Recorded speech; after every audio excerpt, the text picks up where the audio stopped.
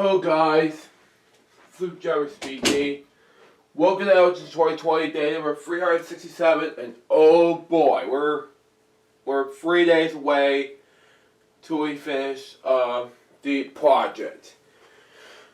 And actually, we're 1 day away to the new year. And today, we're going to be doing, not one, not two, but just a lot of projects to do today. But first, let me just eat some popcorn and we'll do this right now. Actually, yeah, let's eat some popcorn while we're reacting to the Purple Roads podcast.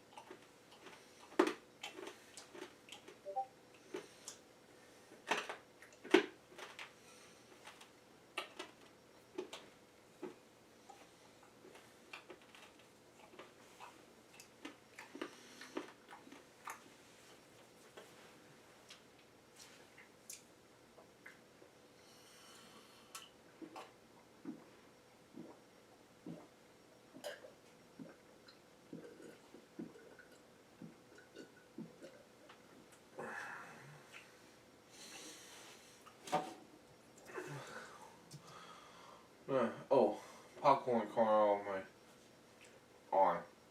Whatever. Ugh.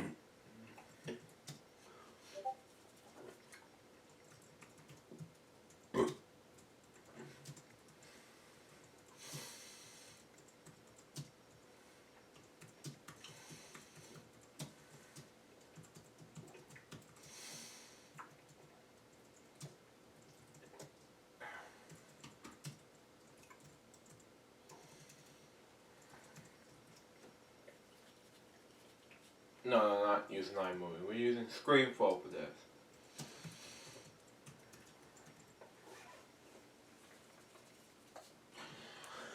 Next.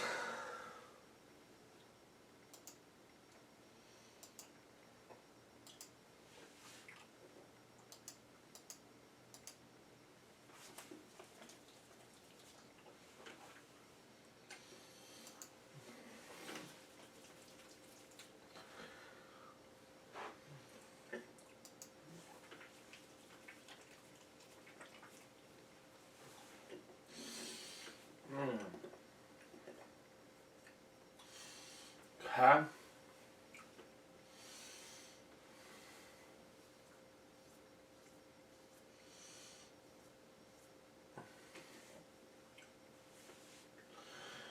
Whew.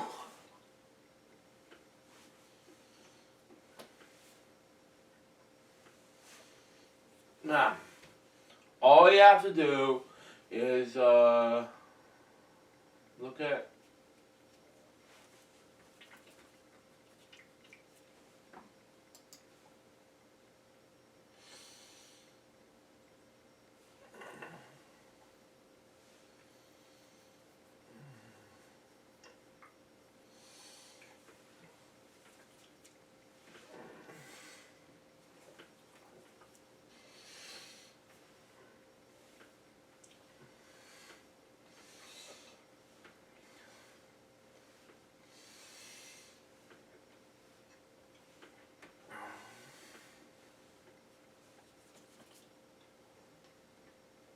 you know what? Yeah.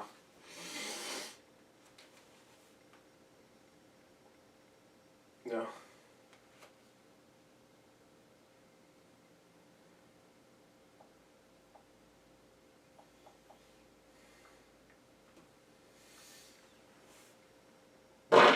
Excuse me. Forward. Anyway.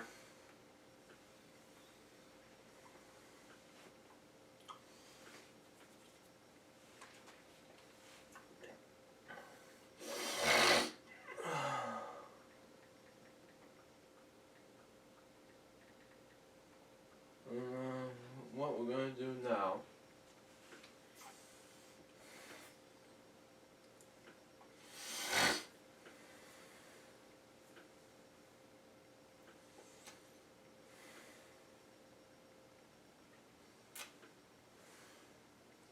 Words.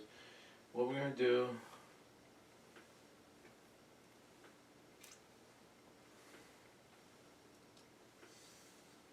Let's see.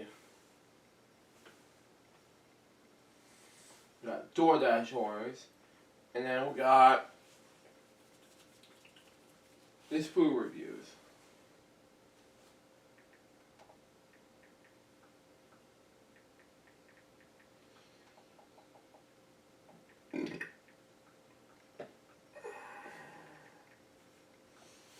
Let's do LJPCBM ads first, and see what we got.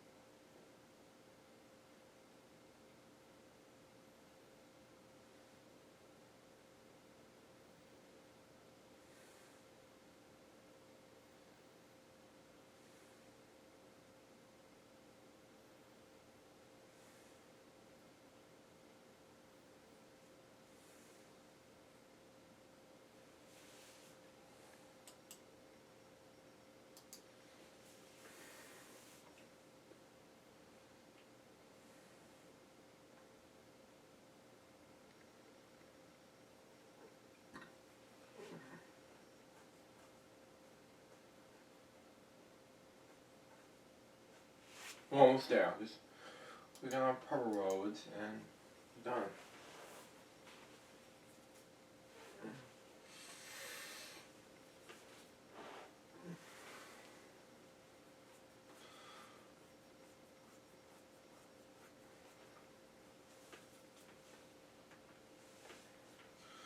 Alright. We'll just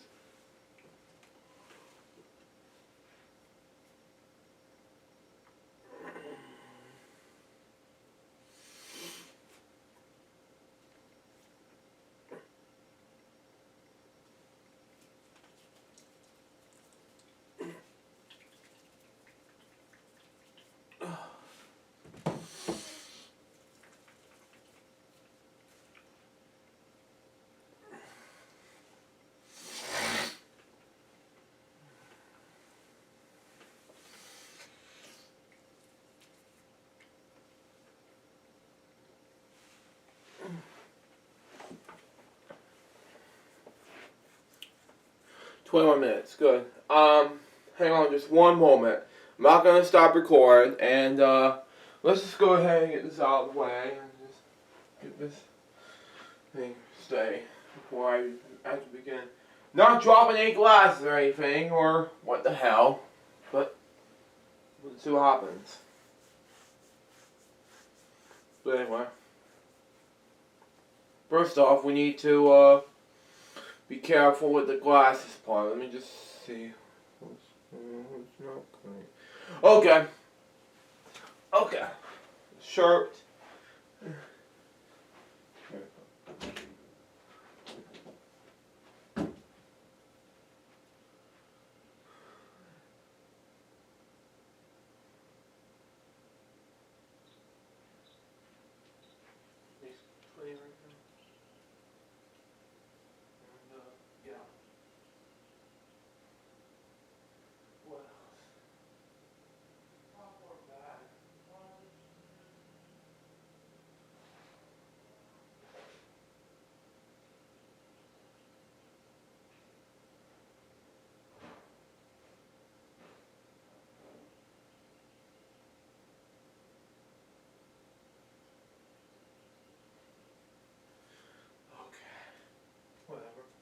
Okay.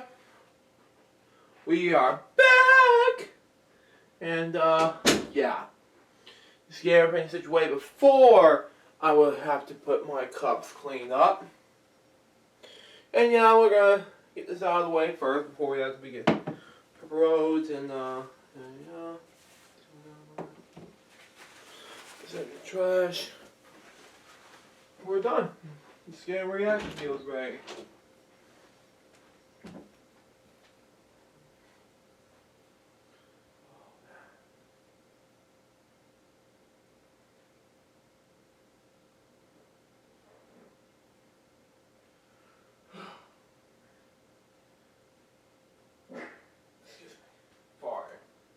Anyway.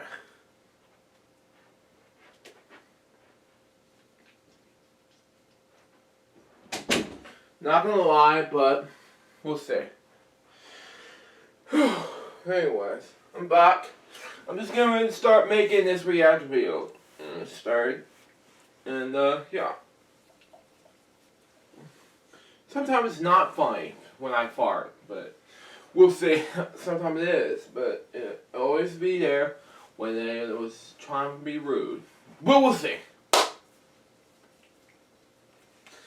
But, you know, that's just me. But anyway, let's go ahead and get this reaction video started. We'll take from there. Anyway, get your mustache while we wait on this cleaned up, but we'll see.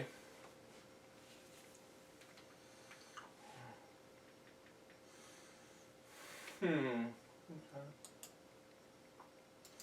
Yeah. It's time. And we needed the hair piece to get missing, but we'll see.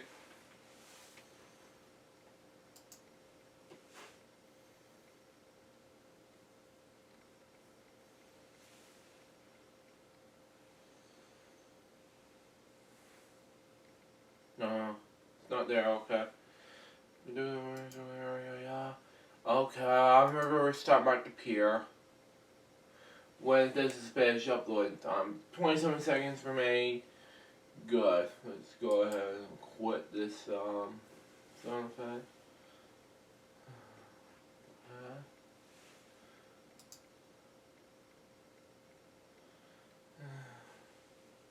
I don't know what to do now. How many more we got? 9%? Oh, goody.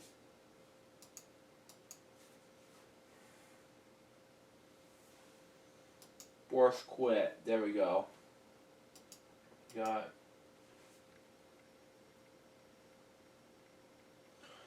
I'm gonna go ahead.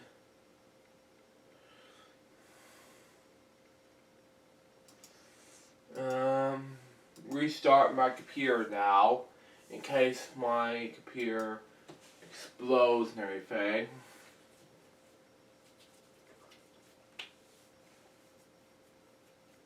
But yeah, it's gonna take a while. I'll be right back.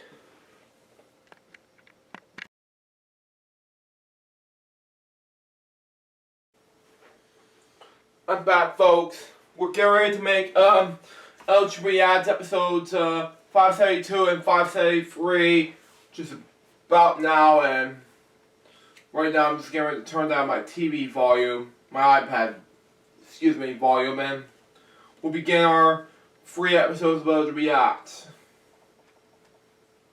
Since New Year's Eve is Purple Roads episode 54, and they decided to air it. So let's do it now. So we got, shall we? So we got.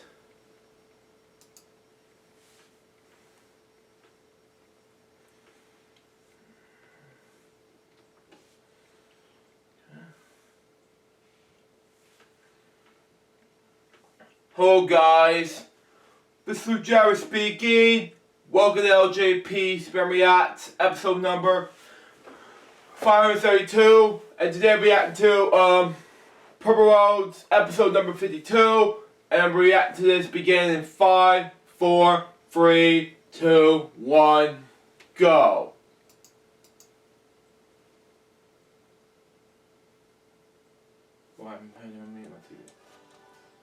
I'm Carrie Stinson, and my journey through life has been quite an adventure. For over 20 years, I played Barney the Dinosaur on tour, and 7 seasons of the hugely popular TV show, Barney and Friends. Now, my journey is to bring together friends and guests from all over the entertainment world for inspiring and at times amusing behind-the-scenes conversation. I'm Carrie Stinson, and this is Purple Roads. Wow. Welcome to Purple Roads. We're going to have a lot of fun this week. There's a lot of memories that are going to come back to you. We have, from Monsters, Inc., Mary Gibbs. How are you, Mary? Wow. I'm so good. How are you? Good. I know. I've been telling people all week about the fact that you're going to be on this show, and I mentioned your character, Boo, and they just get so excited. Mm-hmm. I'm so thrilled for you to be on this week, and we can talk all about it. Yeah, thanks for having me. There's so many places I want to go with this. I guess why don't you start off with how you got that role and how you got into that movie? Yeah, so I was only 2.5 to 3.5 when I did the voice, and Wow. normally they have like 20-year-olds or older people at least do kids' voices, Right. And so that's always the first question. And my dad, he worked at Disney and Pixar for over 30 years, around 30 years, and Wow. he was just in the right meeting at the right time. And so he was a storyboard artist, so this is like very early phases of the movie. And they originally just needed a little girl to draw, and so my dad brought me in, and my mom would put my hair in pigtails, and they would always sketch me in pigtails, and that's one of the reasons Boo has pigtails, actually, because they would always sketch me with pigtails. Wow. And so that's where it started, and then as the movie progressed, they needed someone for scratch dialogue, so again, just really rough. It wasn't going to be for the full movie, but as the movie progressed, they're like, well, she's doing great, let's use her for the whole thing. So yeah, it was all thanks to my dad being a storyboard artist there, and yeah, pretty much just walking around with a microphone and. I want to talk about all of that. So, Yeah. how many movies was your dad involved with? So his first animated movie he worked on professionally was actually Cool World, which I Oh, wow. it's kind My, of like a Roger hold on, Rabbit, like animated in live action kind of deal. My Kevin recorded that movie. I've seen bits and pieces of Cool World. Continue on. And then from there, he went to Disney and he worked on Pocahontas. Wow. He worked on Bugs Life and Toy Story and Nemo and Wall-E and Monsters Inc. and Cars. He directed Mater's Tall Tales, which was a series of shorts on Disney Channel. Which I've never so, yeah, seen. But yeah, continue on. He's kind of had his hands in a lot of different Pixar movies. Wow. When did you realize how cool your dad was? Right, I always thought your dad was cool, but how cool it was when you found out what his job was, or understood what his job was. The coolest thing for me, he would bring me into Pixar, so that was the best, bring your daughter to work day. You could ride scooters around the complex, and they had this big bridge. I would just, everyone at Pixar working are just big kids, but for me to be a real little kid, being able to explore this place, it was pretty cool. But what I loved, my dad, once a year growing up in my elementary school, and he would come in and do drawing lessons for everybody, and when everyone's shouting out whatever movie, I don't know what was out then, draw Heimlich or draw something like that, then actually being able to see him do that, I think that's when I was like, wow, super cool dad. For sure. Are you an artist? I definitely love to draw. My dad, he was more of off the top of his head, he could think of stories, he could think of characters, and he could just draw that. Me, I'm more of I'll look at something and be able to draw it. But I do more music stuff, so Wow. just in different ways. But, yeah. So, do you even remember anything of recording that or being part of that? Yeah, I definitely wish I had more vivid memories. I have little flashes. So again, 2.5 to 3.5 is when I was actually in the recording studio, and I remember the walls had that sound absorbing foam on it, and they were pyramids, a bunch of pyramids. Anyway, I just remember rolling over the walls and thinking it was hilarious that the walls were made out of pillows. That was my 3-year-old brain. Wow. So I remember little things like that. Pete Docter, the director, when he needed me to say something, he would oftentimes use a Cookie Monster puppet to talk to me. Wow. What would you say if you lost your cat? And I'd say kitty, really sad. And so I kind of remember him using the puppet with me. But I was 5 years old in 2001 when the movie actually came out, and so I have more memories of that. I remember Billy Crystal walking me down the red carpet, and I just learned how to write my name, but I remember taking 5 minutes to sign each autograph at the premiere party, and so yeah, little flashes here and there. But. So they put you in a sound booth, right? But my understanding is, didn't you move around a lot and they kind of just had to follow you? Yeah. So I definitely was in a recording booth, but the sound guys had to get pretty crafty because it was realized pretty early on that I wasn't just gonna sit still and say lines. Right. So they attached the microphone to the boom, and without making any extra noise, they're probably tiptoeing around in their socks behind me. they're catching all my little noises, which definitely I think made Boo so lovable. Because she was an authentic little girl. Those are all natural little noises and stuff. So. Wow. It's what I love about it so much. Here at our household, we love the movie. We watched it actually not too long ago again. And I think it is the authenticity that what makes that so cool. To find out that it was actually a 2.5-year-old that did that is so awesome. Thank you. Yeah, it's definitely cool to be a part of it, for sure. So especially without. I'm sorry. So what has it been like for you now, getting older, and realizing the impact that you've had and that character's had? Yeah, it's definitely. It's pretty crazy to think about. A lot of the times, a movie will be popular for a year and then Wow. kind of fall off. But the fact that it's been 20 years later and Monsters Inc. is still such a love movie. I think I really see the impact now. A couple years ago, Celebworks, my managers, they reached out to me and they manage a bunch of other people as well. And they set up Comic-Cons for me, and so like every couple months, obviously not when the pandemic's happening, but I'll travel around to different Comic-Cons and get to meet people. And I think really like that's kind of helped it sink in, like how much of an impact this has had on people. Because I mean, like, you know, grandparents will love Boo because they remember showing their grandkids, and people my age love Boo because they grew up with it, and like people my age are now showing their kids the movie. So it's like it's staying alive, which is cool to see. Yeah. Yeah, it's really brilliant, the whole aspect of it. So as you got older, you started realizing that the other characters were John Goodman and Billy Crystal. How cool was that? I know, that's definitely cool, and I think like one of the most frequently asked questions I get is like, do you still hang out with Billy Crystal and John Goodman? I wish. Billy Crystal did tweet about me when I was like turned 20. He was like, "Who's a 20-year-old yoga instructor?" I was like, wow. "Oh, thanks, Billy Crystal." But yeah, I mean, it's super cool to see like just how amazing of actors they are, and just everyone in that movie. You know, there's a lot of good names that I was able to meet, even though I was so young. But just knowing that I was in a movie with them, you know, it's pretty incredible for sure. What has it been like doing these Comic-Cons and actually meeting the fans? I know you touched about it a little bit, but what has it been like for you?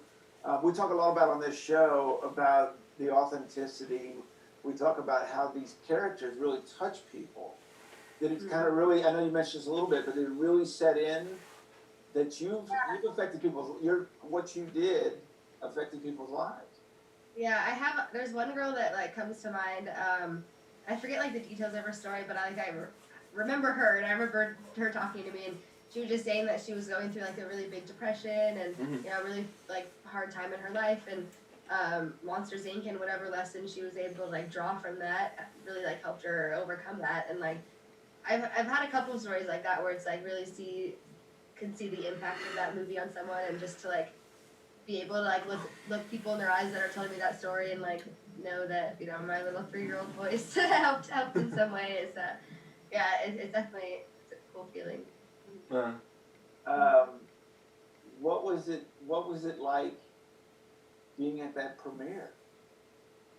I know you mentioned Billy Crystal, and you probably didn't understand the whole concept there. But Yeah, like I'm a movie with that many people. Yeah, I remember like, I don't know, I think like from the beginning, like even when I was like 3 years old and my mom brought me into that the big recording studio to be like, oh, this is the test, and she could actually like work in it. I just kind of walked in and like acted like I've like done it before, you know. So I think even then, like when I was 5 for the premiere party, it was just like, I don't know. I think part of it was probably I was just naive. Like I didn't really know what I was doing, you know. I was just like, oh wow, all these people are taking pictures of me, like, you know. I don't know, but I do remember like one specific moment at the premiere party, because voice actors, they don't actually, at least nowadays, they don't interact in the booths, like everyone everything's separate. But the first time, I'm pretty sure this is the first time that I actually met Billy Crystal. I've heard his voice, obviously. I've seen the movie at this point. But he comes up behind me, and in his Mike Wazowski voice, he goes, "Boo!" And I turn around, and I'm like, "Mike Wazowski!" And, you know, there's a million pictures taken of that moment. And, yeah, so I think it was just a really cool experience. I remember once, was like, I have all these, like, random flashbacks of memories. And, like, I wrote Mary Gibbs on everyone's autographs. And there's one girl who was, like, my age who went to the premiere with me. And she's the one person I wrote, Mary Gibbs, boo. So, if you find her, that autograph might be worth something. Yeah. But yeah, so like again, just little memories like that. But it was definitely it was a cool experience. There's a bunch of, you know, if you Google my name, you can see Billy Crystal holding me down, like walking me down the red carpet, and yeah, not many people can say that. For sure. No. So watching the movie, does that bring back any memories for you? Yeah, so I was Like actually the process when you're watching it. Yeah, I haven't, so I've watched it about a million times, but it's been like a few years since I watched it, and I just rewatched it for the first time, like with my managers just a few weeks ago. And I remember like watching it, and one of the questions one of my managers asked me was like, are you able to disassociate yourself like from, you know, can you watch Monsters Inc.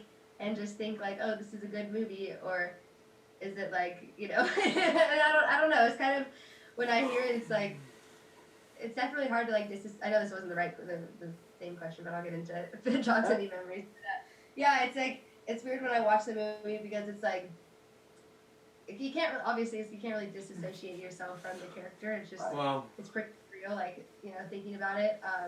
I definitely know, like, during all the crying scenes, I know how those happen. So, like, a crying scene will happen in the movie. I'm like, oh yeah, that was that. Or, like, a couple of the scenes, like, I was running around and I had change in my pocket, and that's not okay in a recording booth. You can't have extra noise. So they just took the change away from me, like, no like bad intentions, and that was a huge crying scene for sure. That also happened with candy in my pocket. But the big crying scene, and this is like where I get the memories of the most. The big crying scene where all the lights like flash out, and she's in Mike and Sully's apartment. My mom was actually trying to make me go. It was for the door scenes, and she was trying to make me go, and she threw me up and tried to make me laugh. And when she caught me, her fingernail just like sliced my gum. Like she just slipped. Not my mom's fault. But yeah, there's big like the big huge cry, and I'm like, mommy, and like she's like, they're like, no, she can't say mommy. There's no mommies in Monsters Inc. And like my mom's trying to hold me away from her so like all the sound doesn't get muffled. But yeah, made for a good scene. But that was like definitely the little memories like that come to me throughout the movie. So your mom was obviously involved. Yeah. So my mom was definitely in the recording studio with me, and yeah, she definitely helped like, keep me on track, I'm sure. Well, as much as you can. I think that's the part that's fascinating. I mean, obviously, I worked on Barney and Friends for 12 years, so obviously I worked with children, so I understand that, and it's hard. Like a lot of times they're going to do whatever they're going to do, and I presume that's exactly what was happening with you. Yeah. But, I mean, you're going to cry, you're going to do, I mean, you're 2.5 years. Adventures. That goes back to like the authenticity, That's what makes it. Well, that's what I think is so fascinating about this, because obviously they could have hired an adult, but I think doing it the way that they did it, and I mean, boy, that just hit about the time that Pixar, and I mean, that movie, it's going to be around forever. I just think it's so fascinating. When you're talking about watching it back, it's hard for me to watch back stuff that I've done before, and you're critical. Mm-hmm. But you were 2.5. You can't, is that a crazy thing? Because you can't critique yourself, right? You can't be mad at yourself for something you did. Like, no, that's weird. My voice is on a ride at Disneyland. How odd. Yeah. So let's talk about that. Where all did this go from there? I mean, I'm doing video games and rides and all kinds of things. Yeah, they just Monsters Inc. related. They've used my voice on ride at Disneyland, and then for video games. Then the most recent was Kingdom Hearts 3 came out, and they have a whole Scare Floor Monsters Inc. section, and they just reused my voice, so like obviously I don't have to go re-record. So they also, they have my voice in the vaults like 2.5 to 3.5, and so when they've needed another like little baby's like laugh or cry, they'll be like, oh yeah, we have that girl from 2001, and like so they reused me. I was Baby Riley in Inside Out, all of her little like laughs and cries, and Baby Nala in Lion King 1.5, and like some other baby in Mulan 2, and so like random little like laughs and cries are of mine are sprinkled throughout Disney.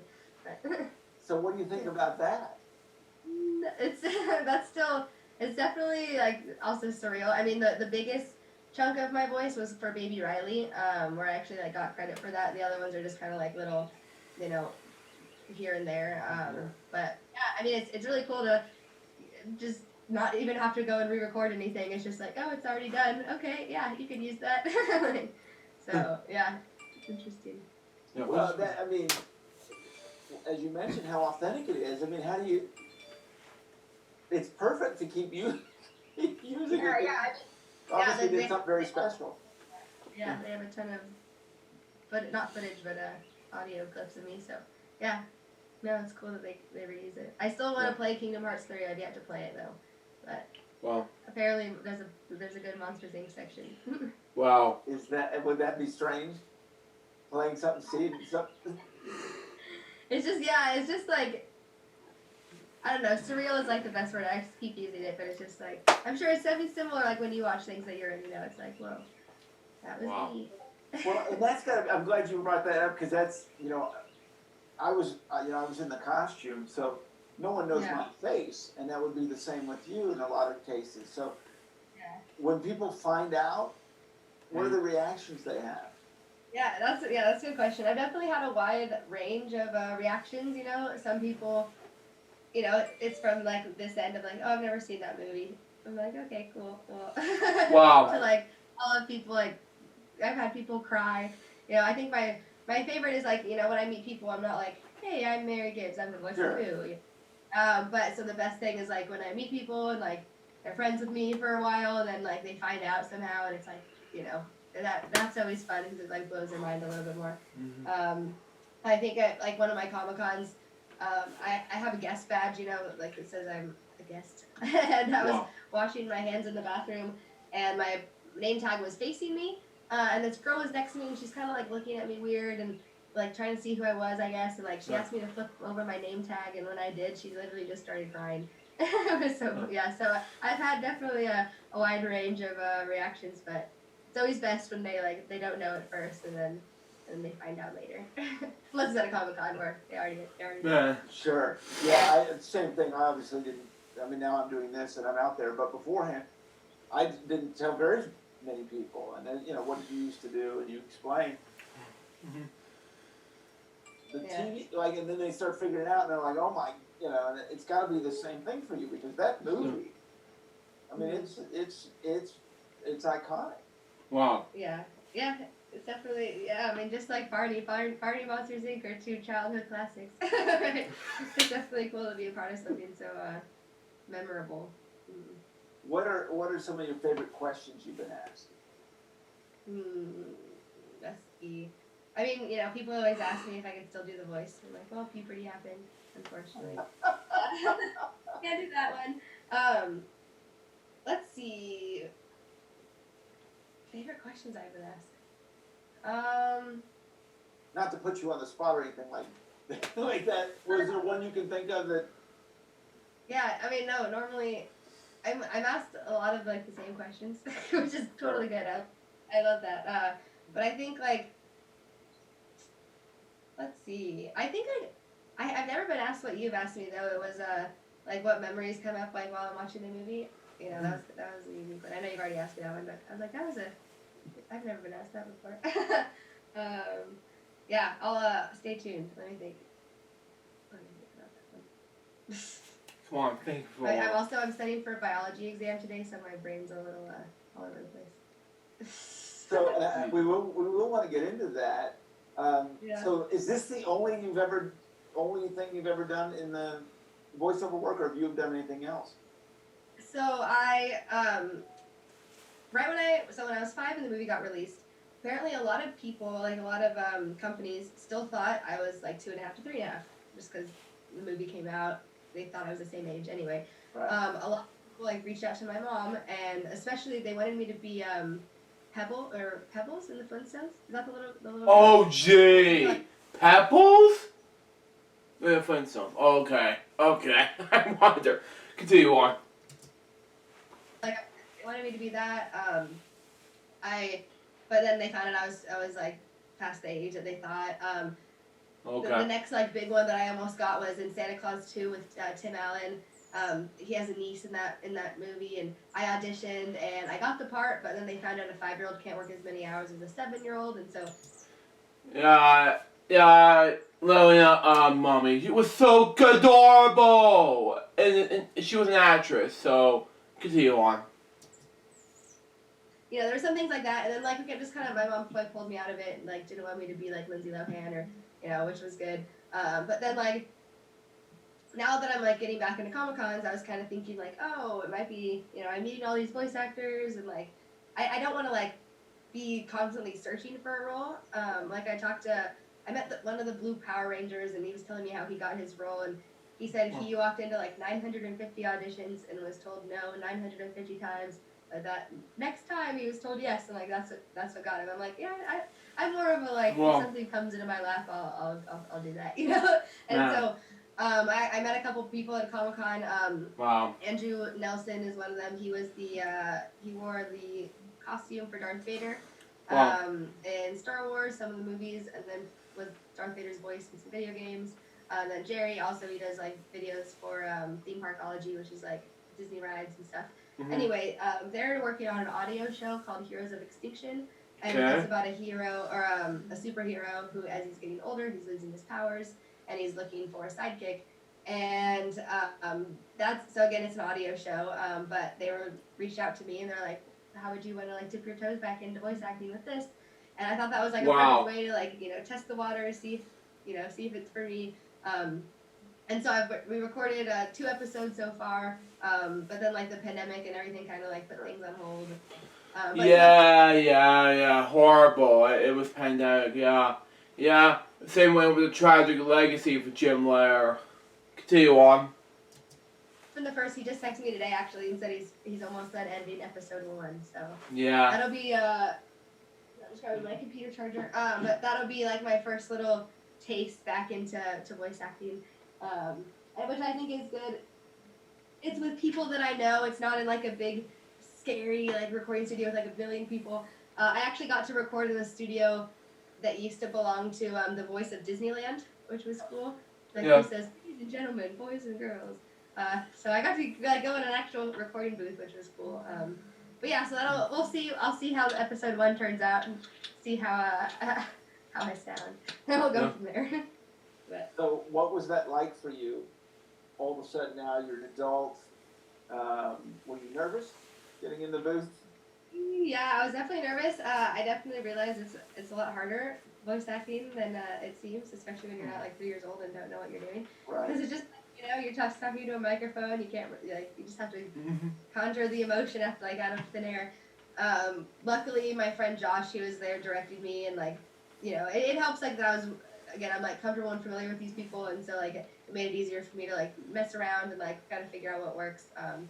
So I mean, it was definitely nerve-wracking, definitely scary, but yeah, hopefully it gets easier. And the scenario that I was in made it okay. Do you just let go what you did in the? I'm just wondering if there's pressure, knowing what you did in the past. I mean, Well, yes, yeah, you were 2.5, but wow. I know, that's true. Yeah, I mean, it's definitely like, even when he texted me like, oh, like episode 1's done, like you're sounding good, whatever. But I was like, oh, yeah, I mean, true, it is in the back of my head, like, okay, people expect that I could voice act. People think I was some like child prodigy, I'm like, no, I literally just, my dad was in the right meeting, like I wasn't some big child actor. I wasn't trained in voice acting.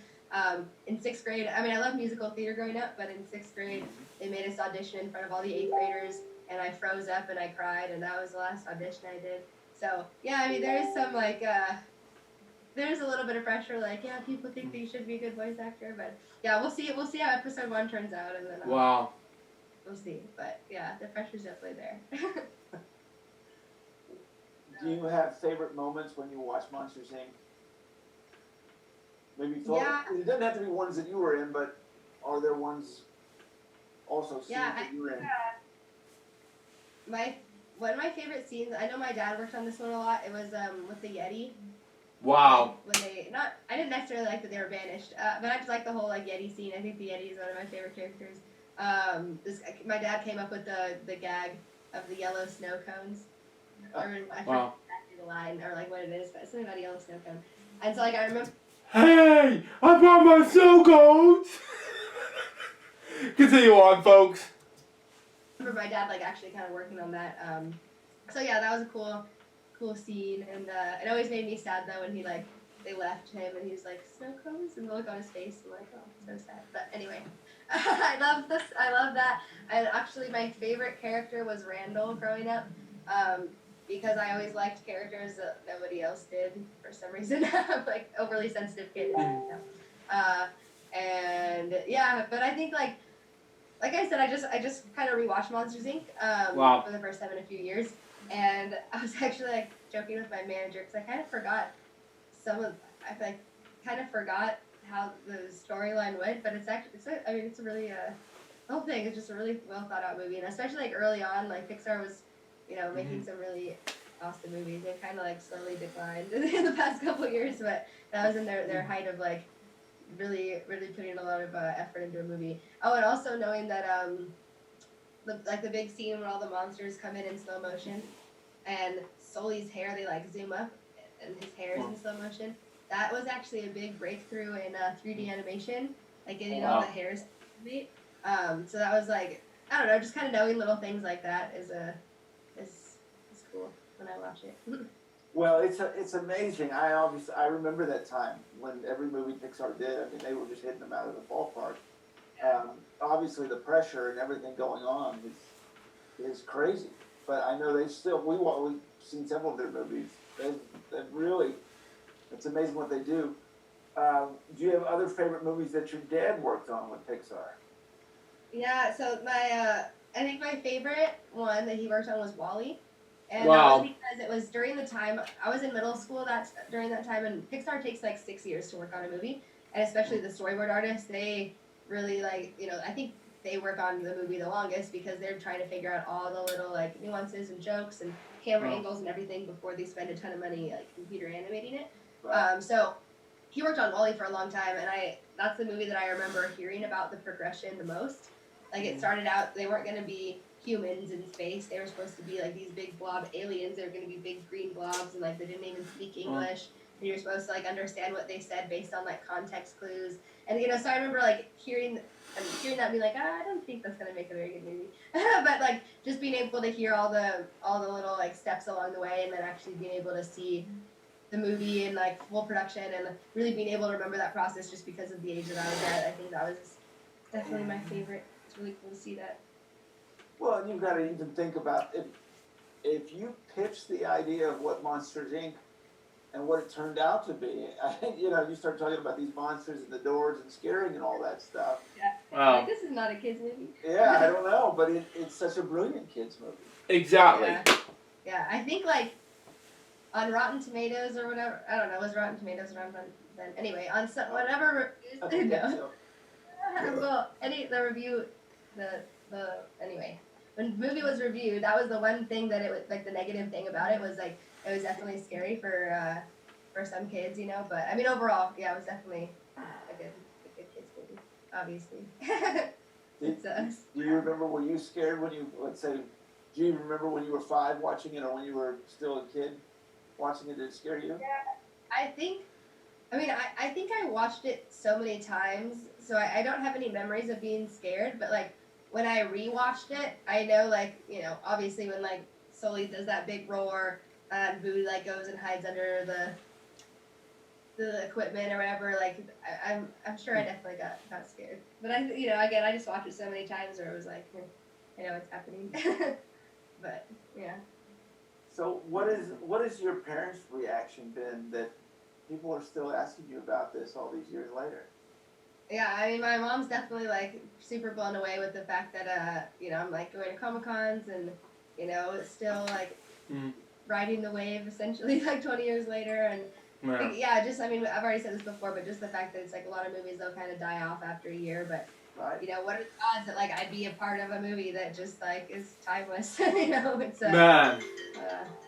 Yeah, it's cool. I mean, yeah, it's definitely when my mom said yes to this when I was like 2 years old, she had no idea it was gonna have this effect on my life, so it's just it's really cool to see.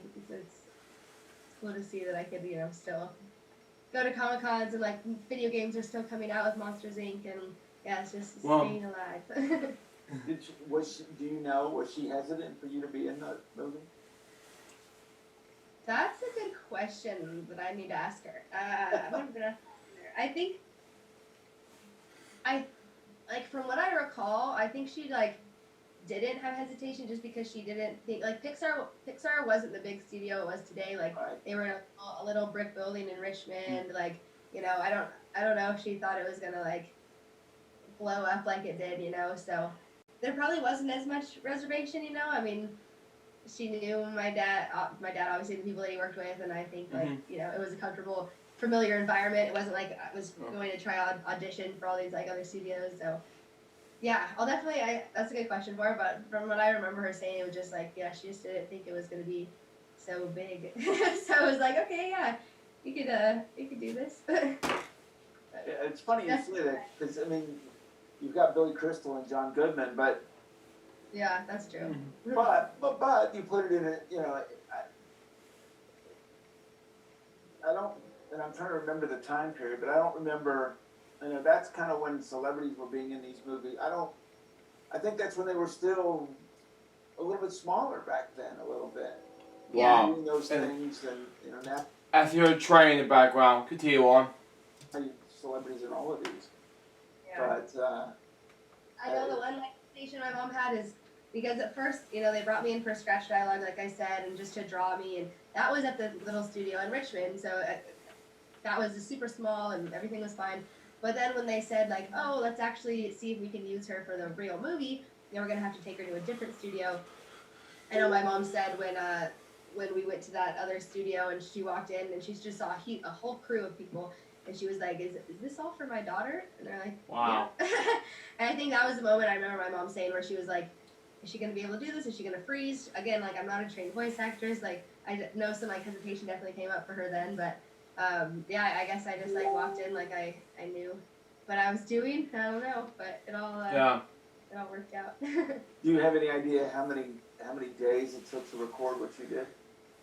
I know. I've been just told all my life that it was a year from 2.5 to 3.5. Wow. Wow. So yeah, I don't know like how often during that year I was brought in, but I know it was a full year of my life. Well, I know it's got to be fascinating to people when you're explaining some of these things. That I just don't think they realize how long it takes. That you were 2.5, but you were 5 when it went out, and it took a year. And like people don't realize that it takes like, I mean, especially in the early days of Pixar, it would take like, within more than 4, but less than 8. Like it's around 6 years to like make a movie, probably a little bit more. And yeah, which makes sense. Again, I was 2.5, but then it came out in 2001 when I was 5. So yeah, people definitely don't realize it. Like, especially even though like the Flintstones company that reached out, they were like, oh yeah, 2.5, right? Right. But yeah, it definitely takes a long time to make a movie that's so good and groundbreaking and all those things that Pixar strives for. So. Mm-hmm. Do you know your dad working on the storyboard? I'm presuming he worked on Boo as well. Yes. Was that strange for him to? I'm sure it was super strange. Like, yeah, like drawing your daughter's voice. Like, oh, he said the weirdest thing was when he would walk through like the editing when after the movie was in computer animation and like they're editing, and he would just hear my voice and like my screams and my cries like throughout the building. And he's like, I hear enough of this at home. Like, but yeah, my dad, he passed away in April. But I got a original storyboard of his. Wow. Wow. Running around my arm. Wow. That was so cute of that Boo character. Especially you, Mary. Continue on. So I've always wanted a Monsters Inc. tattoo, and this was a perfect way to commemorate too. Wow. That's amazing. That's amazing. I think it had to have been for both of them. I'm guessing.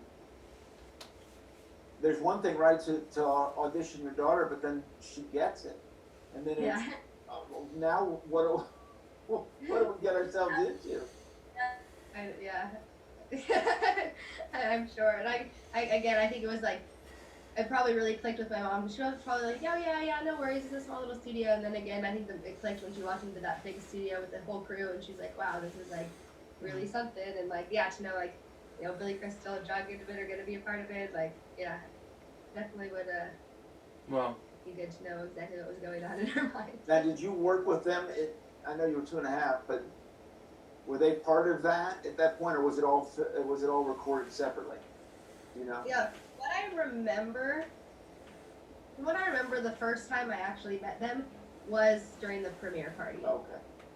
From what I remember, I feel like we probably would have met some, but we don't do the work together and like in the booth together or anything. So that's all. Wow. Really. It used to be a lot like the voice actors used to all get in a booth together, which when I did that voice acting, like the Heroes of Extinction, made me realize that would probably be a lot easier, you know, actually interacting with someone and like, you know, being able to feed off each other. But yeah, sorry, my phone keeps ringing. No.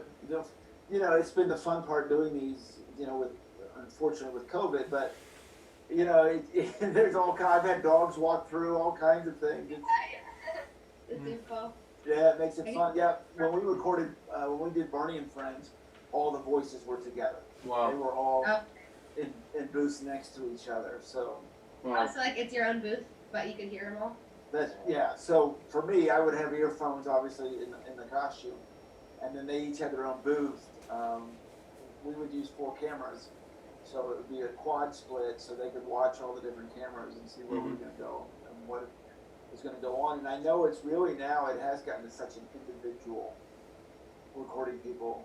Yeah, which I wonder why. I mean, I remember talking to some voice actor at one of my Comic-Cons that they said like there was a lot of like feedback noise and it was hard to like, you know, if one person talked over the other person, you can't necessarily cut one line if one line was said better and they can't like splice it easy. But I don't know. In the long run, it seems like it would make things easier, at least for the voice actors, not the actors. I'm really wondering. I know there's a mix of this, where sometimes they draw the character and they're having the voice actor match. And in this case, I'm curious and I don't know if you know this question, but they answer this question. But did they basically record you and then have to draw all this to kind of, because it probably, you know, you have an idea of what they want you to say, but are you able to get every line that they wanted? Yeah, what I think. Okay, so as far as I know, from like the movie making process, is like the script's written, and then the storyboard artists come in, and they literally like thousands of drawings will be like, this is the camera angle, this is what's gonna be said. Like they modify the script, like okay, this joke fits better here. Right. And so all like the little everything that they want in the movie is figured out before it goes into computer animation because like that's where it costs a lot of money. And so. And I know, like, again, they started bringing me in when they just, like, were wanting to draw me. But I think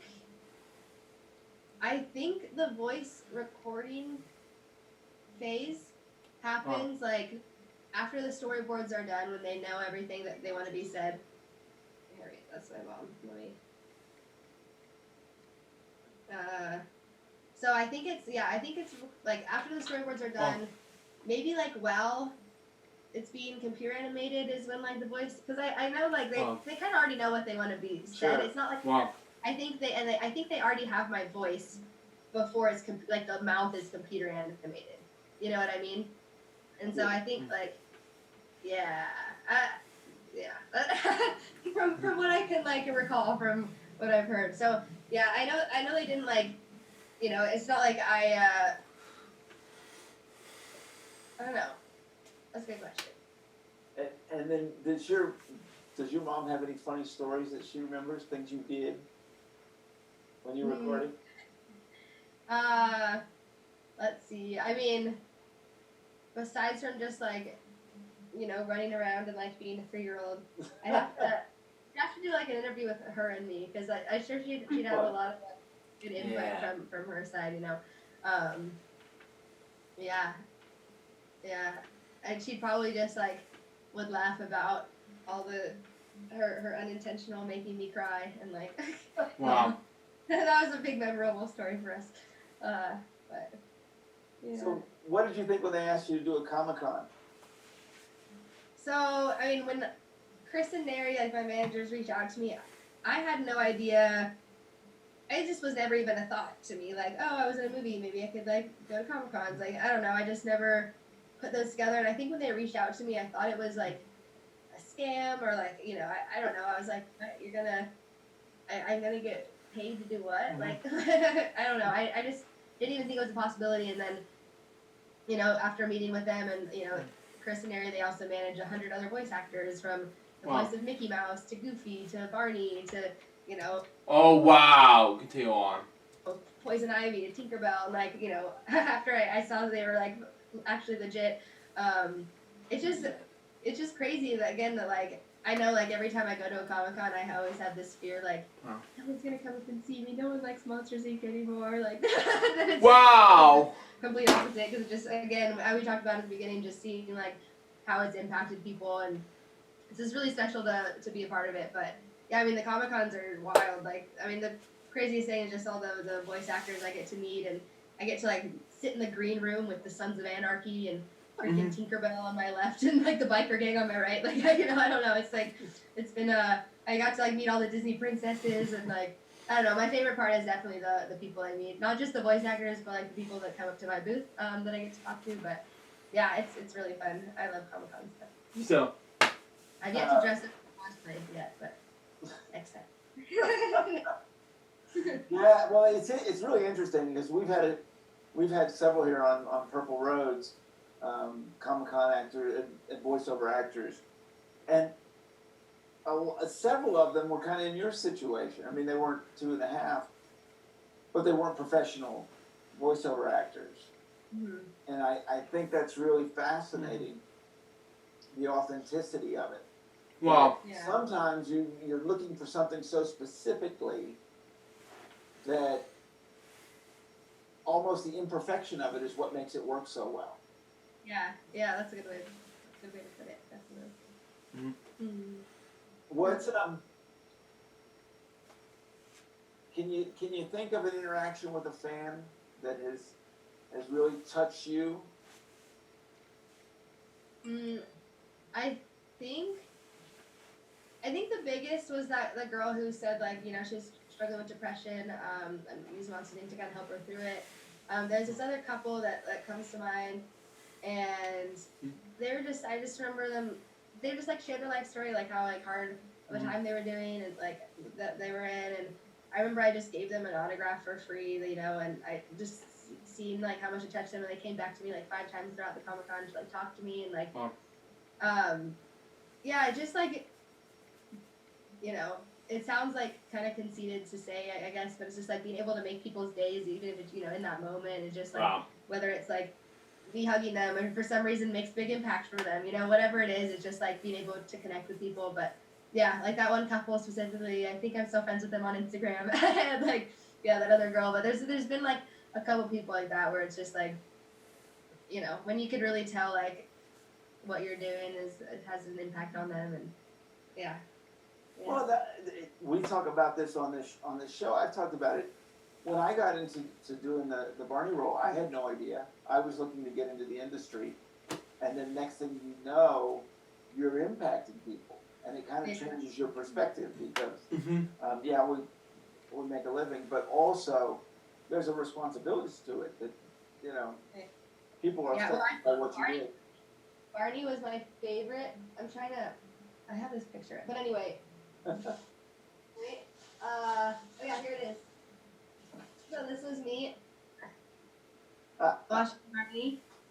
Ooh, this is a Barney and Ryan Barney's car. Okay, continue on. So much that I went to a birthday party when I was little, and everyone was so excited, standing in line, and so I get so excited and I stand in line, and when I get to the front of the line, I start bawling because there's a Barney pinata, and everyone is sick, and I lose it. But anyway, yeah, I love Barney. So yeah, definitely impacted me. That's why when I said, when I met the voice of Barney, and even meeting you, it was the first people I was wow, I'm starstruck. Oh. And so was my mom and my dad, and my dad actually drew Barney holding Boo, and we're Boo, and yeah, so that's around somewhere. Bob has that. And yeah, so again, just going off how much it impacts people. Years later, it's still you still have all those memories that it brings up. So, Yep. Yeah. Absolutely. I told you we were just watching your movie not too long ago. And, and I mentioned my girlfriend was oh my gosh, you got to tell her hello. I just think this is so cool, and she's a grown woman, but she saw the effect that your character had on her kids, and so then that affects, and that's where all of this goes. Wow. I know people are going to be wondering. We got to talk a little bit about what you're doing now. What have you been doing since?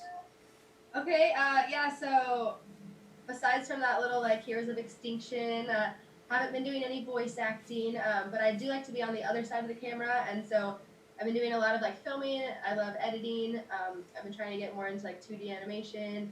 I'm in school right now for kinesiology, and so the plan is to go on to physical therapy after that. In 2012, I had a 20 screws and 2 10-inch rods in my spine because of scoliosis. And but I saw after that like how powerful like movement and just staying active is to heal. And so I always want to kind of take that one step further and like learn more about physical therapy. So that's kind of the trajectory I'm on right now.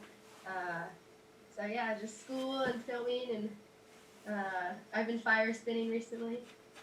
Okay, all right. So you got to explain that a little bit more.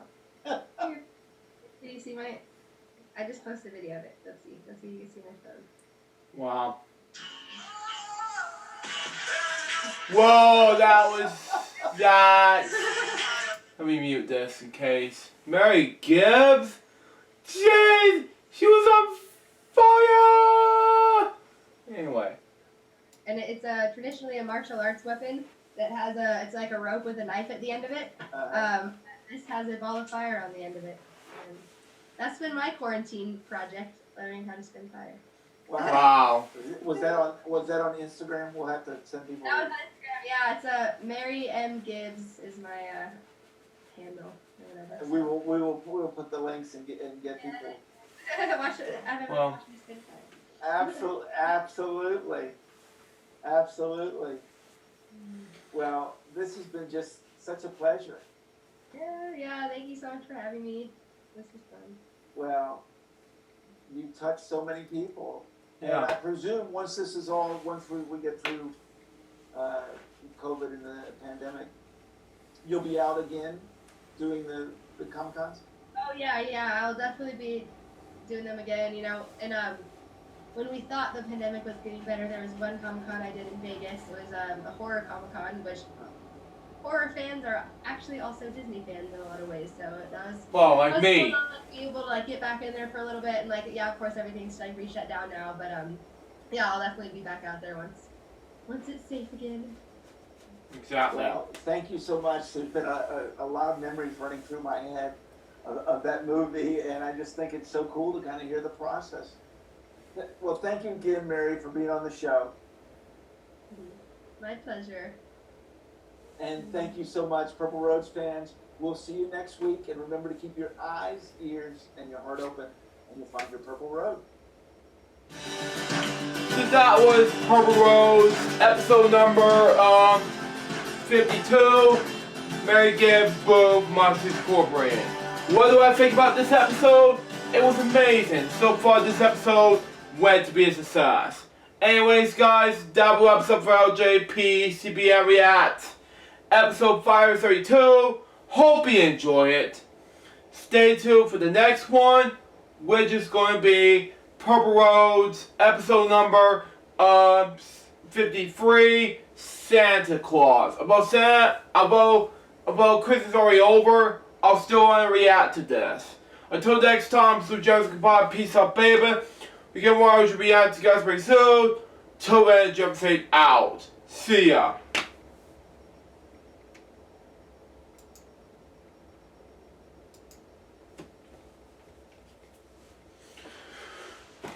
Yeah.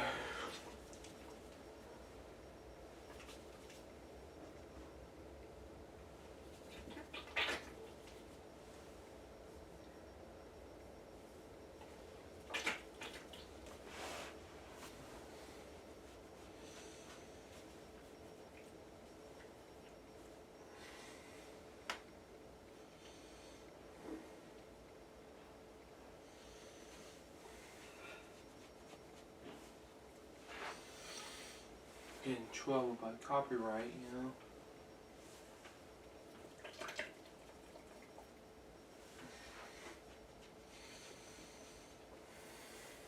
Incorporated. when I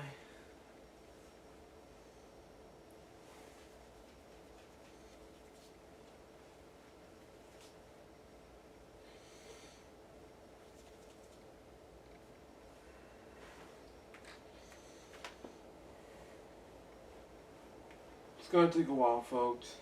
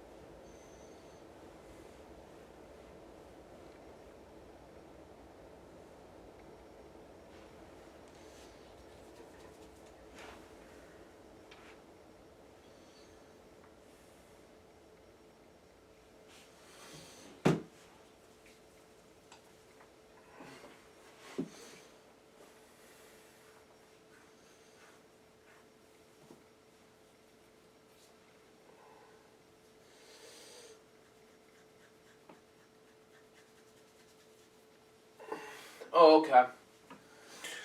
I'll be back in Flash once it's over. Oh, stand by.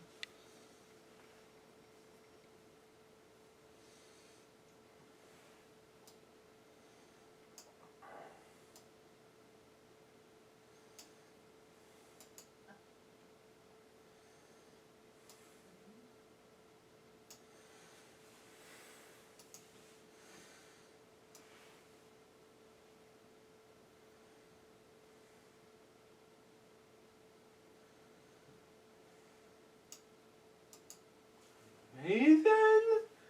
Oh.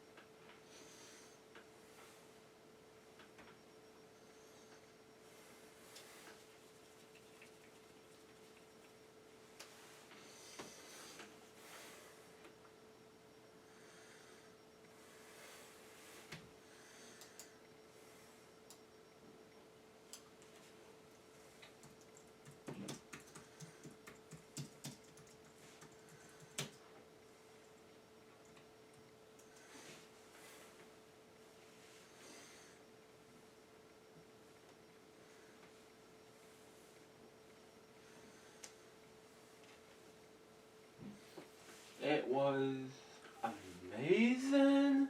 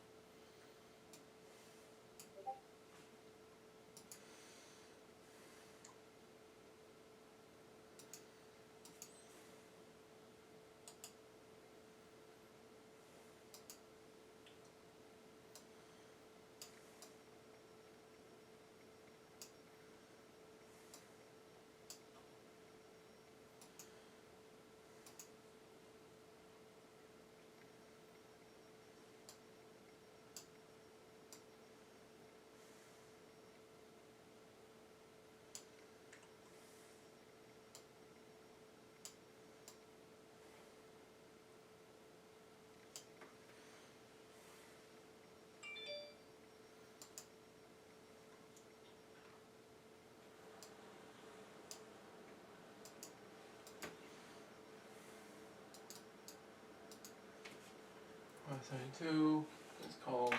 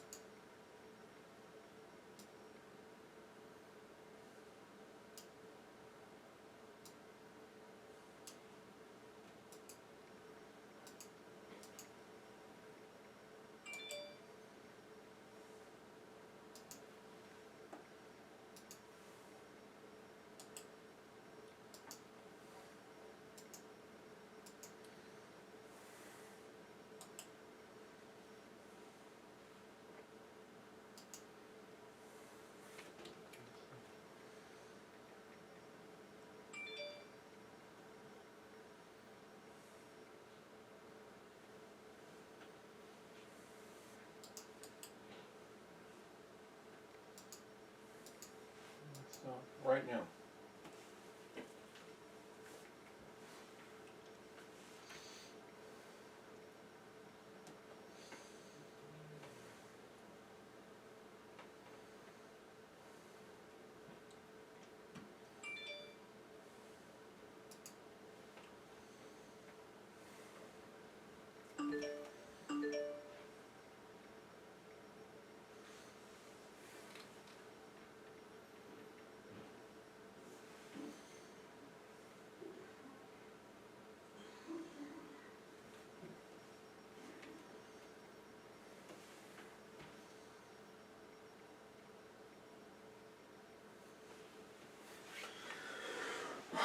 I'll be right back.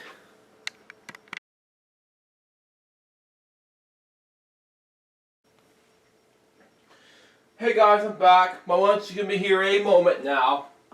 And right now I'm getting ready to start reacting to Purple Road's episode number 53 right now. It's gonna be a long time since I'm gonna do this. So it's gonna take a while before I even thought of saying, hell, let's just do this right now. So we got episode number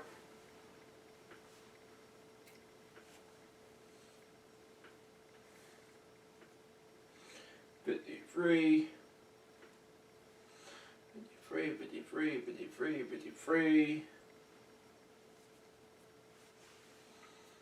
Charles Edward Hall.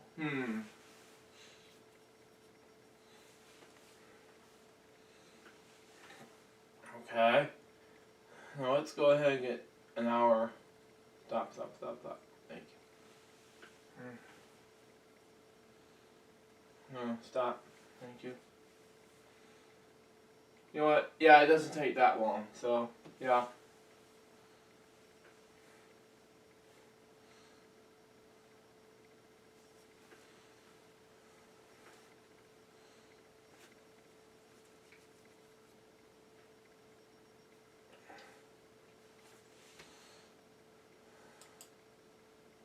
New record.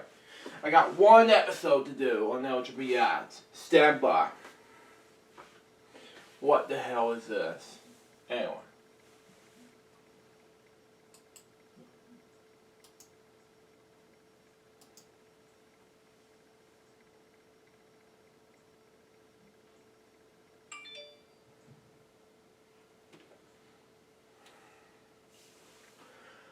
Hello guys. This is Jerry speaking. Welcome to LJPCBM episode number 573, and today we reacting to Purple Road's episode 53, Charles Edward Hall, aka Santa Claus. Now, He's been doing this for how many years now? I can't remember. But anyway, let's react to this beginning in 5, 4, 3, 2, 1, go.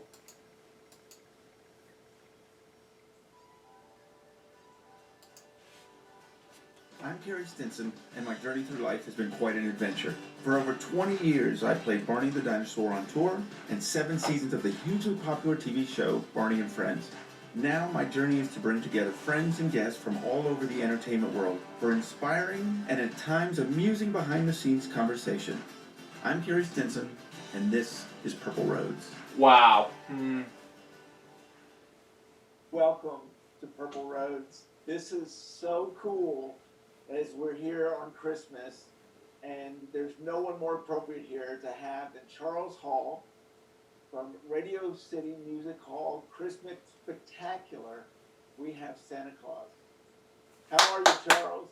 Merry Christmas. I'm doing well, thank you. It's so good to see Wow. you. Merry Christmas, Happy Hanukkah, Happy Holidays. Absolutely. Mm. This is just such a pleasure to have you on the show. I couldn't think of anyone more appropriate to have on, and in this time as we're still dealing with COVID, someone that's going to bring so much hope and joy in this crazy time. Yeah. Well, that's the spirit of Christmas. That's the spirit of Santa Claus. And although we're not doing it the same way that we used to this year gives us an opportunity to think about the new year and what we're looking forward to. Absolutely. Exactly, Charles. And, give the gift of kindness. That would be the best thing for people to do now. Don't worry about how close you are to other people. Worry about what you can do good for someone to make them joyful during the season. So, yeah, it's a new way, but it's like the Christmas toys. Every year there's a little something different, and there's a new this, and this year it's an enormous change, but Christmas will continue to be merry and jolly, and it will continue, in some ways even more so, to be more of a heartfelt Christmas of thoughts and memories, and an opportunity for, a lot of people like me I've spent, I guess, the last 40 years of my life working on Christmas. Wow. 40. Okay, continue on. Christmas Day. So it's interesting the way the world works and where the universe places you and at what time. So now it's Christmas. Yes, it is, and I want to talk all about it. And I also want to talk about your book, Santa Claus is for Real, which I love the title. But I want to start kind of at the beginning, because you were in theater for a long time, which kind of built up to Radio City. Well, it's interesting. I'm in Kentucky right now. Wow. And this is actually where I started. And I tell people I've spent, the first half of my life trying to get out of Kentucky. And now I'm trying to get back into that. I'm a graduate of the university here. I have a degree in theater, and I got my first job in a union, Commedia dell'arte. And I worked early on with Commedia, mime, and mask, and which improvisation and all of those things kind of helped me. Obviously with the Commedia dell'arte, and then after I finished that, I came to New York, or went to New York, and again, like I talk about in the book, it was a very dark time in New York, and it's almost like that now. They were going to close Radio City Music Hall. That was the year that I think President Ford said, New York go to hell, and the time was up, and it was just a very dark. Viewer discretion is advised, ladies and gentlemen. And Kerry said the H word, but let's continue on. Time, and it was for me because I was a young kid looking for work in this big town, and I was as much as Scrooge as anybody. Oh boy. I mean, I was an actor. I was jealous. I was working hard, and I couldn't get ahead, and I couldn't make enough money, and I was struggling as an actor. So I felt, and being a classically trained actor, Ebenezer Scrooge was in my heart. Wow. Like it was the whole city. The whole city was in a cloak of darkness. Wow. And I got the part of Ebenezer Scrooge in the Christmas show. Actually, before that, I got the part of the Wicked Witch. And Oh my God. Margaret Hamilton's about to get you for that. Continue on. Walt Disney's first Broadway musical at Radio City, Oh, Jay! Continue on. Snow White and the Seven Dwarfs. Oh, I thought it was Wizard of Oz for some reason. Continue on. How amazing is that right there? You probably It were was- just happy to have a job. I But what was it turned out to be. making $5 a week, and I told myself, I said, I can't exist this way, and so where is the money? And at that time, there were so many Broadway theaters closed that the only shows that were running were Broadway musicals. Mm-hmm. So I said, well, I was in a rock band, I sang in church, you know, hey, I could sing. So I auditioned, and of course, Snow White was a musical, Wow. and I was cast as the Hag, the Wicked Witch. Jeez. And I didn't have to sing. Don Pippin was the musical director, and he let me sing with the dwarfs, so I got to be on the album. But that was a real turning point for me. That Radio City was, the renewing of Radio City. Ow. And it saved it, and it was a wonderful experience. We had a national tour, and after that, I got a chance to do Barnum with Jim Dale, Glenn Close, and an opportunity to work with the great Joe Layton. And soon after that, I was working with Ben Vereen and Pippin. Wow. The revival of that, which was a real joy, and What was it like to work with Ben Vereen? it was wonderful. We had a great time together. We had a lot of laughs, and he was always on. And it wasn't as though, and Pippin is one of those just fabulous shows that so many people identify with, and always go back to, not just because of the music, but because of the whole concept of Wow. the players. And Ben was great. Ben also directed with the help of Mr. Fosse, who came by a few times. Wow. But it was a great experience. And then, I gotta stop you for a second, one, Charles. If the audience doesn't know these names that you're dropping of Fosse and Ben Vereen and all of them, please look them up, because it's amazing how iconic you are for Santa Claus. But what you did in your early days is just, well, I'm blown away listening to this story. Wow. well, and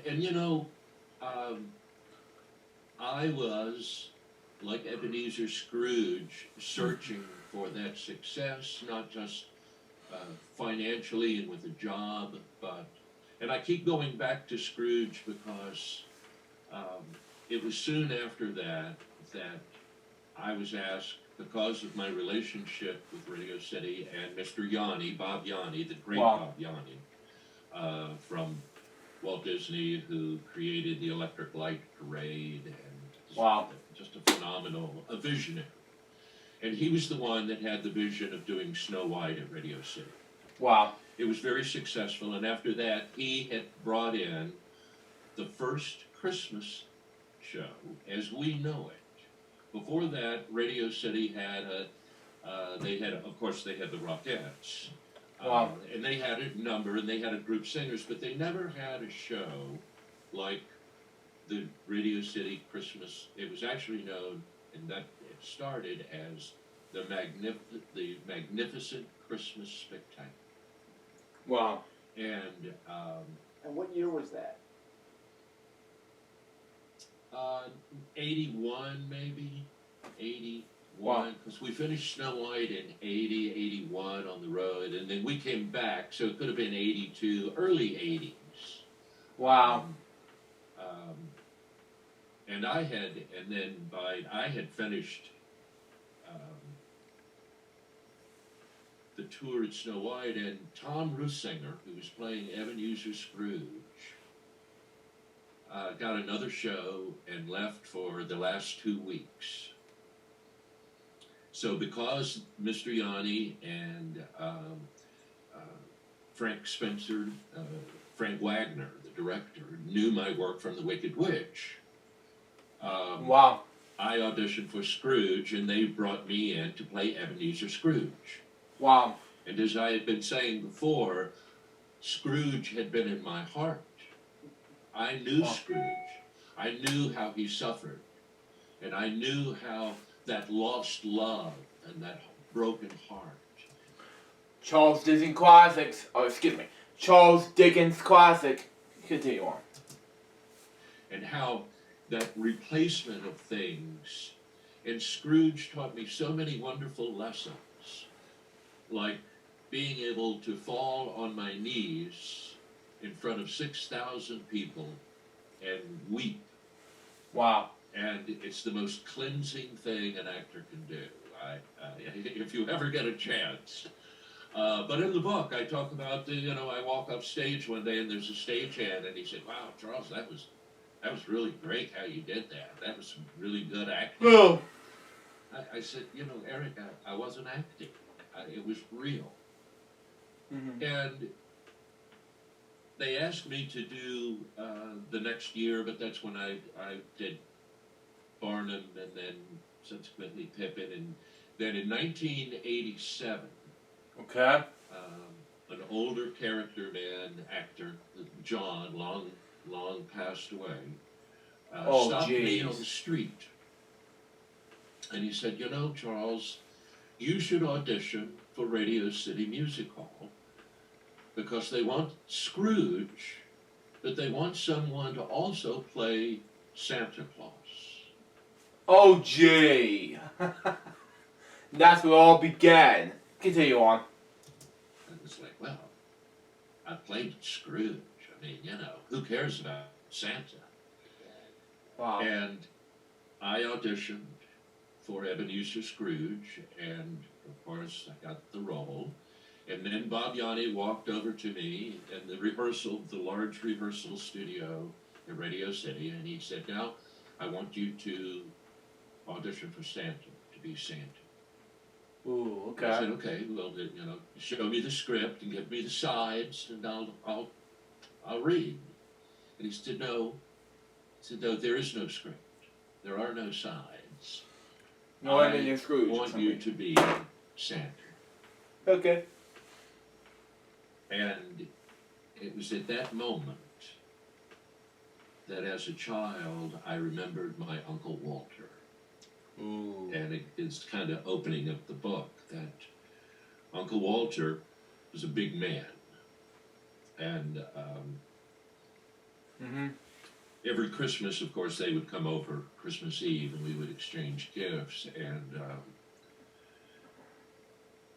I guess it was probably in 1956 that they came over and everyone got in, and there was so much excitement that I looked out the window and there was a peck on the window, and there was Santa Claus. Oh. And I ran to get my brother, and I came back and I said, Tommy, I saw Santa Claus. And of course he was gone. And then I looked around and there was Santa Claus again. And of course, as a child, I never realized that everyone was there in the house except Uncle Walter. Right. Wow. And it was at that moment, and then of course later on Walter would come in, and it was like, oh, who cares, man? I saw Santa Claus. Right. And he came into my mind, and I became Santa. Wow. And I don't know what I said or what I did. I have no recollection until I finished. And Mr. Yanni came over to me and he said, will you come back later today and read with Mrs. Claus's? Man. I said, yeah, I guess. I left the rehearsal hall, and then I came back, I knocked on the door, and I said, Jay. does this mean that I got the part? And he said, yeah, you got the part. So I became, in 1987, I became Ebenezer Scrooge and Santa. Wow. Two completely different roles, by the way. Oh, the yin and yang of Christmas, and that's kind of where I'm going. That's why I was Scrooge for a long time, and I wore that cloak of darkness that we all, so many people wear now. They wear this cloak of darkness that's their cloak, and my truth is the only truth, and this is how you should be. In my cloak of darkness. They get a show jacket, and they said, "Do you want Scrooge or Santa?" I said, "Well, I want Scrooge. Who cares about Santa?" And the more I started to do Santa, the more I shed my cloak of darkness and wore that armor of light that Santa gives me. Wow. And that we all have when we embrace the joy and goodness of Santa. And so the more I would do Santa Claus in the show, the more they would put Santa in charge. So Wow. pretty soon, Ebenezer Scrooge and Santa were pretty well balanced. Wow. And the more I would do Santa, like on one opening night, I was singing Jingle Bells for, as you know, they'll put a number in for me or for Barney or someone while they change the sets. Wow. The curtains close, and I went out and I did my little bit, my little monologue, and then the curtain was supposed to open. Wow. Opening night. And I went out and I sang Jingle Bells, and nothing happened. And I sang Jingle Bells again. Nothing happened. I had the audience sing Jingle Bells with me. Nothing. We had fun. Right. And it was that time that Santa took over. Totally improvised. I brought some children down. Santa did. I talked to the audience, and we laughed. Heartfelt. And then finally the stage manager from backstage over the intercom says, "Okay, Santa, I think we're ready to go." Opening night. All the critics, all the important people. Like Joel Siegel. Yeah. And we did the show. And Joel Siegel gave me the best review of my life. Wow. And every time I saw him, otherwise, after that, for years, he would always remind me of that moment. And he said, if you don't believe in Santa Claus, you need to go to Radio City, because that is the real Santa. Wow. Exactly. Wow. And you know, It was at that time, it was that moment that I found that armor of light, the power and the joy and the responsibility of Santa Claus. Wow. So after that, it was soon after that that I got a call, maybe in July or August, from the producers at that time, and they said, Charles, Ebenezer Scrooge is no longer in the show. Wow. And I said, oh no, what am I going to do? You know, do I still have a job? And that was the year that Robert Longbottom, Bobby Longbottom, took over for the show. And No. really changed the show once again to where we are now. We've had lots of new numbers and lots of different directors, but Wow. the basis of the show became much more Broadway, and every year since, it always just gets better and better and better. Well. And as Santa, as I found, you know, I like to call it, it's the power of one. By touching one person sincerely and lovingly, Yeah. in a theater, if you touch that one person, you can touch everyone. And that's part of the joy, as you know, of performing and creating and being part of a live situation, which is very difficult. And I think, you know, so many people during this time and the holidays are suffering, and none more so than the live entertainment business. Wow. And that includes our restaurant friends and the theater, the stagehands, the actors, directors, costumers, on and on and on, everyone. Because there are no opportunities right now except for creative guys like yourself who are able to find a creating. That's what they're doing with films. I think that's why, you know, people get upset in the movie industry if you're not following the rules, because there's so much money involved. Wow. So, you know, in finding that, I think that you can also find it, as I do the book, which, you know, you find yourself believing in something positive and good. Wow.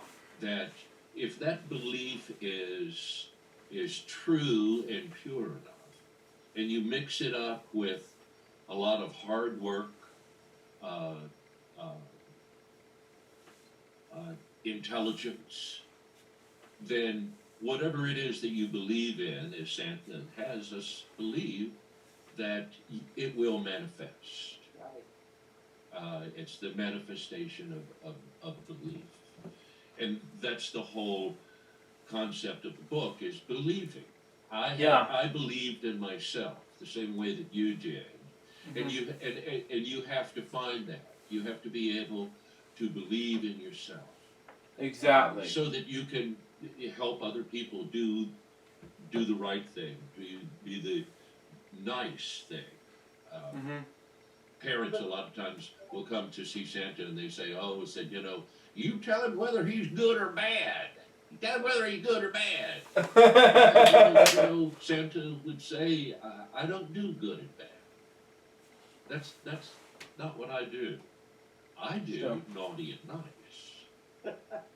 Yeah. And, you know, Santa has taught me that, you know, just because you're naughty doesn't mean you're a bad person. Exactly. Sometimes being naughty, you have to be naughty so that you can understand what being nice is. Being nice is. Exactly. You know, there was a little boy that came to see Santa one time, and his mother was a very important person. And she came in and she said, you know, I just, Santa Claus, I need you to talk to my son, and he wants a magic wand. Wow. But like Harry Potter, but he doesn't want a toy magic wand. He wants a real magic wand. And Santa, I want you to tell him that he can't have that magic wand. That there is no magic. There's no. And Santa said, you know, he doesn't need a wand. I told him, you don't need a wand. In your heart, that's where the magic is. And you know, and that's true. It is true. I love all this, Charles, because this is so much what we went through with Barney. That so many people, you know, thought the message of love and all of that was phony. And I can't tell you over the years how many people have messaged me afterwards and said, "Oh my gosh, now I get it. I get what you're doing." And I think it's the authenticity, right? That you believe in what you're doing and you believe in the message. You believing it. I can't lie. I'm a horrible liar. I mean, for an actor, I can't lie. I just can't lie. If I do, it just comes right back to me, and I'm in more trouble. So I have learned that it's best not to lie, Right. And that includes to yourself. You know, you can't play any role, but especially iconic and respected roles that children and adults both look up to. Wow. You can't play those roles completely unless you feel it, unless it's real. Absolutely. You can act it, but if you feel it, and that's another thing that we learn from a lot of times the characters that we play. Yes. Yes, and you know that's so important that you say that because these are roles that mean so much to kids that you can't act. I mean, it has to be authentic. It has to be true. And I'm curious with you. Did you realize from the beginning how important what you're doing was? The responsibility of what you were doing? No, I did. You did. And you know, again, I have. Not only have I performed for generation after generation after generation, I'm showing my age, but it's been a long time, and I've played to children's children. Wow. And I've gotten like letters and prayers and people that come to see me that you know I had a veteran come. Who had been wounded. Wow. And he wanted to see Santa Claus.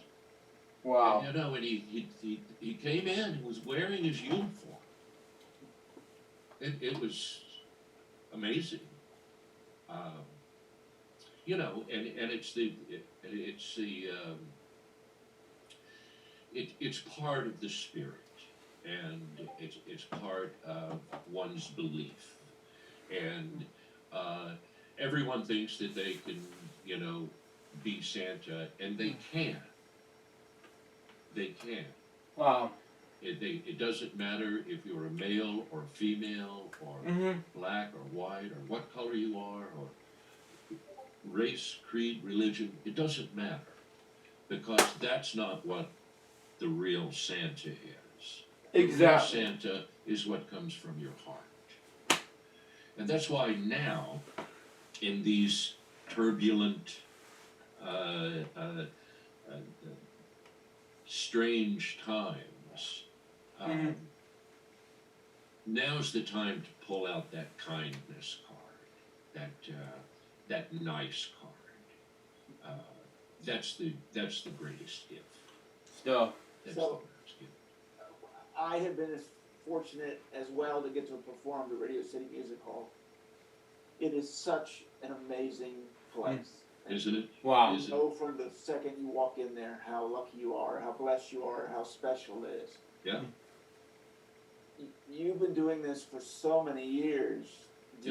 Every year, do you just feel so fortunate to be at Radio City Music Hall, to be with the Rockettes?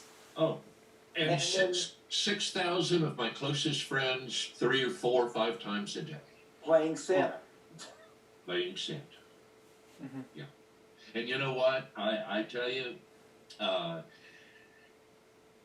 life goes on outside there, and life goes on. But when I take that walk down to the sleigh, and once that sleigh goes out, it's magic time, you know. And I don't know. I go to somewhere else. I'm somewhere else, which is actually the best thing for me to do as an actor, because, and one of the having to do, and you as well, with such a long career in playing one character. Barney. You play that character for so long, you really get to know this person or this thing, Yes, this yeah. character.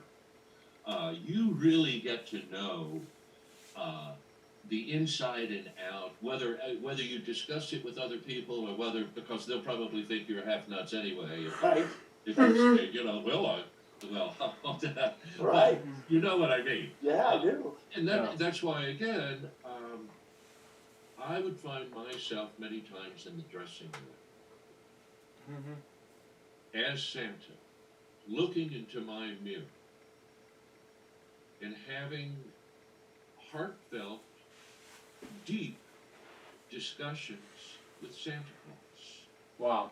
I sought his advice. I asked him what to do. As though, and in the book, as though it's the real thing, as though he is the real character, because he is real to me. Well, he is real to me.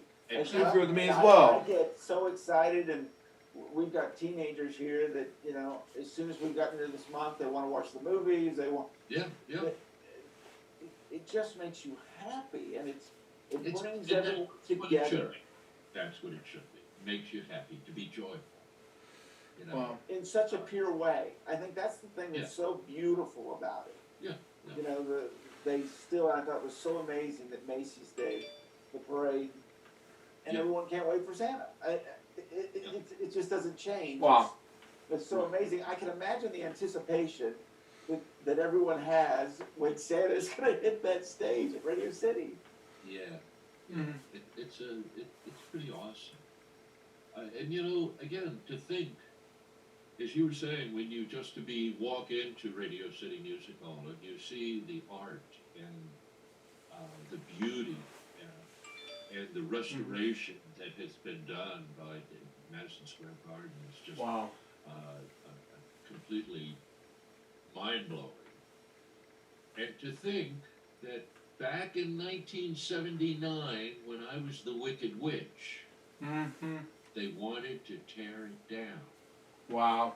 The Rockettes were on the street That's hard asking to people believe. to sign a petition to keep it open. Mm-hmm. It is hard to believe. Yeah. They were going to put a hotel up. They were going to keep the lobby open. So I feel like that not only that I'm part of that Radio City history, whether I want to be or not. Wow. You are, and such an amazing part of that. And talking about it, it's such a great transition here. I want to talk about what it's like to work with the Rockettes, because they are so amazing and professional and all these things. I want to hear what it's like. Well, you know what? They are all of those things you said, plus about 100. What I found, and you know, over the years, it's always been a lot of changes.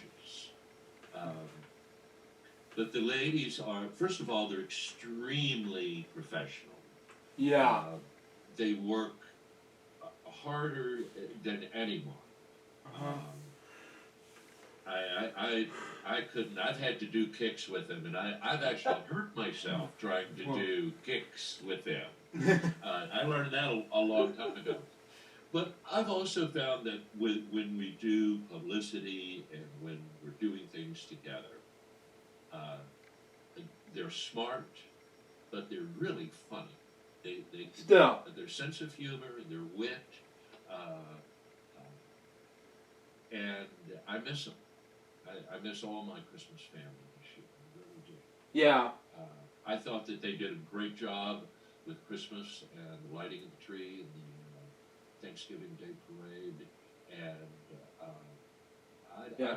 I'm sure they're, well, I know they're still dancing. They're doing lessons online, and they're great to work with. Very professional, and you know, with that type of show, there's no room for playing around. Yeah. And it's that way really in all the shows these days because of technology. It's so technology driven that there's not a whole lot of leeway, that you really have to stay on, and especially with the magnificent stage over there with 3 floating elevators and band cars, and you know, as you know, it can be It's very amazing. yeah. Well, it's like a whole city. Yeah, and they'll be back bigger and better than ever too. After Well, this. Still. And I'm glad you said that. Just wait till you're back. Mhm. Everyone is going to be so excited to be out again. I think we're going to have such a new appreciation I think so too. for being together. And that, you know, I think whether we think about it or not, we miss the interaction of people with people and other people. Yeah. I mean, this is great, but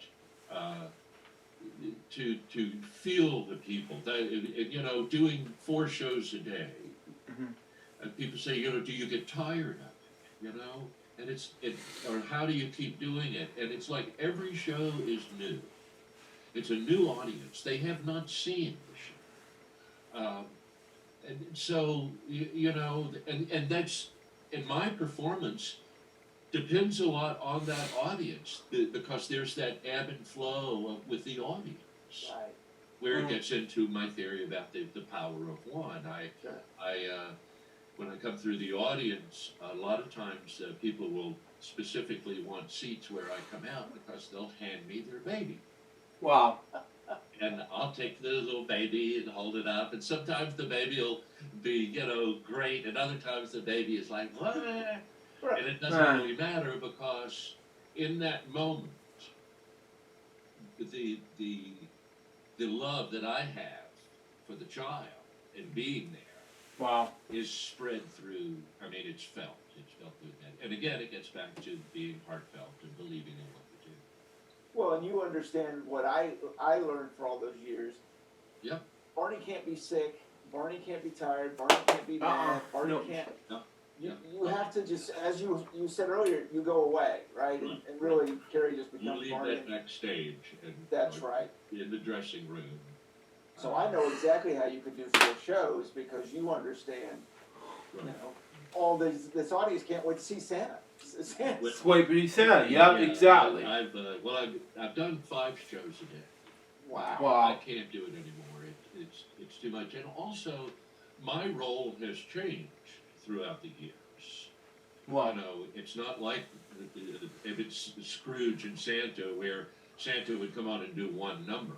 Right. Wow. I mean, I'm pretty much working the whole show. So, and as they give me more things to do, but it's always a joy to do it, no matter how many times. It's always a joy to do it, and it's always a joy to share the Christmas spirit with the people in the audience, because they want to be there and they want to celebrate Christmas. Wow. And we will, and we do. Absolutely.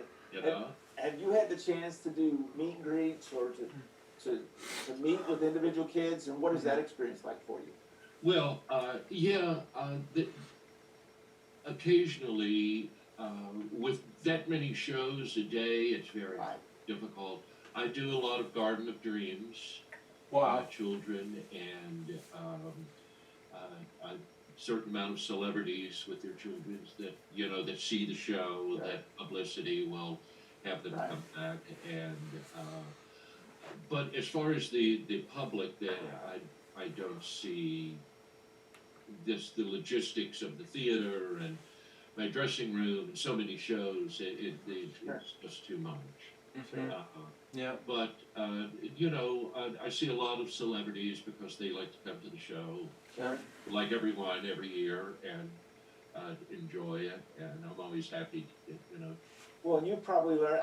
I did that when we were at Radio City, which was mind blowing. That Rosie O'Donnell and John Bon Jovi, you name Wow. it, Right. Don Travolta all want to see Barney. You're right. And I learned so quickly, they're just parents. Well, Well, that They're is, absolutely, yeah, to me it's John Travolta, and that's really cool, but Yeah. he just became a parent for the moment. Wow. And I and, thought you that know, was that's amazing. exactly what I said the other night. That when I was coming down to the sleigh and I saw these two little adorable twin boys in the hallway. Oh. But it had been a long day and a lot of shows, and I walked by and they saw me, but there was no big to do or anything. But they definitely saw me, Right. wow. and I passed them by and went to the sleigh.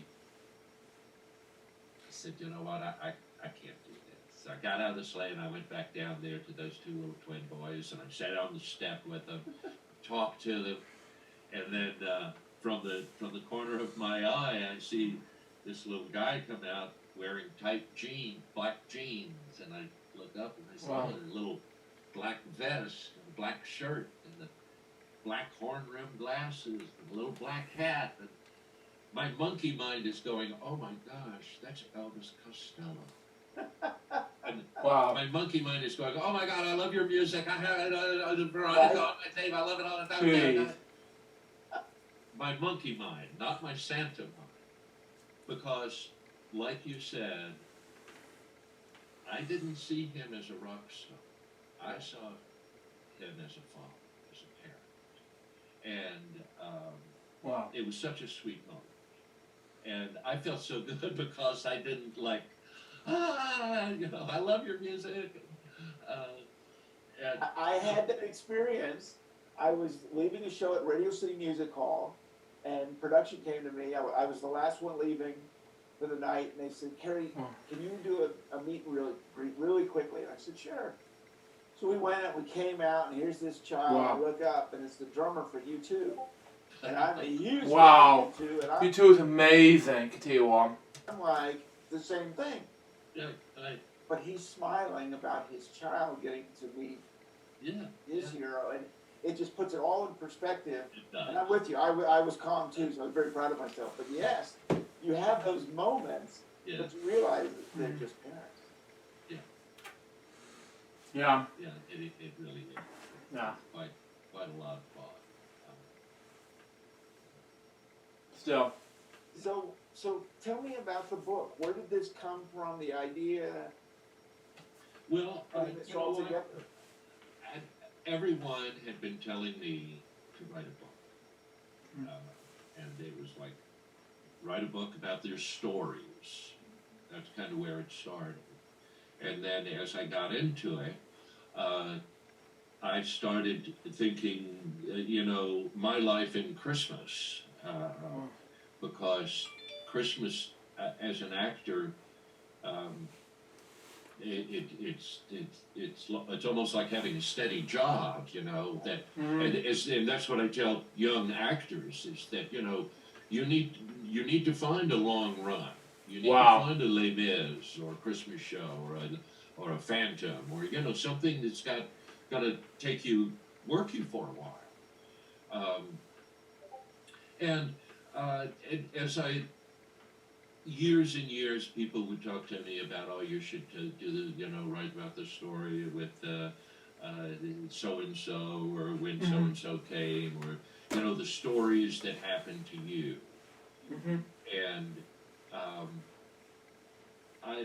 I started doing the stories, and then as it started as a memoir, we started writing Wow. that, and then. my editor over at the Simon & Schuster said, you know, can you write this as a fable, like a Christmas fable, Wow. so that adults can read it and get the message, but so that children can also read it or have it read to them, and never give up the disbelief of Santa. Having Santa Wow. is real.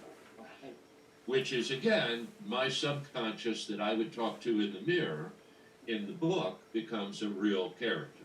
He becomes this magical character that guides me. And of course, it has to do with my family and my father and believing in yourself as a kid that was made fun of or bullied. That I found a place for me to go. I found something to believe in. As Joseph Campbell, one of my favorite guys, Joseph Campbell would say, follow your bliss. You know, and that's my bliss. I followed my bliss, and it was just completely blissful. It hadn't been always easy, but that's what the book is about. It's about that time that a kid growing up in Kentucky was bullied and made fun of and had difficulty finding his place. And I found my place in my imagination. And on that cold, snowy, wintry day in 1957, when my brother couldn't run outside with me because he was sick. Wow. And that was the night that I met Santa and my life changed. Wow. Wow. So, and little did I know, you know, I was not aware,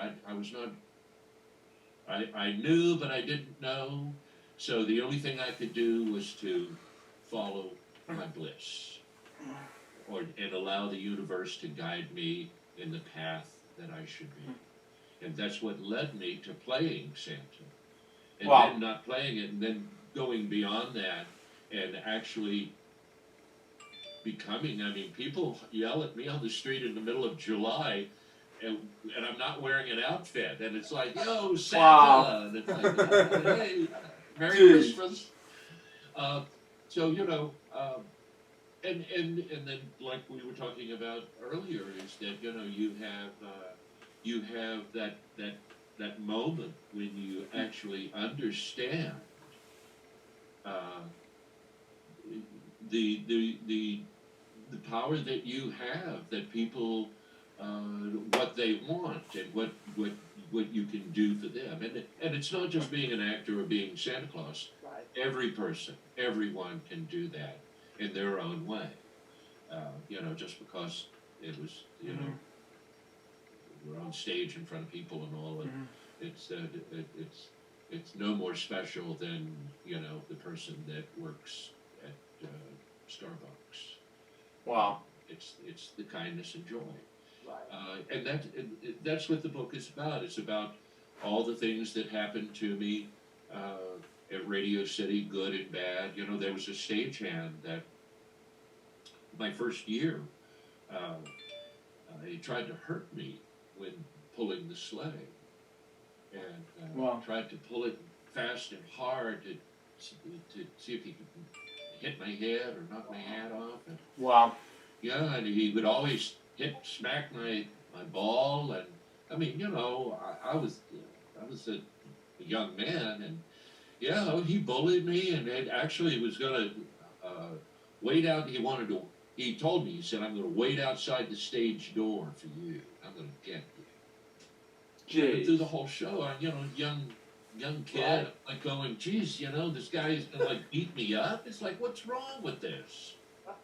And you know, I walked outside the stage door, and all the stagehands were waiting for me.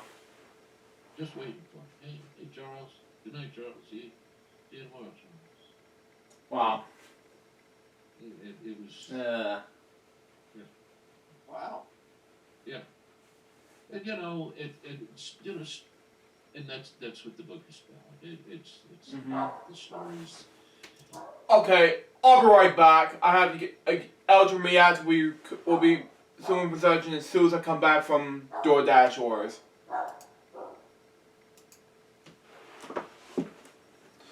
We're not going anywhere for taping. Stand by. Good job, dog.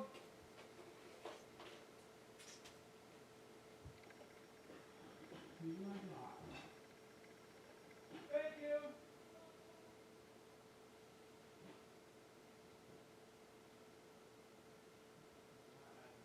Okay.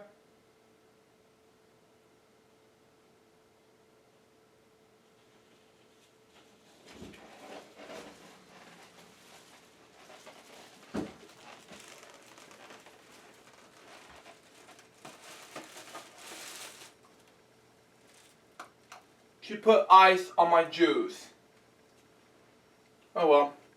At least I can do this with the drinking habits. Oh well, episode 13 is. Once we get done with episode number. Oh man. Better pause this a little fast. Well, guys.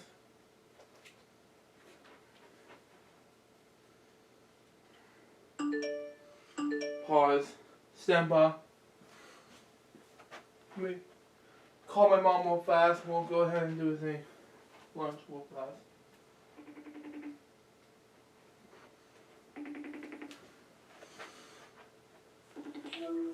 Hello. Hey, Piggy. Hi.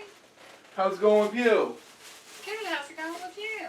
She put ice in my juice for some reason.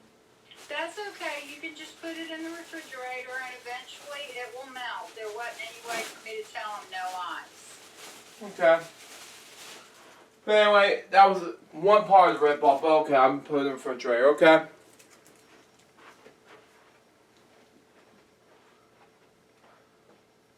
you surprised?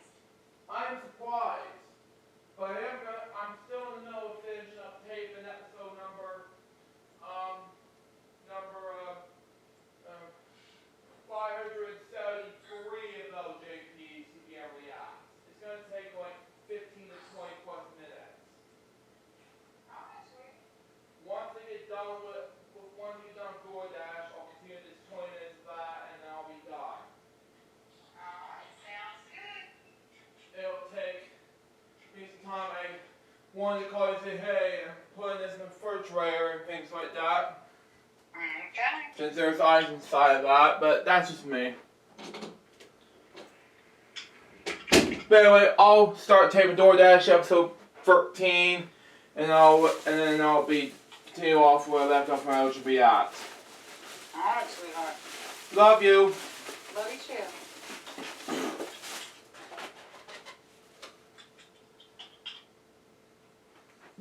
Anyways, I'm back, folks. I'm just getting ready to start DoorDash Wars episode 13 now, so stand by.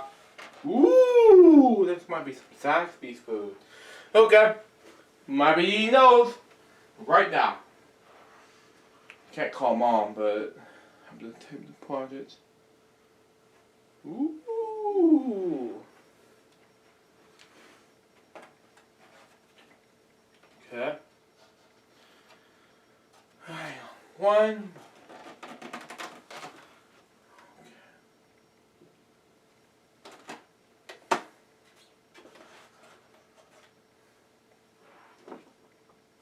Sit down in case I wanted to finish out React episode number 533 real fast, but that's just me. Hello guys, this is Jerry speaking. Welcome to DoorDash Wars episode number 13, and today we'll be looking at some Zaxby's food. So let's eat it now. So we got, shall we? So we got. Okay. Looks like this toast is gonna be delicious.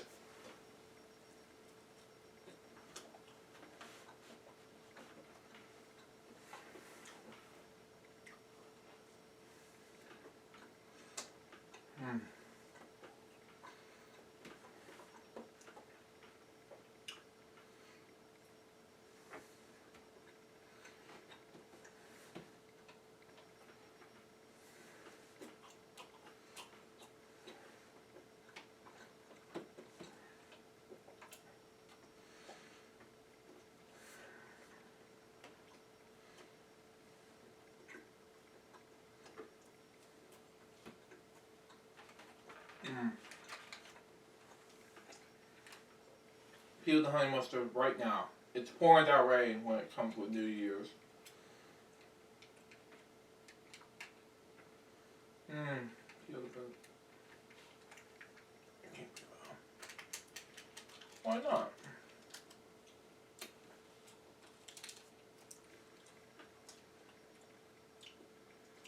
It's good. Okay.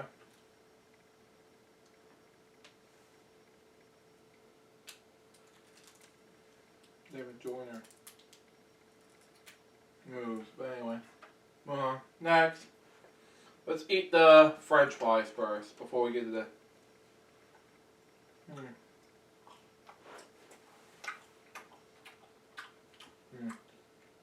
Those are tasty.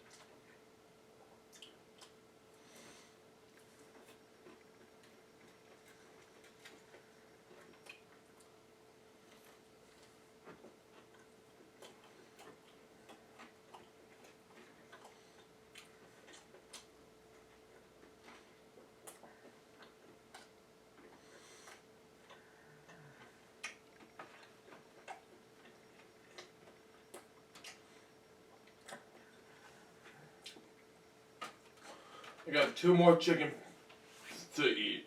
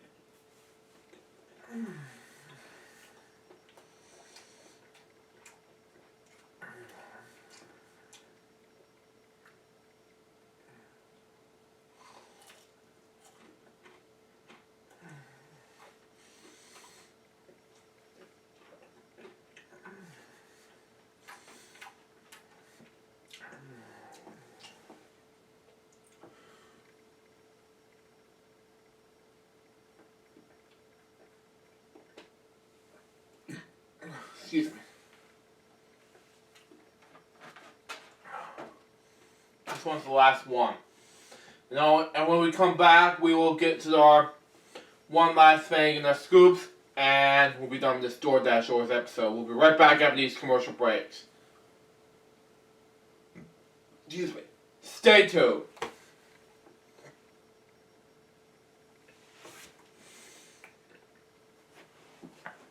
Not going anywhere, folks. We just wanted to get the spoon.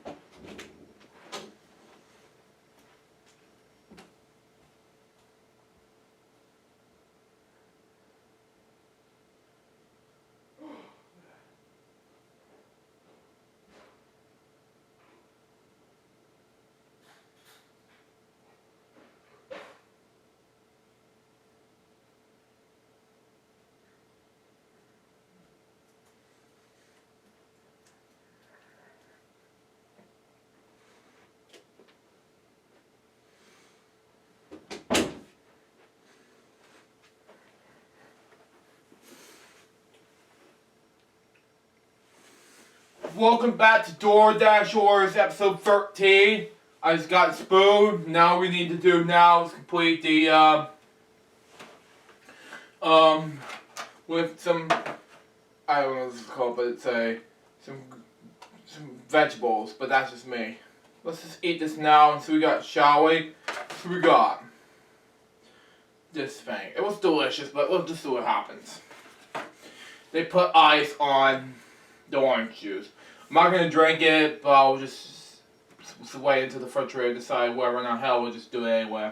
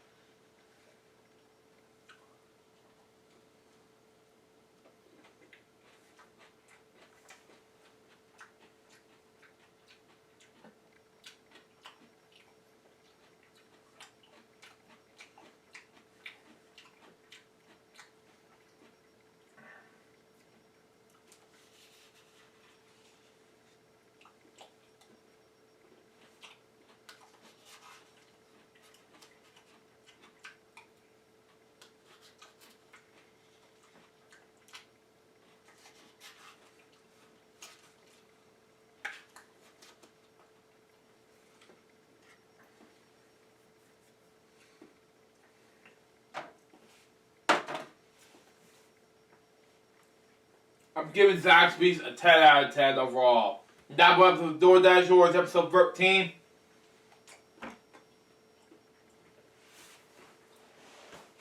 The final one until 2021.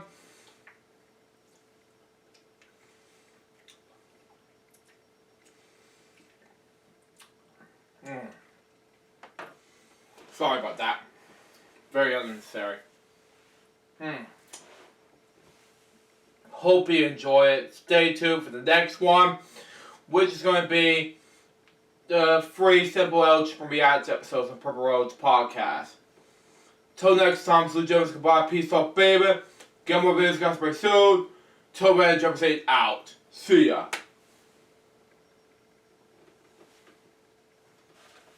Now what I need to do now is just come back and say where I've been all the time.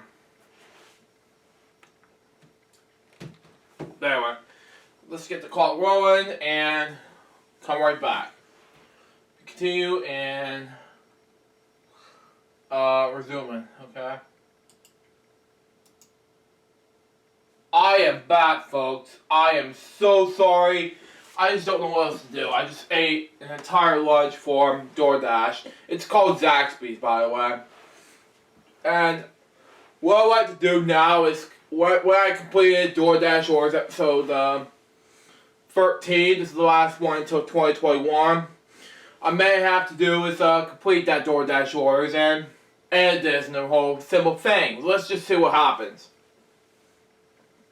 But anyway, let's continue this episode with a 5-second clip back.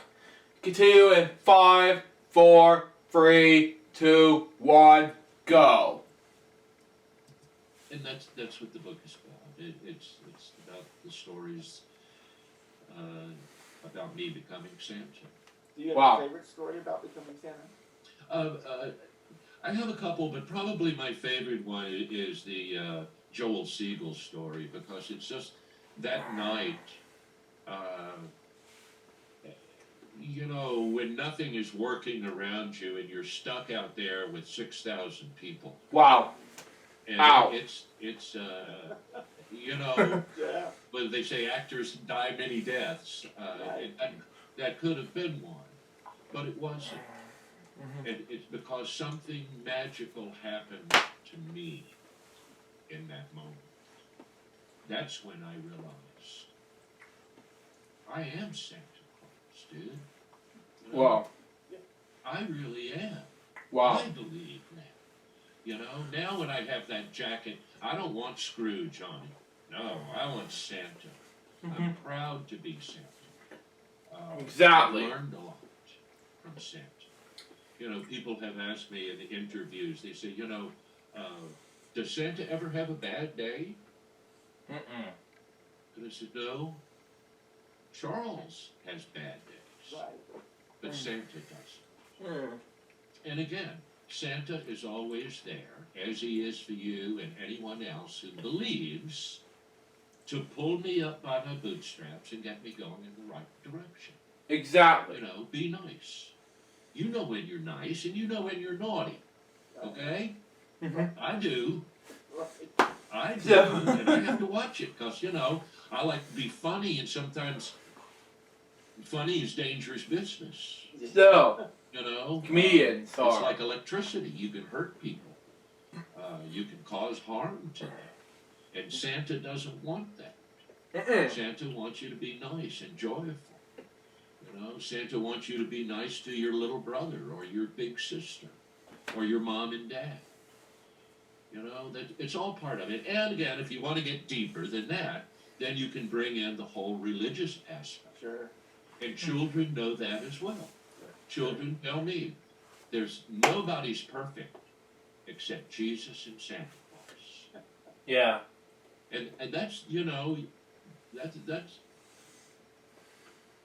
a lot to live up to. Yeah, absolutely. You know?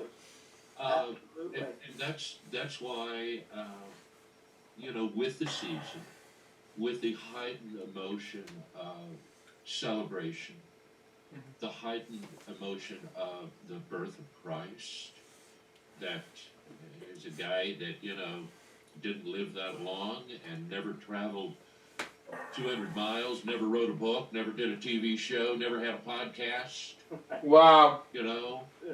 But yet every army and time after time, and that still goes on. And you can't have Christmas and Santa Claus without embracing that. And you don't have to be a Christian or Methodist. You know, but I have so many Jewish friends that love Christmas and love Santa Claus, and they're always kind of joking with me. He said, "Well, you know, we're Jewish, but we love Santa Claus and we do Christmas." And I tell them, I said, "You know what? Most of the elves are Jewish. Wow. You know, most of my elves.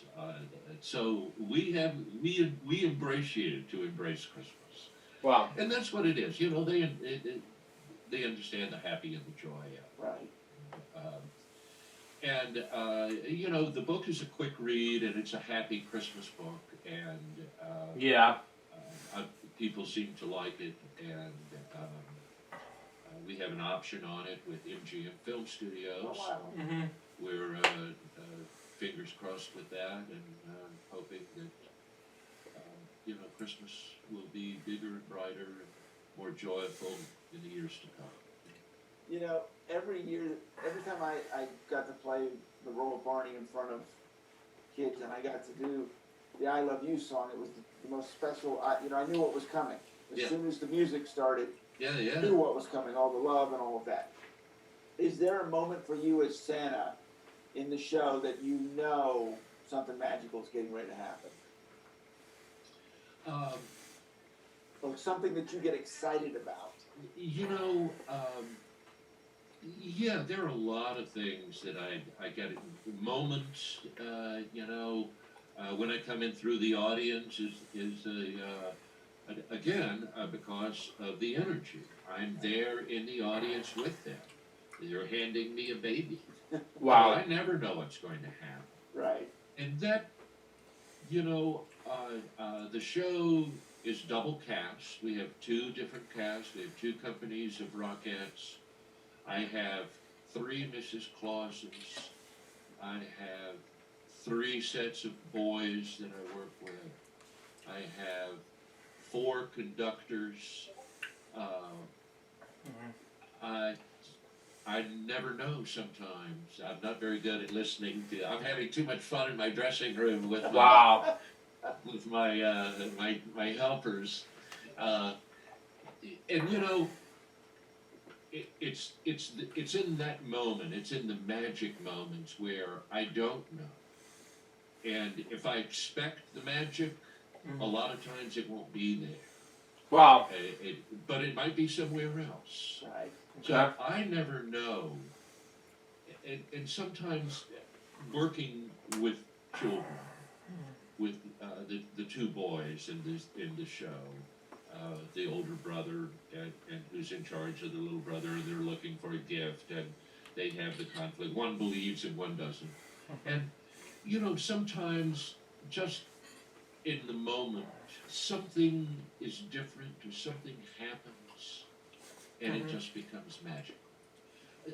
A lot of the moments in the show that I find magical are because I'm working with the audience.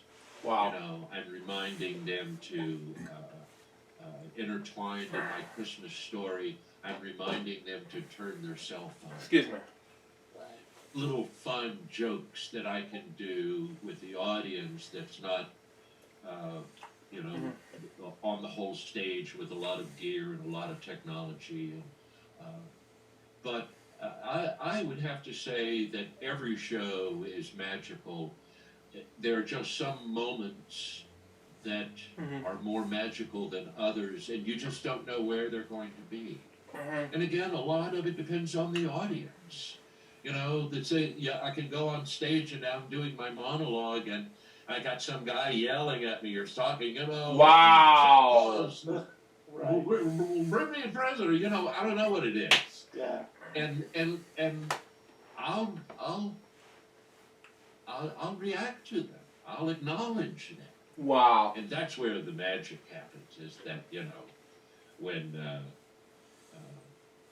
when something happens that you can play with. But throughout the show, there's always, even with doing it over and over again, is sometimes I'll watch the Rockettes from the wing. Not sometimes, all the time.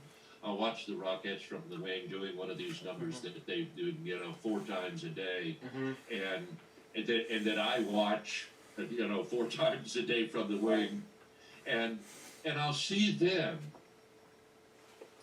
and not only do I see their dancing, but I see their eyes and their faces and their energy, and it's magic all over again. And it's like, geez, I've been watching this. I've watched it 24 times already this week, Right. and all of a sudden they're doing the same thing, but something's magic about it. Something's happening. Jeez. And that happens all the time during the show. It drives the show. And then with the changing of ensemble and dancers, and so it's one big magical moment. And again, once I don't know about you, but once I got in that sleigh and I took off for the show, it was over. I mean, just the pace of the show, the audience, the music. All of a sudden, it's like I'm going to my dressing room to eat something to get ready for another show. Wow. Right. Charles, I can't thank you enough. I haven't stopped smiling this whole time. Well, I hope I haven't bored you with my stories or. You have not. It's with what's okay. Even if this wasn't going on, I'd be smiling because just getting to talk to you is so special. But I think it's just so wonderful what you've done, and I want to kind of finish by saying how you probably didn't see this keep going. I mean, just every year, it's got to be amazing to. It is. Right, this has been over 30 years now. Is that correct? Yeah, there's. Wow, 30 years. Yeah. At the beginning of the episode, you said 4 for some reason, and now Kerry said 4. He said 30. Continue on. This would have been 34 years. Wow. And and that's why the first title of my working title of the book was My Life in Christmas. Wow. Because when I was studying acting, and I'm sure a lot of young actors out there they should be familiar with Stanislavski, Konstantin Stanislavski, the father of method acting. And he wrote a very famous book called My Life in Art. Wow. And every theater student that I know, including myself and my friend Ken, professor, when we were students, you had to read this book. And, of course, none of us could get through it. It was just big, thick, on and on. And when I was doing Snow White as the Wicked Witch, I bought that book. Wow. And I read it. Because that's what the book is about. A long run. Wow. And it's how you can keep that character healthy and new and magical so that you can always be open to that. And after reading that book, it helped me to work and try to do my best work at every show, no matter how many shows. I'm always nervous when I go. I've always, it's like, wow. I hope I can do this. And then the sleigh goes, and wow. I'm hiding behind the big man in the red suit. But it is quite amazing, and I'm very fortunate and blessed. Again, I have, people that still get in touch with me from Snow White. An audience member. He's actually a filmmaker now and had done a documentary on Bob Yanni. He came from Philadelphia, with his father, who was a policeman, who had free tickets. And he came, and after seeing Snow White and the Seven Dwarfs and The Wicked Witch, it changed his life. Wow. And I know this because he's now a friend of mine. We've been in touch, and I did the documentary with him. Wow. You know, he's told me, it's like, you know, you changed my life by watching you and seeing what you can do. It's the same way another, and then I won't drop any more names, but, well, I won't say his name, but he's going to be a movie star, and Anthony, I'll tell you that. His name is Tony. And when Tony was one of the singers at Radio Steady at the Christmas show, he would come to my dressing room. He's a Puerto Rican fellow, and he would come talk to me from the Bronx, and he told me, he said, you know, Charles, I saw you when I was a little kid in school. Mm-hmm. You know, the schools would get the balcony seats, and Right. and he said, I remember, he said, I looked at you, and he said, you know what? I want to be like him. I want to do that. I want to be like that guy. Mm-hmm. And now this kid is telling me this. Right. That's how long I've been doing it. He's telling me this.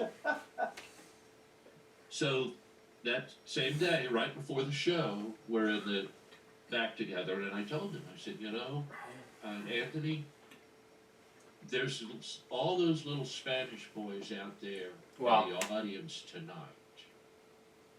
They're watching you, and they're saying, you know what? I want to be like that guy. It's amazing how it all comes full circle. It does, and now Anthony's a big movie star. Wow. I love it. Well, I know we all can't wait for you to get back to work. You know what? It'll be there in the blink of the eye. It will. It'll be there, you know. That's why prepare now. Prepare for the future. Absolutely. And I just cannot thank you enough for being here with us. Thank you. Merry Christmas. I know a lot of people are like me, going to be alone at Christmas, and it's okay. Take that time to meditate, count your blessings. Absolutely. And know that Santa Claus is here with us. And you know what? Santa will find you, no matter where you Exactly. are. I've got a lot of helpers. I'm very fortunate. I have a lot of helpers. You can never have too many helpers. Still. Well, thank you so much, Charles. Thank you, Kerry. It's great. Merry Christmas, and Merry Christmas to everyone. Thanks for giving me the time. And it's a great stocking stuffer. Absolutely. Wow. Absolutely. I can tell you now, I'm going to go out and get it. Merry Christmas. Merry God bless. Christmas. Thank you all for watching Purple Roads. Have a Merry Christmas. Remember to keep your eyes, ears, and your heart open, and you'll find your Purple Road. We'll see you next week. So that was Purple Roads, episode number 53. Charles Hedworth Hall, Santa at Radio City, Christmas Spectacular. Excuse me. What did I think about this episode? It was amazing. So far, this episode went to be a success. Anyways, guys, that was Elgin Reacts episode number 53. Hope you enjoy it. Stay tuned for the next one, which is going to be episode 54 of that Purple Rose episode, which is Mr. Rogers, Puppeteer, and I'll go Muppeteer, something like that. It depends. We'll see. But it starts at 3 p.m. But anyway, till next time, so Joe, goodbye, peace out, baby. We get watch Reacts, guys, very soon. Till then, Jefferson out. See ya.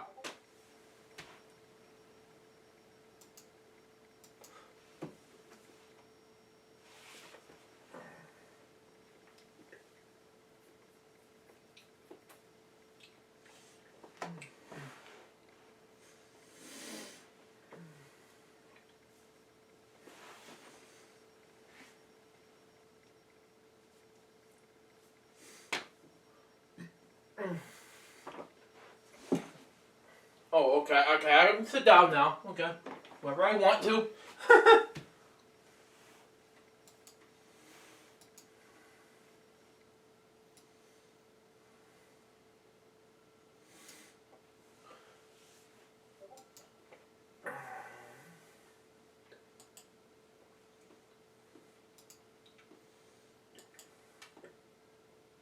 Close.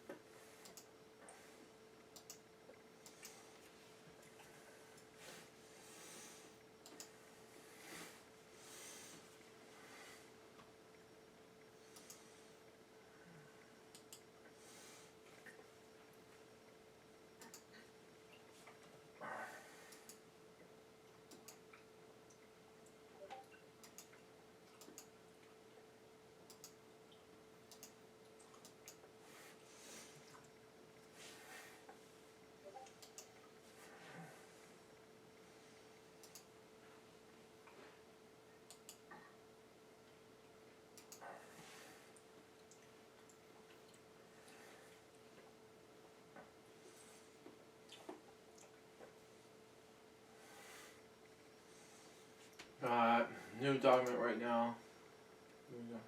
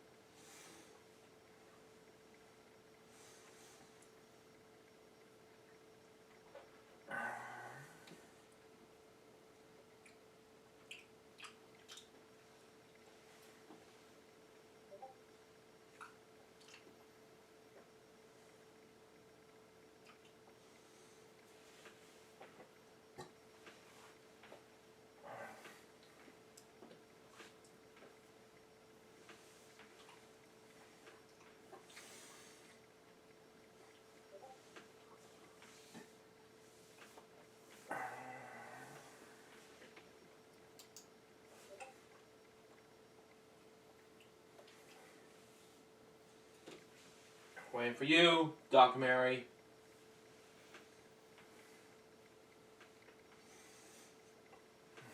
Loading. There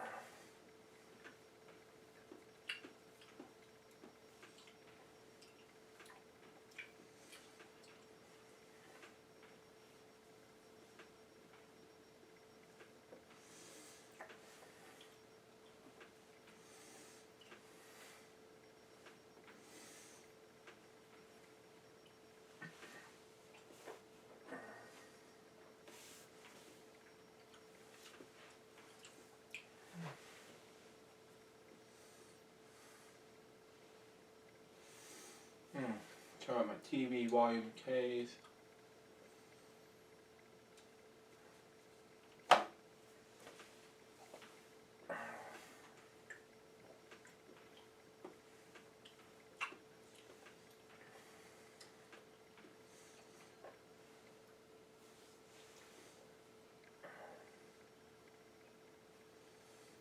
There we go.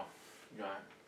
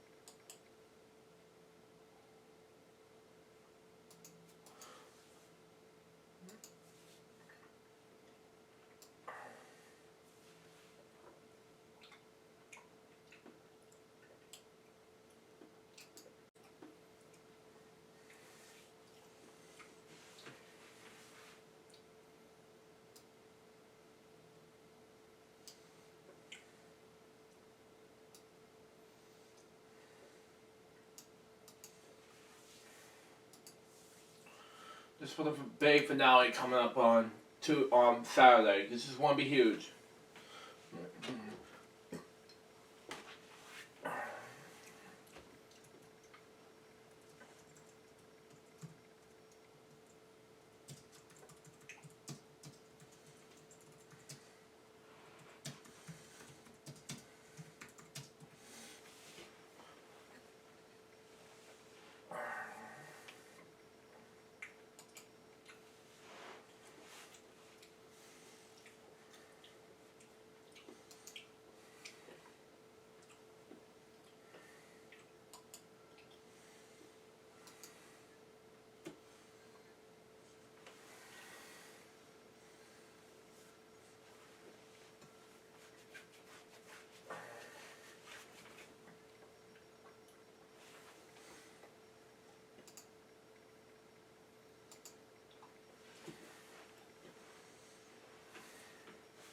New document. Good.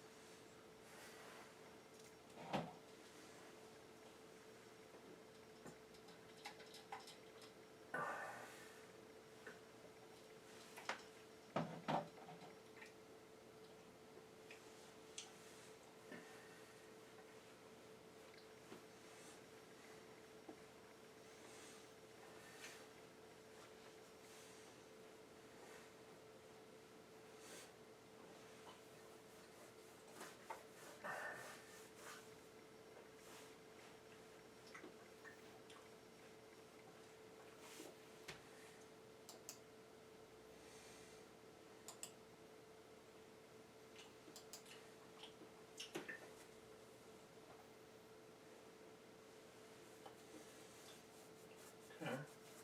There we go. Got it.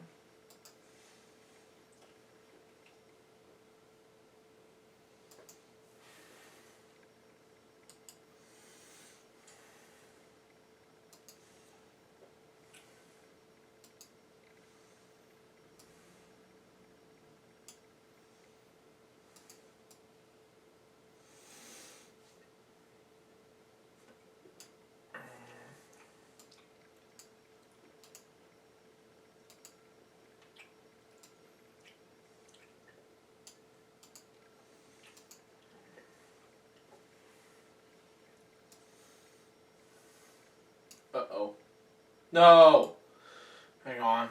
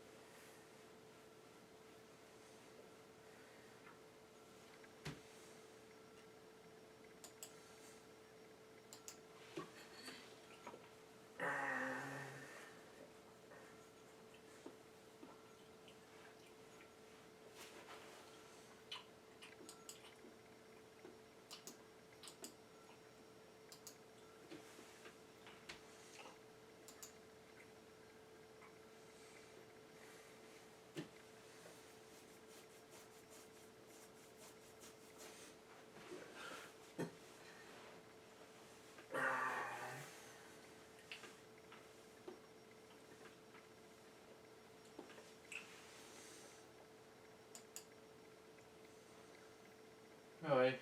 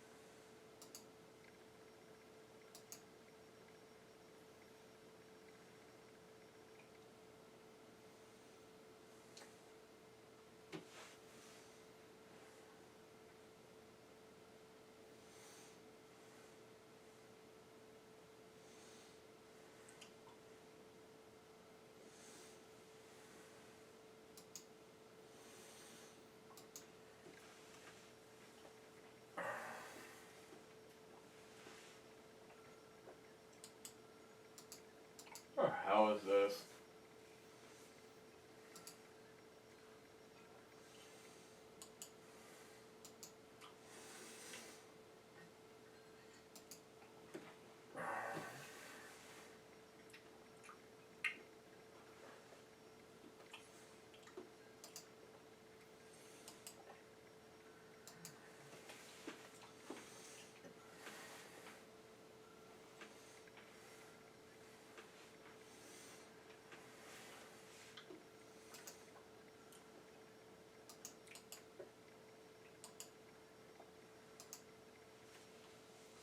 Oh, come on.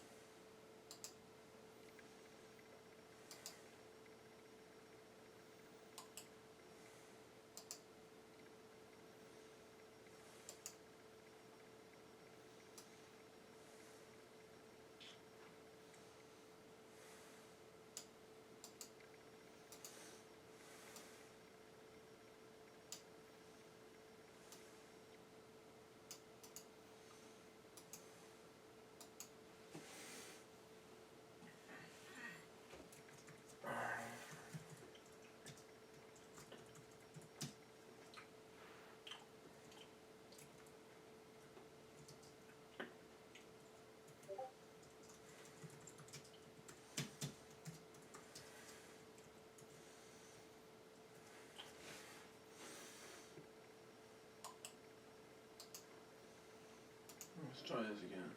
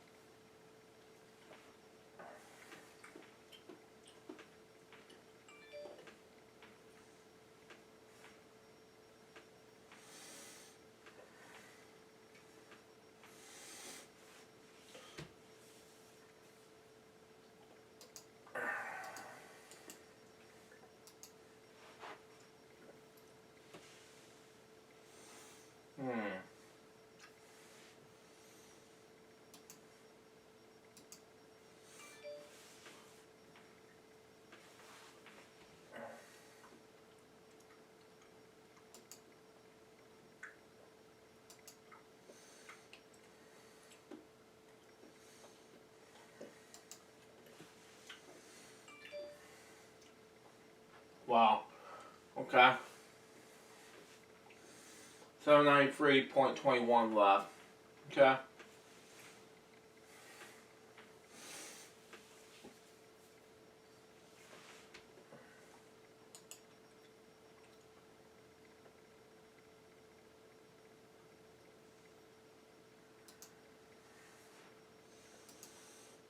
Export this project so that would be more easier.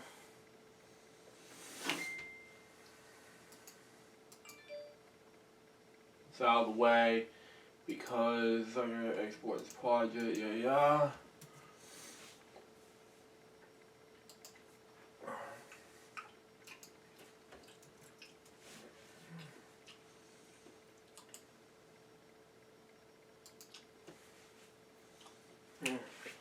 See if someone remembers.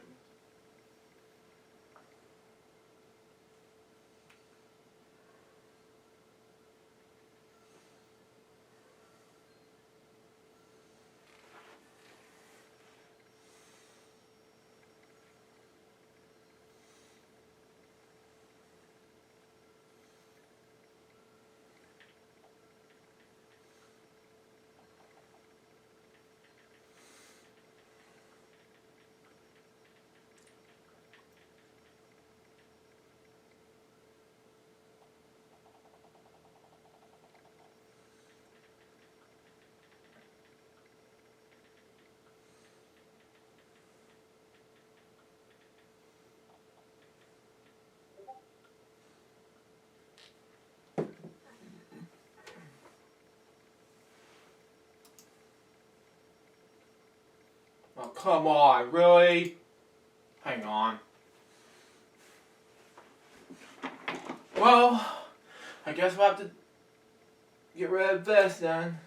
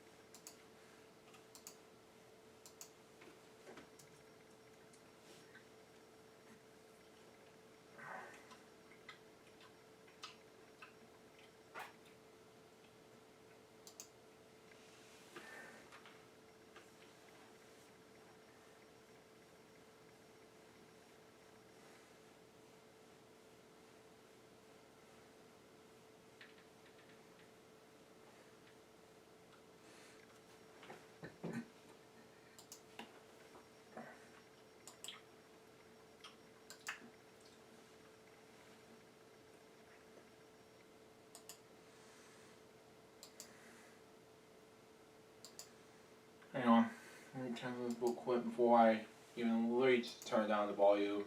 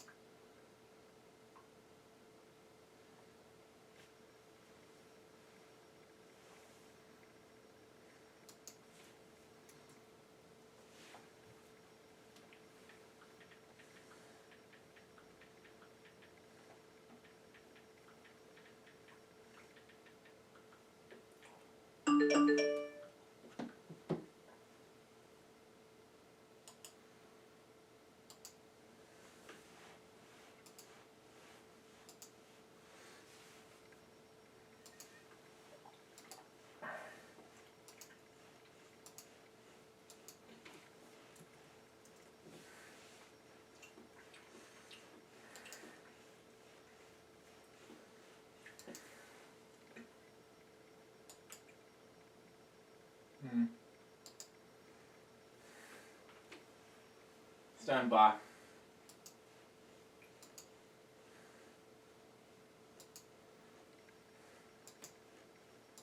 Report now.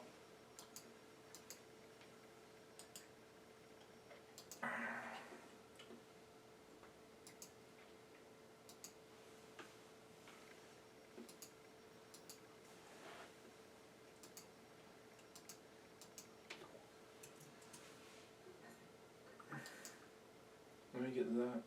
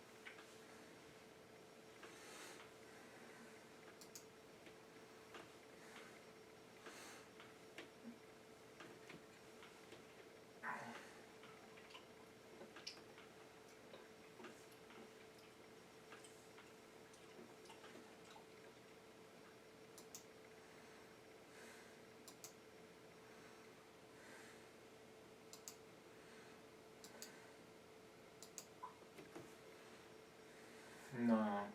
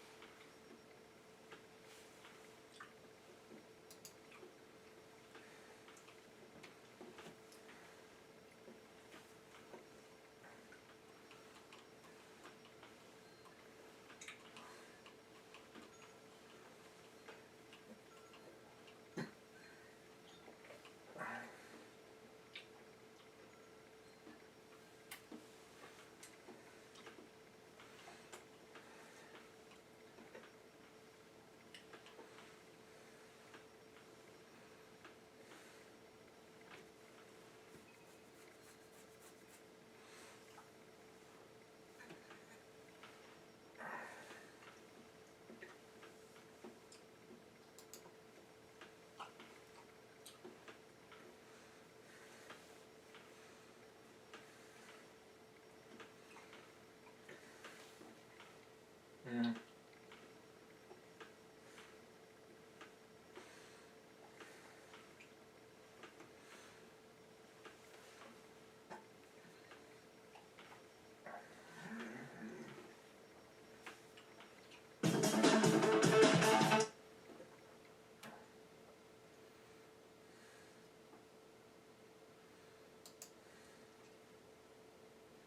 Yeah, yeah.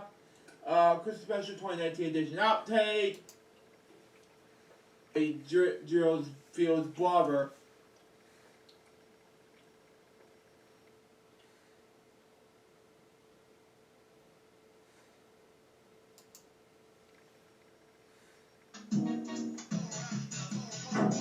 Wow.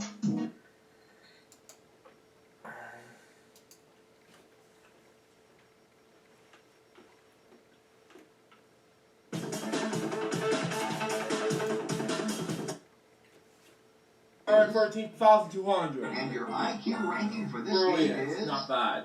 brilliant. Isn't in the answer.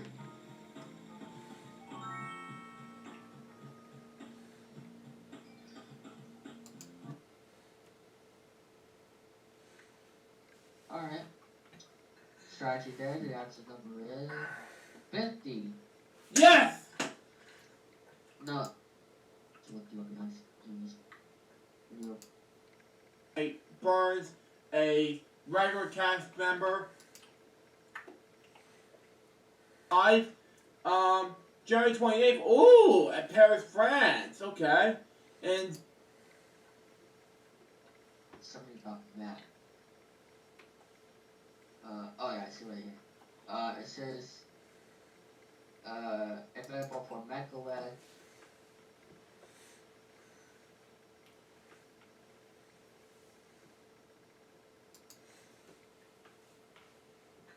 it's gonna be a sad situation in a free bar game. The bad, sad story behind it. So, let's get to our next. Let's go on that, shall we? So we got. Oh man.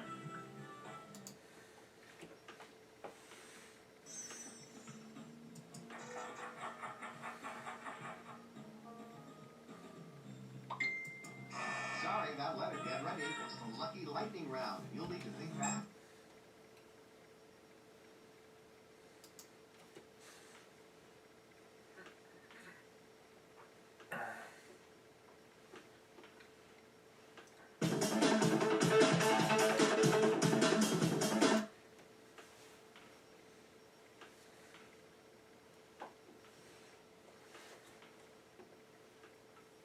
Day after my dad's birthday. Whoopie-doo!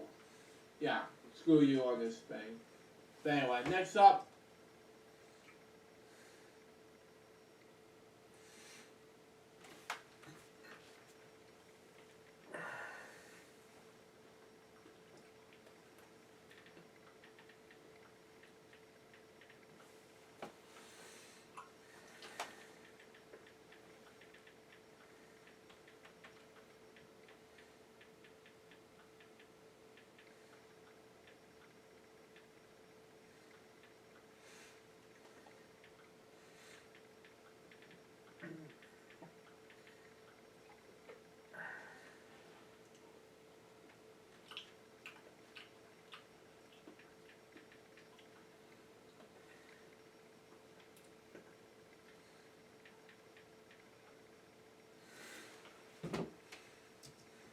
We got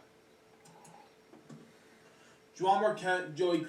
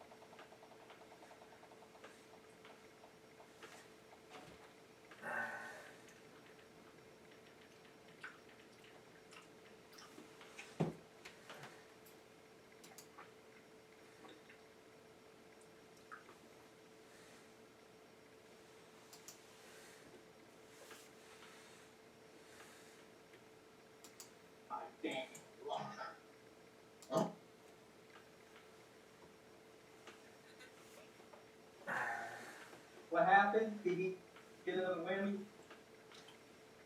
No. No, oh, baby.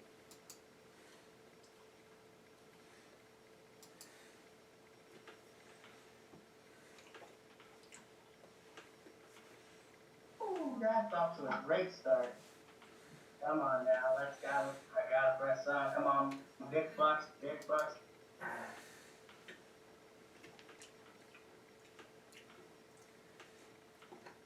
Stay away from me now, whammies. Come on, give me a trip, give me a prize, give me 10,000 in a spin. Come on, big bucks, no whammies. Let's catch up to Luke and stop. Wow, trip to New York. Whoa! Just go nice Oh, out. look.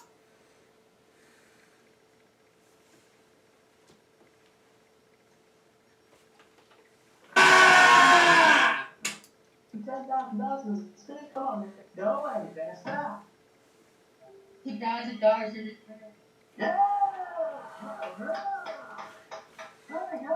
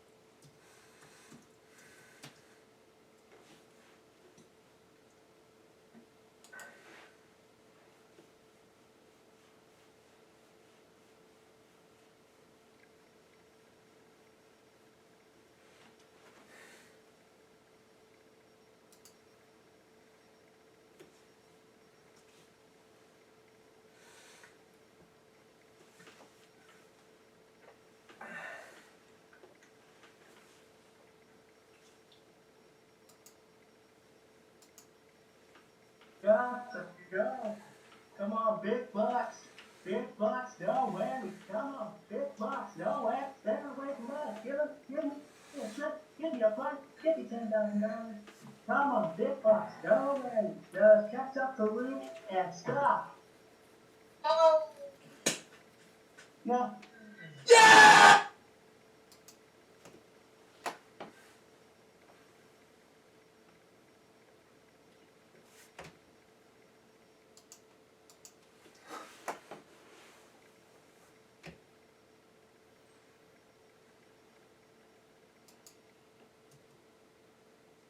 Now, I can't misspoke, but anyway, her co-star for Golden Light.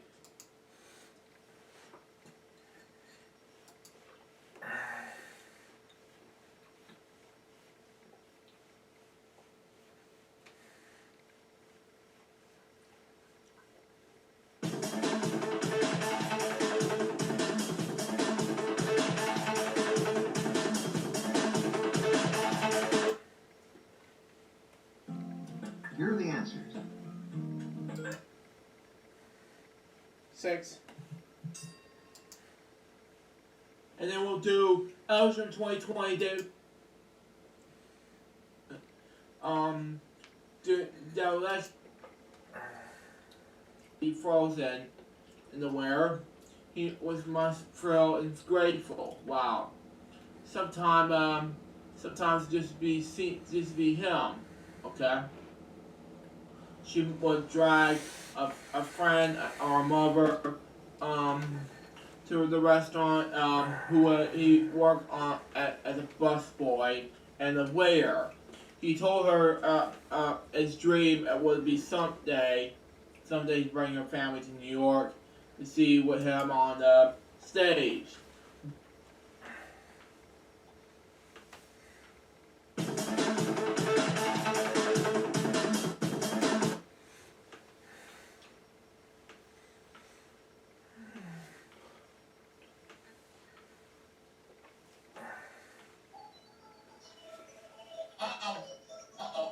They're catching up. Oh, this is stepping down.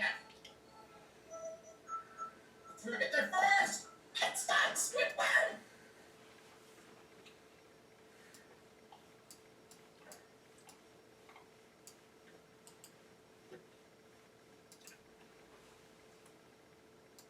Oh.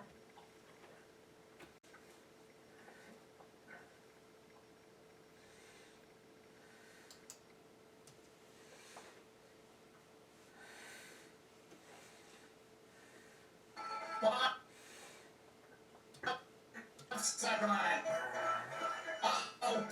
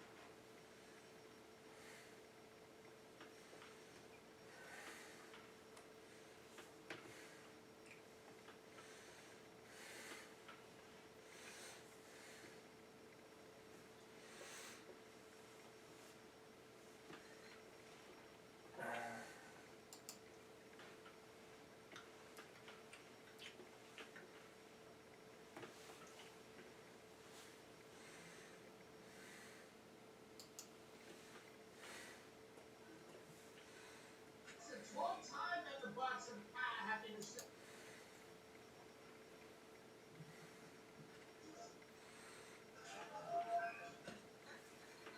Incomplete pass. Oh boy.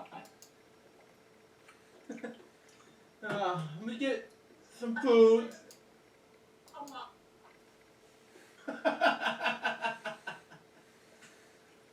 Excuse me.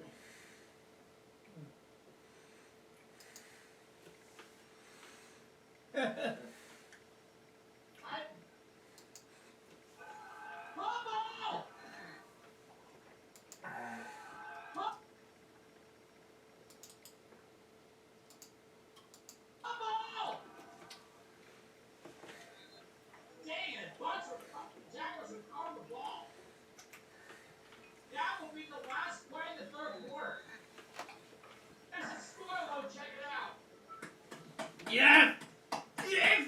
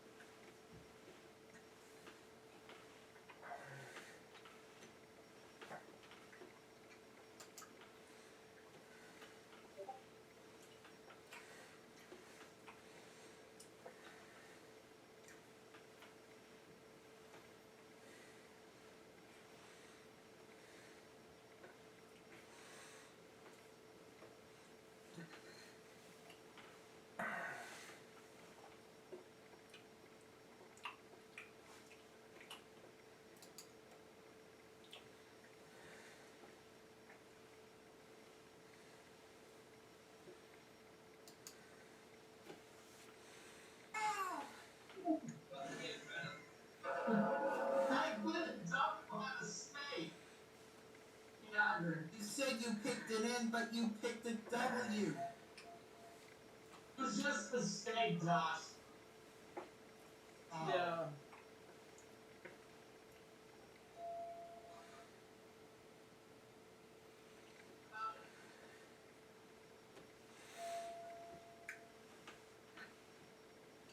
But sure enough, there's no I.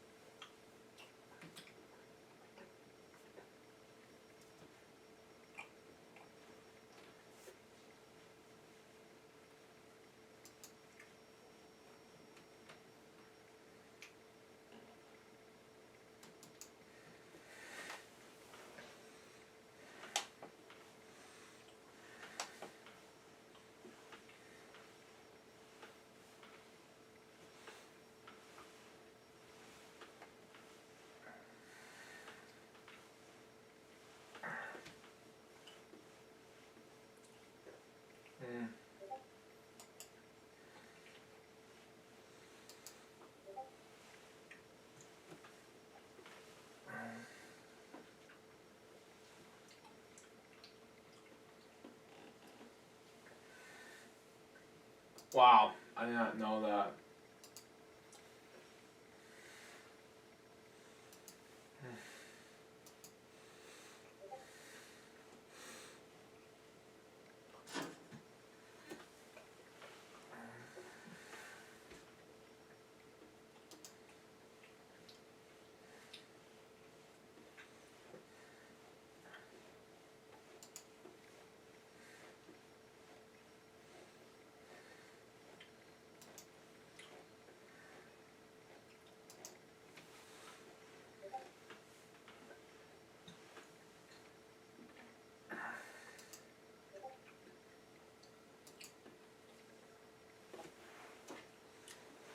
I'll be right back.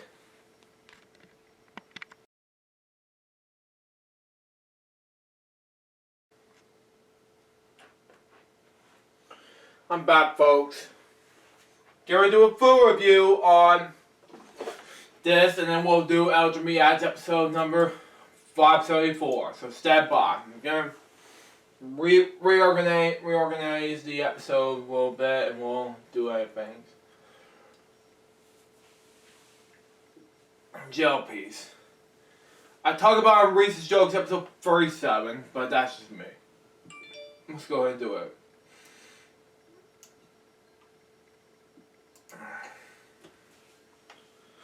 Hello, guys. Cut. Yeah, I do not want to do a bad outtake like this again. Maybe a glitch or something. How long is this bad outtake for?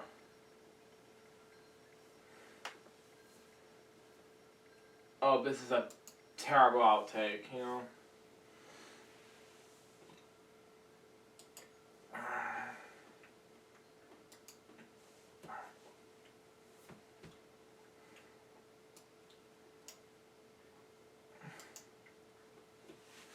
Hello, guys. Jerry speaking. Welcome to episode 242 of food reviews, and today we're having some orange pieces of gel with some what's inside of that. It's peaches. So I had this before, so let's just gonna go ahead and eat this now. So we got, shall we? So we got.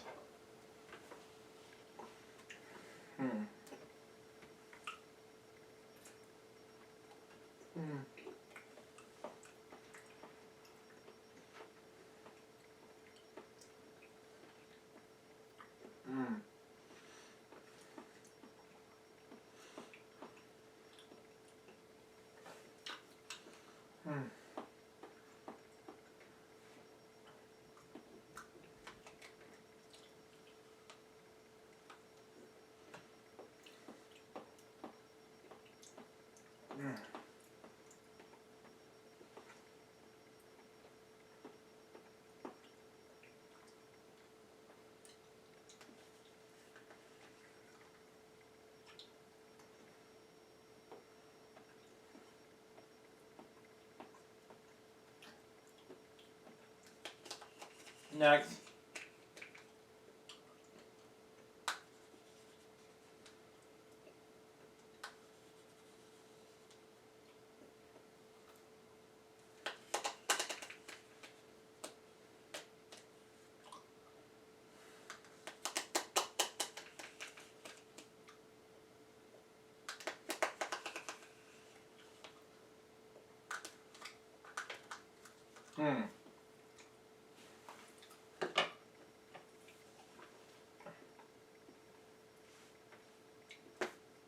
This is going to be a short food review.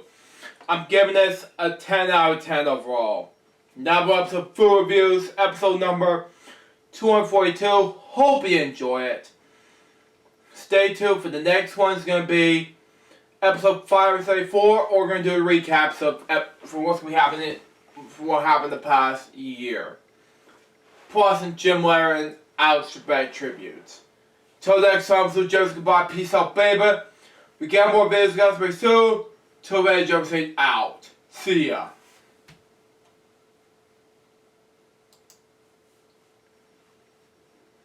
Okay.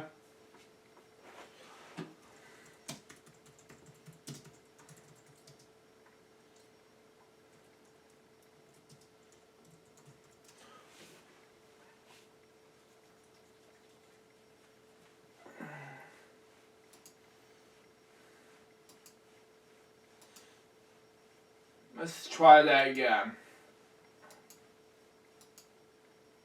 Save. There we go. Let's hope it's not an hour to get this work.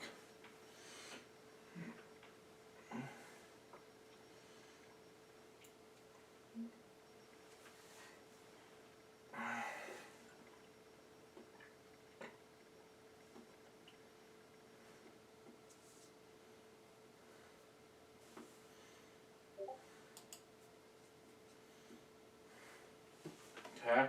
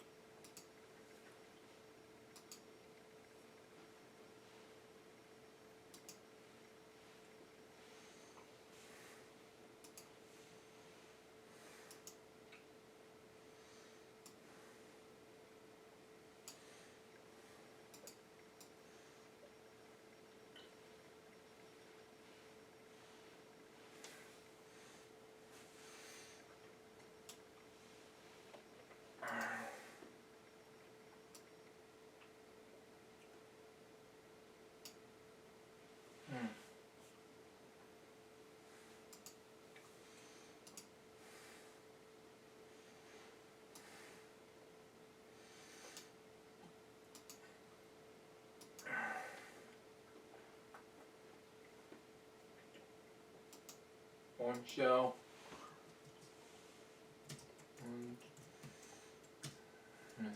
I capitalize it R around there. Gel with peaches. Next.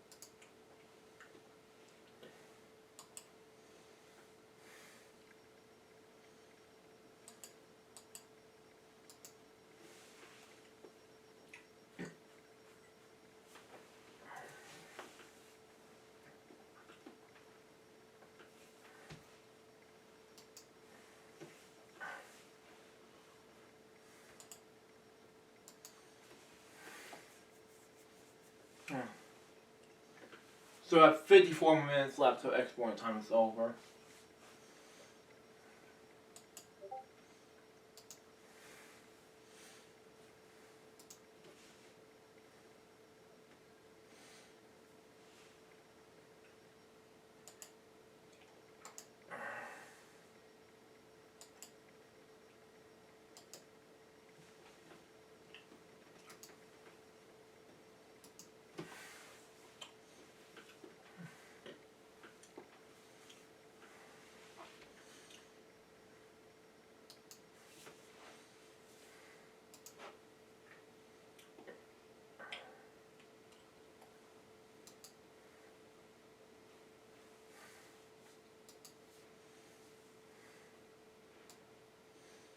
Done. Okay, we're done here.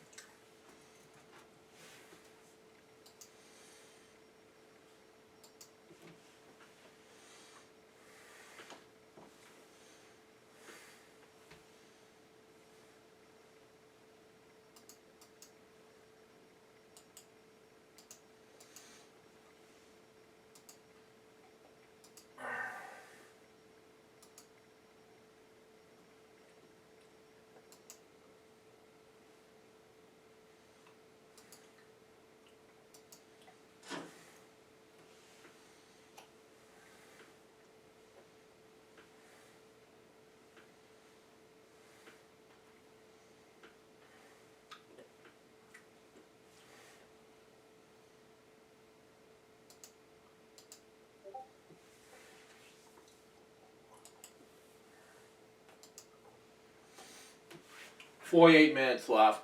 I'll be right back.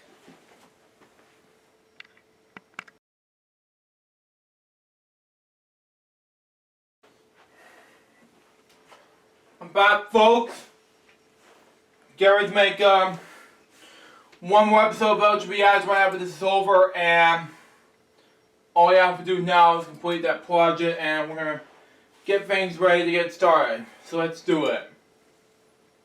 I asked for whatever reason that was. Let's go ahead. Get that done a little bit. DoorDash orders.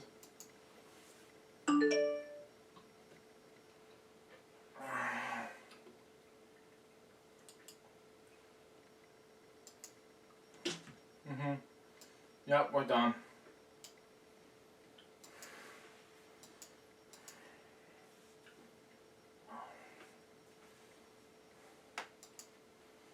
Okay, we're done here.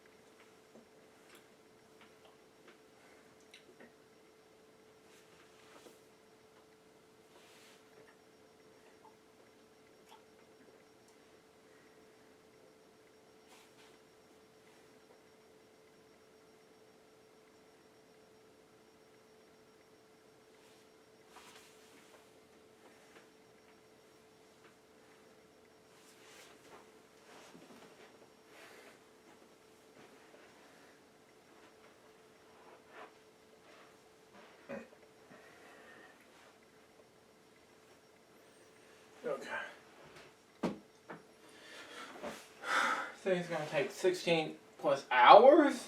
I don't get it.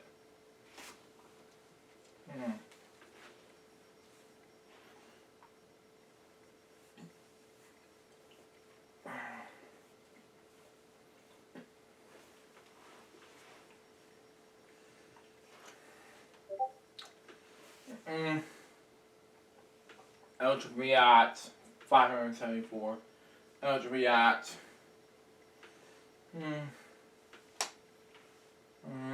I'll have 3 episodes. I have 3 episodes remaining of Ripley's Believe It or Not.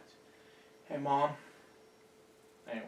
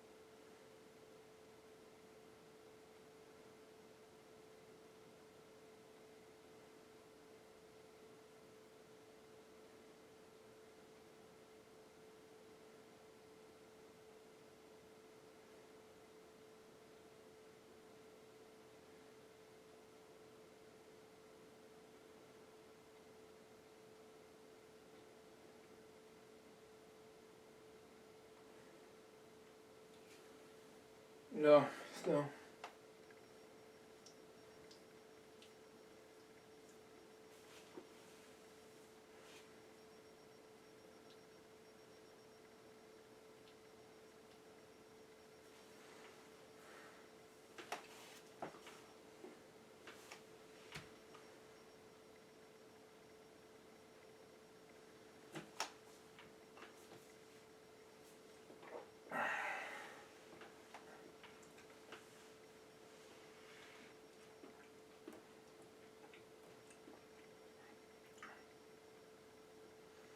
Okay, we got an hour, 50 minutes left.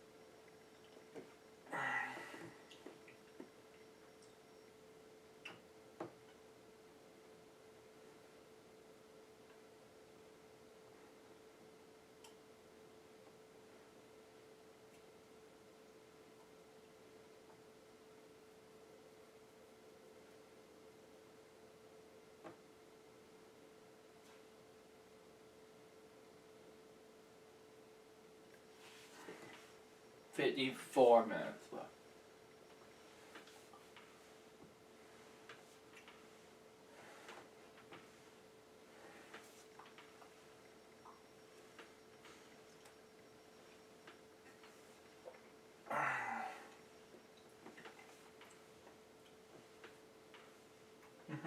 Yep. 46 minutes. 45 minutes. 44 minutes. Good. Yeah.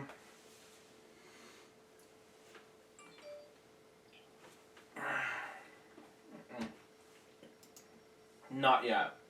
So about 41 minutes. I'll be right back, folks. Gotta get take care of some business.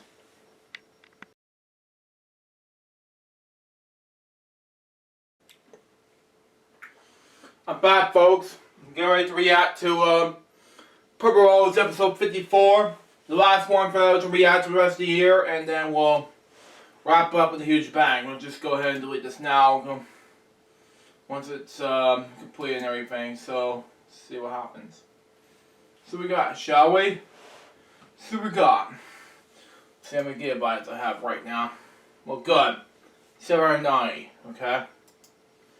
Okay. See how this works.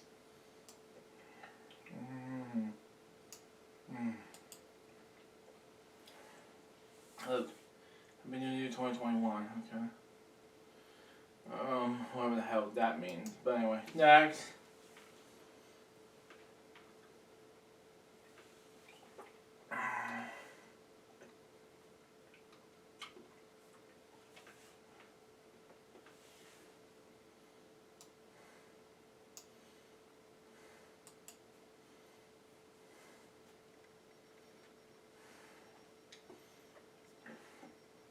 Okay. This is my childhood friend, you know? Not or.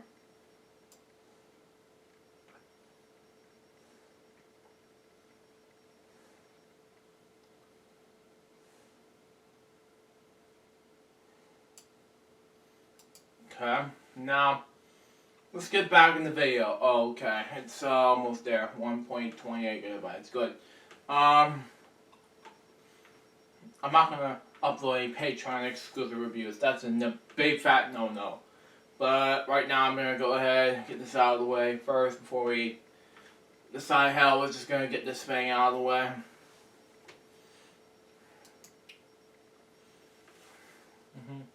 Yeah.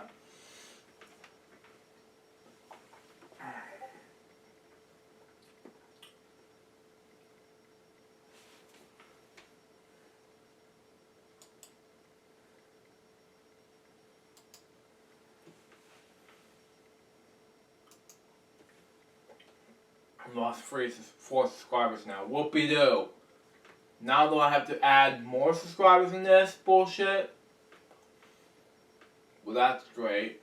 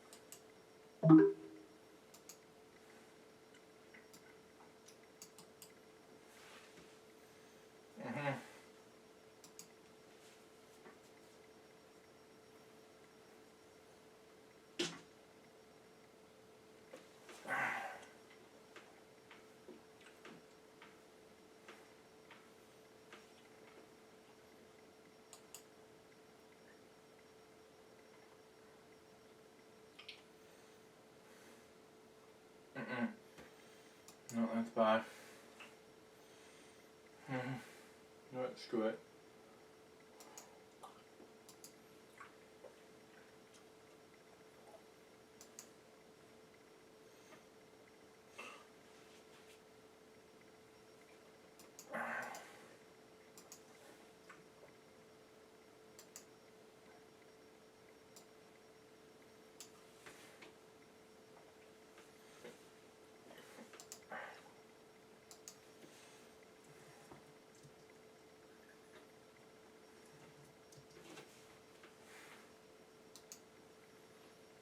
No, we're almost there. Got DoorDash orders, episode number.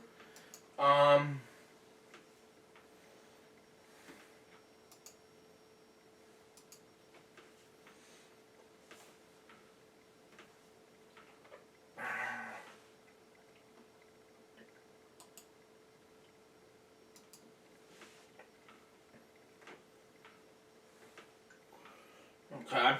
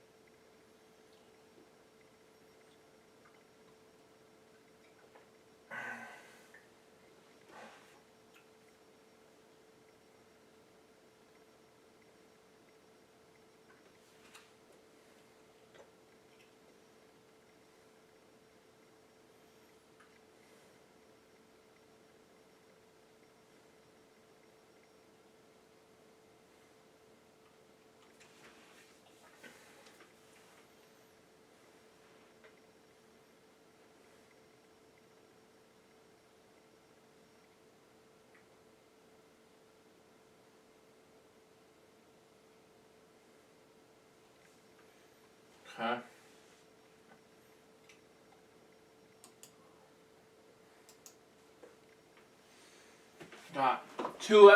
We got one episode left of LJPCBM. Let's get started. Dog save how we. I'm gonna get to that some other time. Bob Shaween stuff. But anyway, let's get to that right now.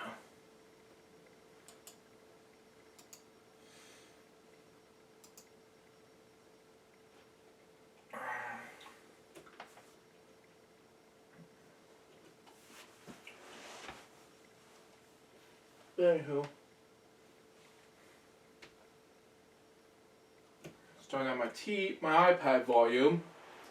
We'll get to our episode in just a few moments.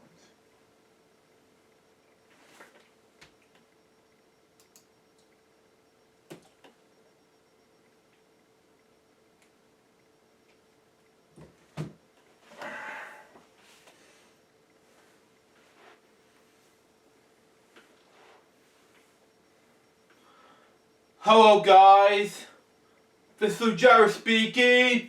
Welcome to LJPCBM episode 574. This will be the last one for the new year, for the 2020 year, to celebrate the new year 2021. And today we're reacting to Purple Roads episode 54, Spirits of the Lot, Puppeteer, and Artist. I don't know he's an artist, but let's just do that anyway. So we're going to react to this beginning in 5, 4, 3, 2, 1, go.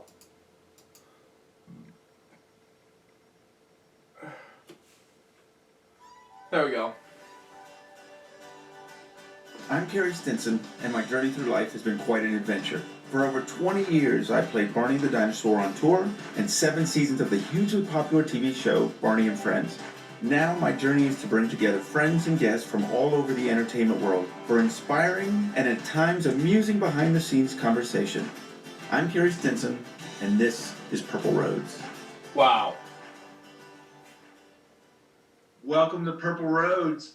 This is such a fun and a little different episode here. We've got Spencer Lott, who actor, director, but all this comes through puppeteering, and we're going to talk a lot about that. This is so much fun.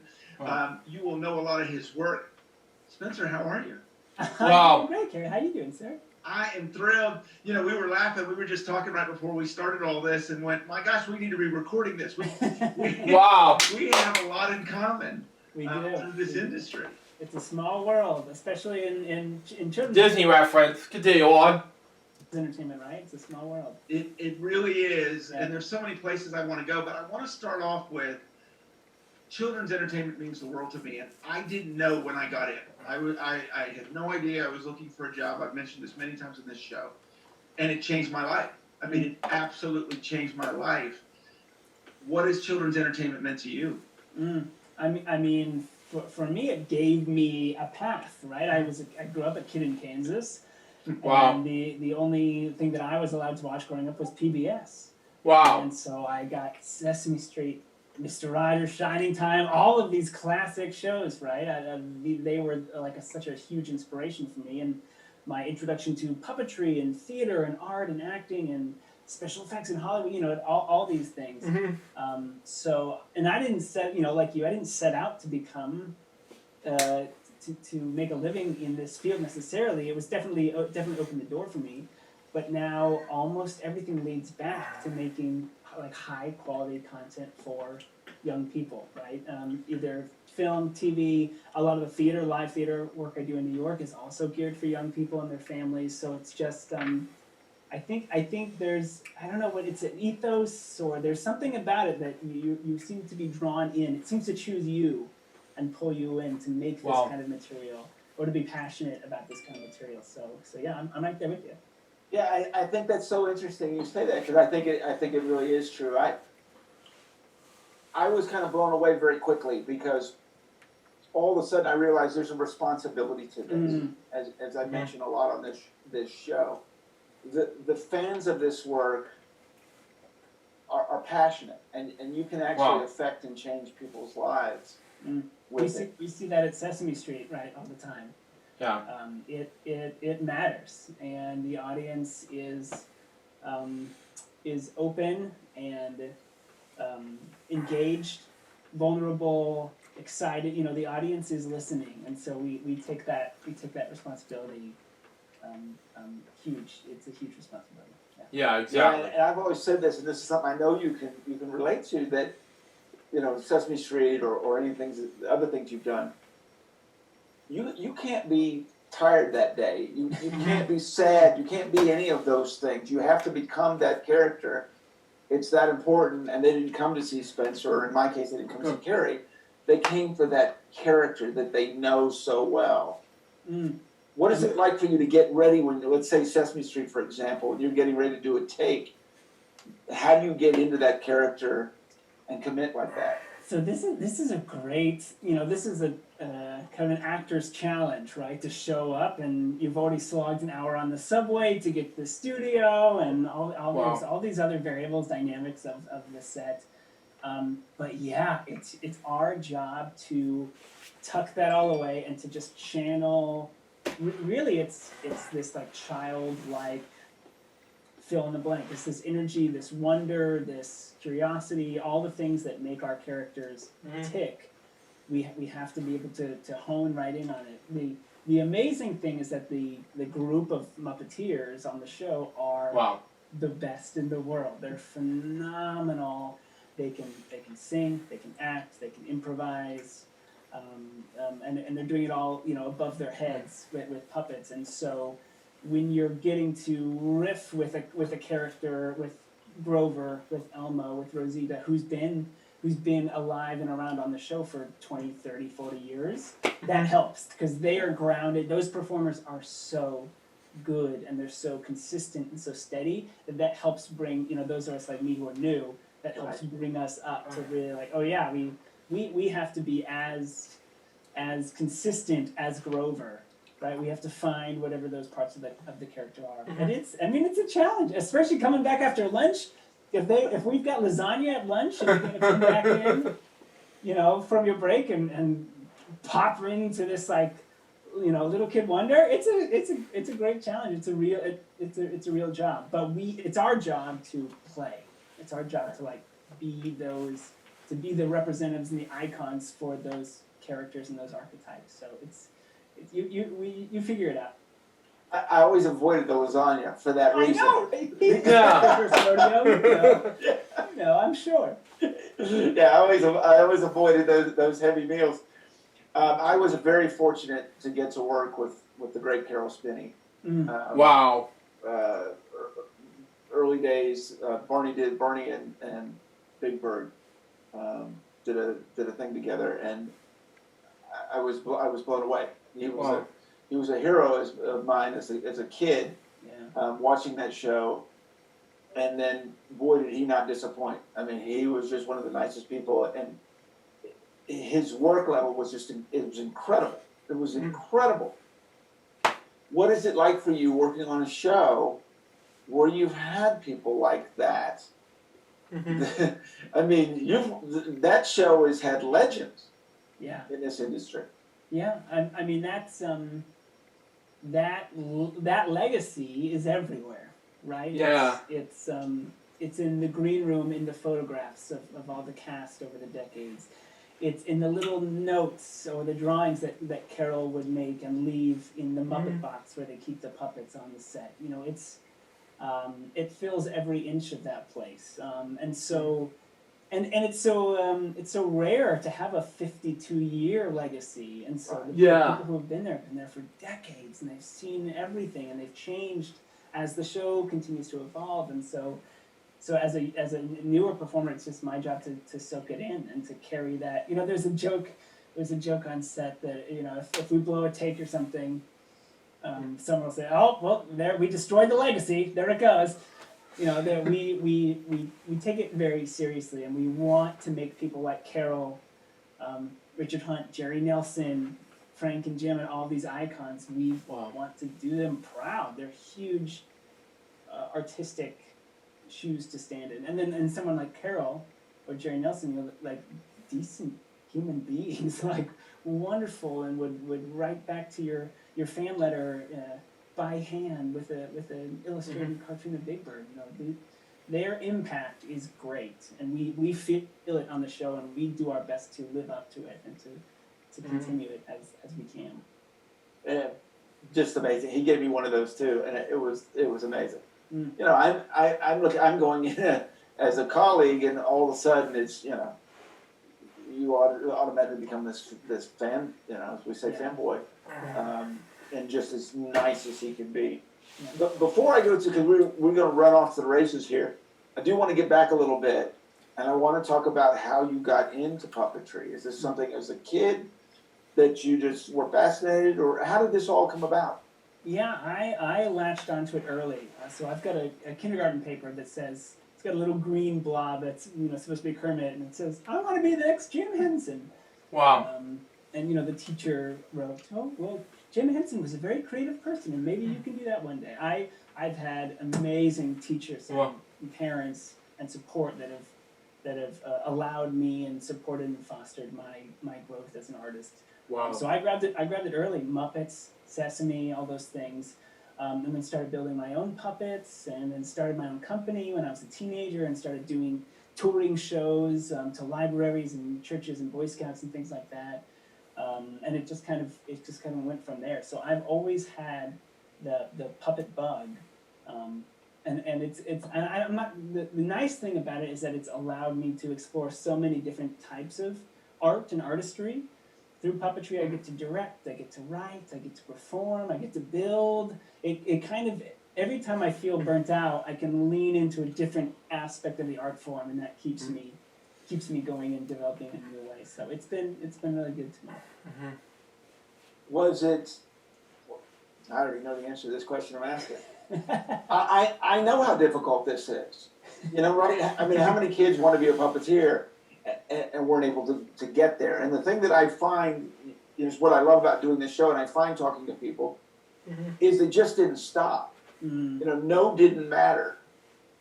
They just kept pushing, and, you know, is that kind of what happened for you? You just, you know, because you write something like, I want to, well, yeah, how many people want to be the next Jim Henson? But there's only one Jim Henson. Wow. And how do you go to making that become reality? You know, the only way I can answer is that magic combination of support on one hand, and then just blind faith, stupidity, naivety. You know, Wow. the failure wasn't really an option. I'm very privileged, right? I came from like a middle class family who was able to support it, and I was able to help pay for school and things, and so there were ways.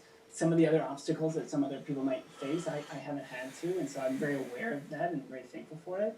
But yeah, you just keep going. It's blind faith, and you know, and I'm sure you understand. This is like you work so hard so that you can get lucky, right? You put in all this time and all this sweat so that you're in the position to then get lucky later, And it's a journey, right? It's an ongoing. Wow. And depending on the day, especially in like pandemic world that we're in right now, depending on the day, I waffle back and forth just like anyone else on, am I having the impact that I want to have? Am I making strong artistic choices? Am I, all these things. So it's a journey for sure. But it's doable. I'm a kid from Kansas. Wow. I found my way into. I get to play with my mentors. I get to play with my heroes. I get to be a part of this legacy.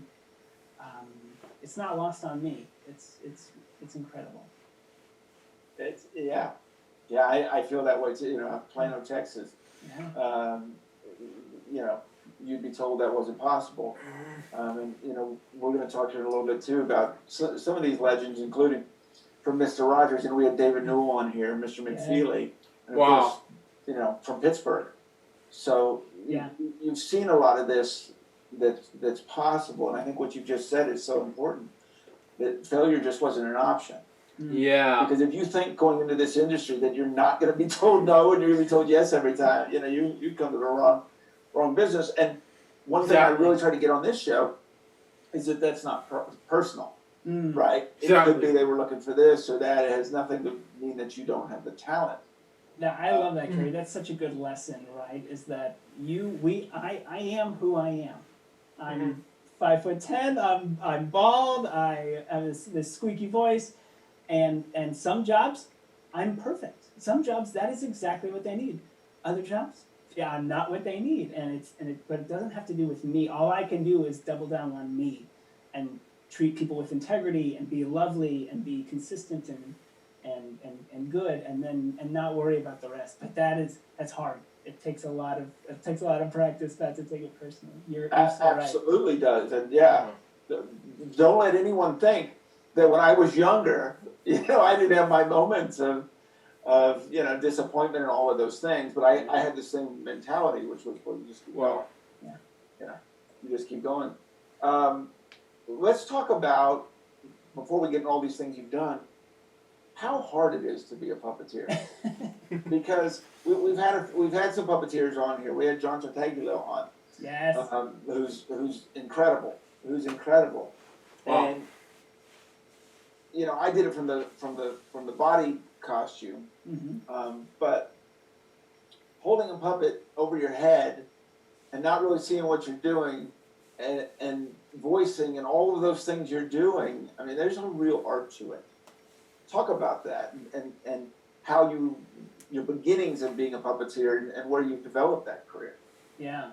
So I started doing stage puppetry, doing my own shows, touring around and building my own puppets. Wow. But the goal was always to see if I could get into television. I didn't know what that meant or how to do that. I went to the O'Neill Puppetry Conference in Waterford, Connecticut. Eugene O'Neill Puppetry Center. It's a national conference run by Pam Marciero, the legend from Sesame Street. And my very first year, I was 17, and the director of this play that we we're going to workshop was Martin Robinson, who plays Snuffleupagus and Telly Monster on Sesame Street. Wow. And so after the first day, we were rehearsing this play as the stage play, and I knew I'd been practicing. I knew how to lip sync and focus on things. Wow. And Marty came up and said, "Oh, you're pretty good, kid from Kansas. What's your deal? How are you on a monitor?" And I said, "What's a monitor?" And he said, "Oh, no." He goes, "Do you want to do television puppetry?" And I was like, "Yeah, so that's why I'm here, absolutely." He goes, "Then you have to learn how to use a monitor." And so, and I don't know how I never connected this. I'd read so many books and seen so many behind the scenes specials and things, and they were always looking at a monitor, the puppeteers were, but it never connected that was a skill that I'd have to develop. Or I just thought it was like a mirror, right? And I didn't recognize that the way that Jim Henson, that they developed the style of puppetry with puppeteers was that the monitor would be straight scan, so the image is flipped. It's it's truly what people are going to see on their screens at home. And so when you move the puppet right in space, it goes left on camera. And so it takes you basically have to start from scratch. You have to start over, and everything you know you have to throw away and figure out just how to line up and how to focus and how to walk and interframe. And you're also collapsing 3 dimensions to 2 dimensions when you go into the frame. And so that whole process took. I'm still working on it. It took a decade. Marty kicked me off, and then I've been, I go to trainings and workshops, and I practice. When I first learned, I went home and set up a camera and a television in my basement and practiced every day for a year, just lip syncing to the Muppet movie and to songs and just figuring out how this thing works. So there's like the technical aspect, which takes a long time. It's deceptively difficult. Wow. If you've ever like tried to shave in a mirror or something, it's like backwards. And then there's the acting part, right? And then there's the support of the. You have to support the scene, support the text, support your collaborators. It's a really very demanding. I think you wouldn't know how hard it is. The greats do it with such ease, but when you try it yourself, it can really mess with your head. So it's taken me, and I'm still picking up tricks. I'm still growing and developing. My eye is much better than my skill still.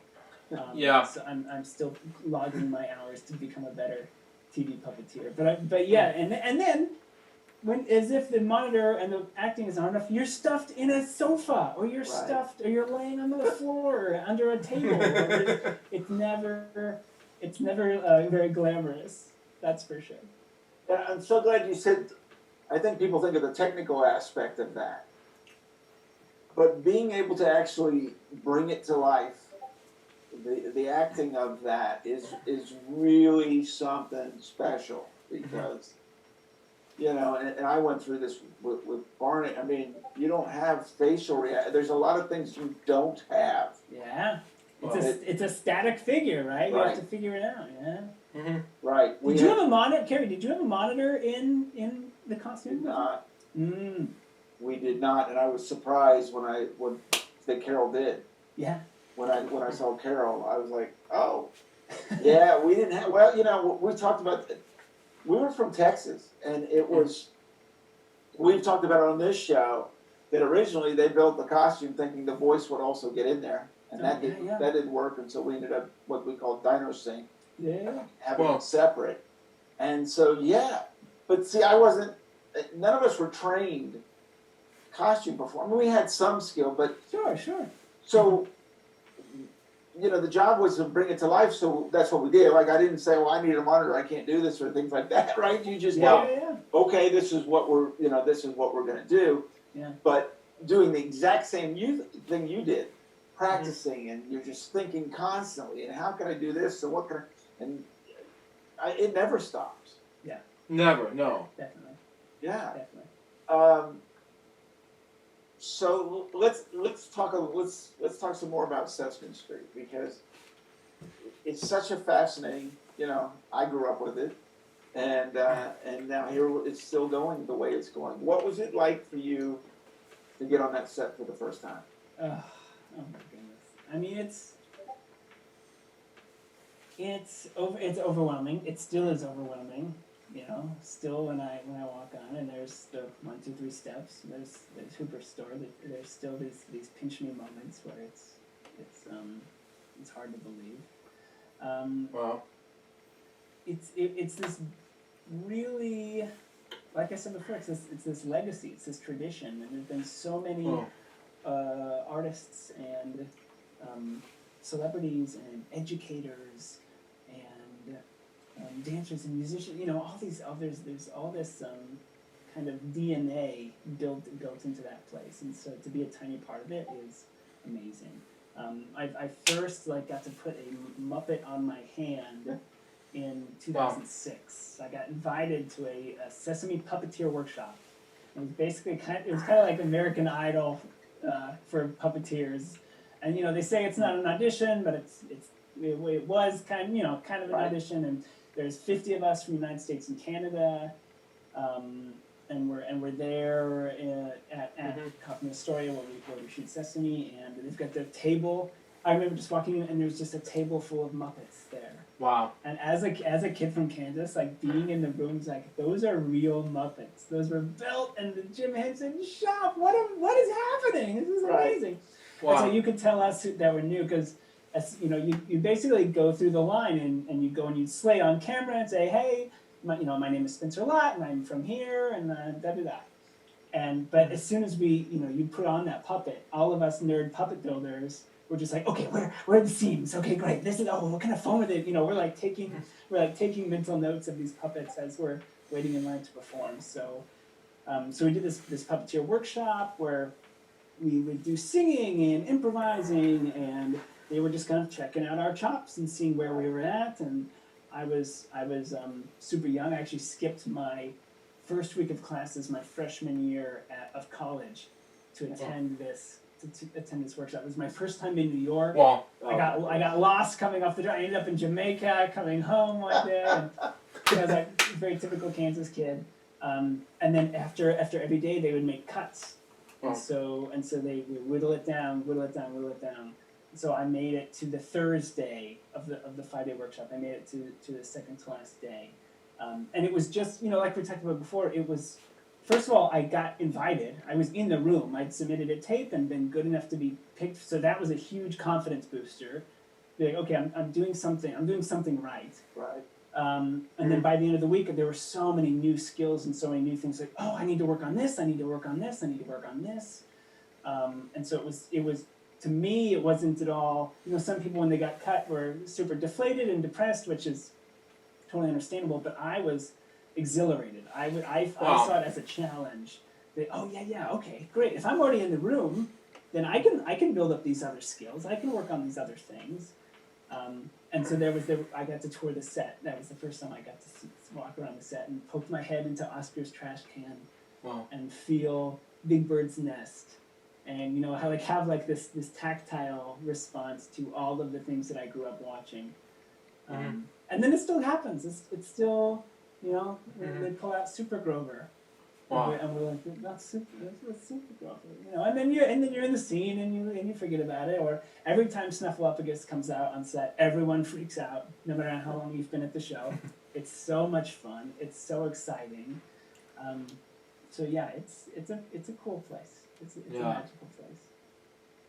Yeah, obviously, I got asked a lot, about Sesame Street all the years I was doing Barney and the Connections and things of that nature, and it was pretty special, getting to meet several people from there and work with them. It's such a cool thing. I want to talk a little bit about the building these puppets. Yeah. In a lot of different areas, because I'm curious, does that help you puppeteer something that you built and you can build it the way you want it? Or compared to, goodness gracious, you're doing one of the Muppets, there's pressure there, right? Because you didn't build it, but, who are you going to go complain to about this? So yeah. I'm really curious about both sides of that. I find, for me, building has been hugely helpful. Because even when you're dealing with a puppet from the Henson shop, they are the best builders in the world. They're incredible puppet builders. They've been doing it for decades. You have a shared vocabulary, right? So even though I'm not building, I didn't build the character Sam. Right. Like Rusin built him, one of the original Muppet builders. But I can talk to Raleigh about, what is this grip and thumb? Okay, yeah, this is Gasker Rubber. What else do we have? And then there's a ton of deference. They know how these puppets are built, and they're the origin story of these characters. Starts with the design and then goes to the shop. So by the time I was involved, this character already had its own life. So it's my job to respect where it's come from and to take care of it and nurture it. But for as far as that shared vocabulary, and especially on set, when they're like, okay, Sam has to carry 2 books and then put them on the table, then I'm having a conversation with the puppet wranglers who were there, how I want the books rotted, how we're going to switch it out. Because basically every shot, and you would know this, right? Every shot with puppets is basically a special effects shot. Right. And so having that shared vocabulary about where to put the armor on, where to switch to a live hand, those kind of things. Wow. I find it hugely helpful. And then also the reality of being in the business, right, is that we're not shooting every day, Right. especially not me. So being able to build, having the building skill set is just another way to be employed.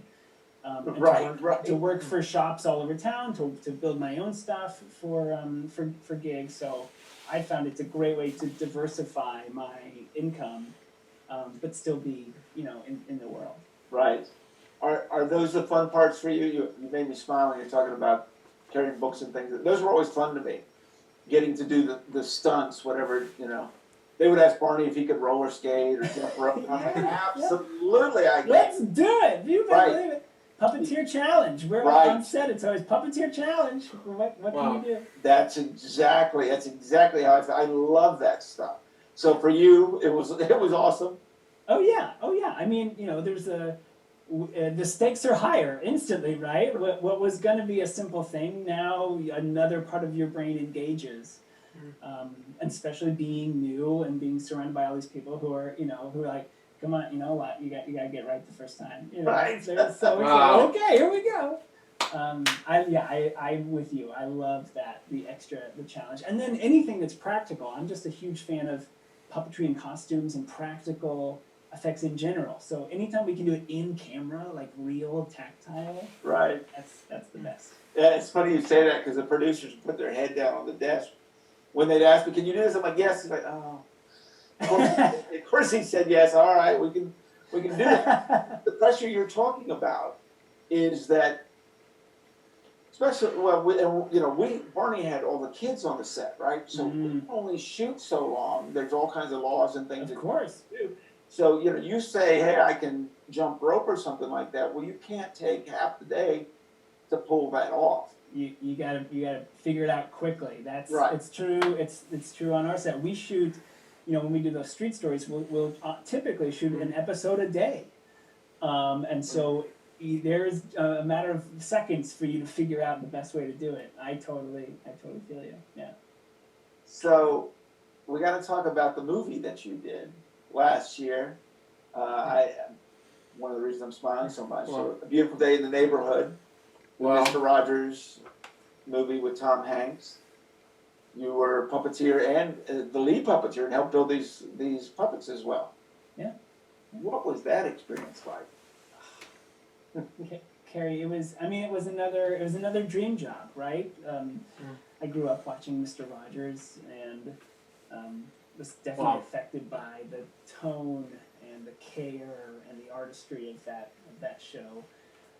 And then we have a personal connection. Fred Rogers was my wife's godfather. Oh wow! And was friends with her parents, with my in-laws. Wow! And so Fred Rogers was already in the air at the house. We've got some signed pictures and gifts and things from him, and so we were already like true believers in Fred.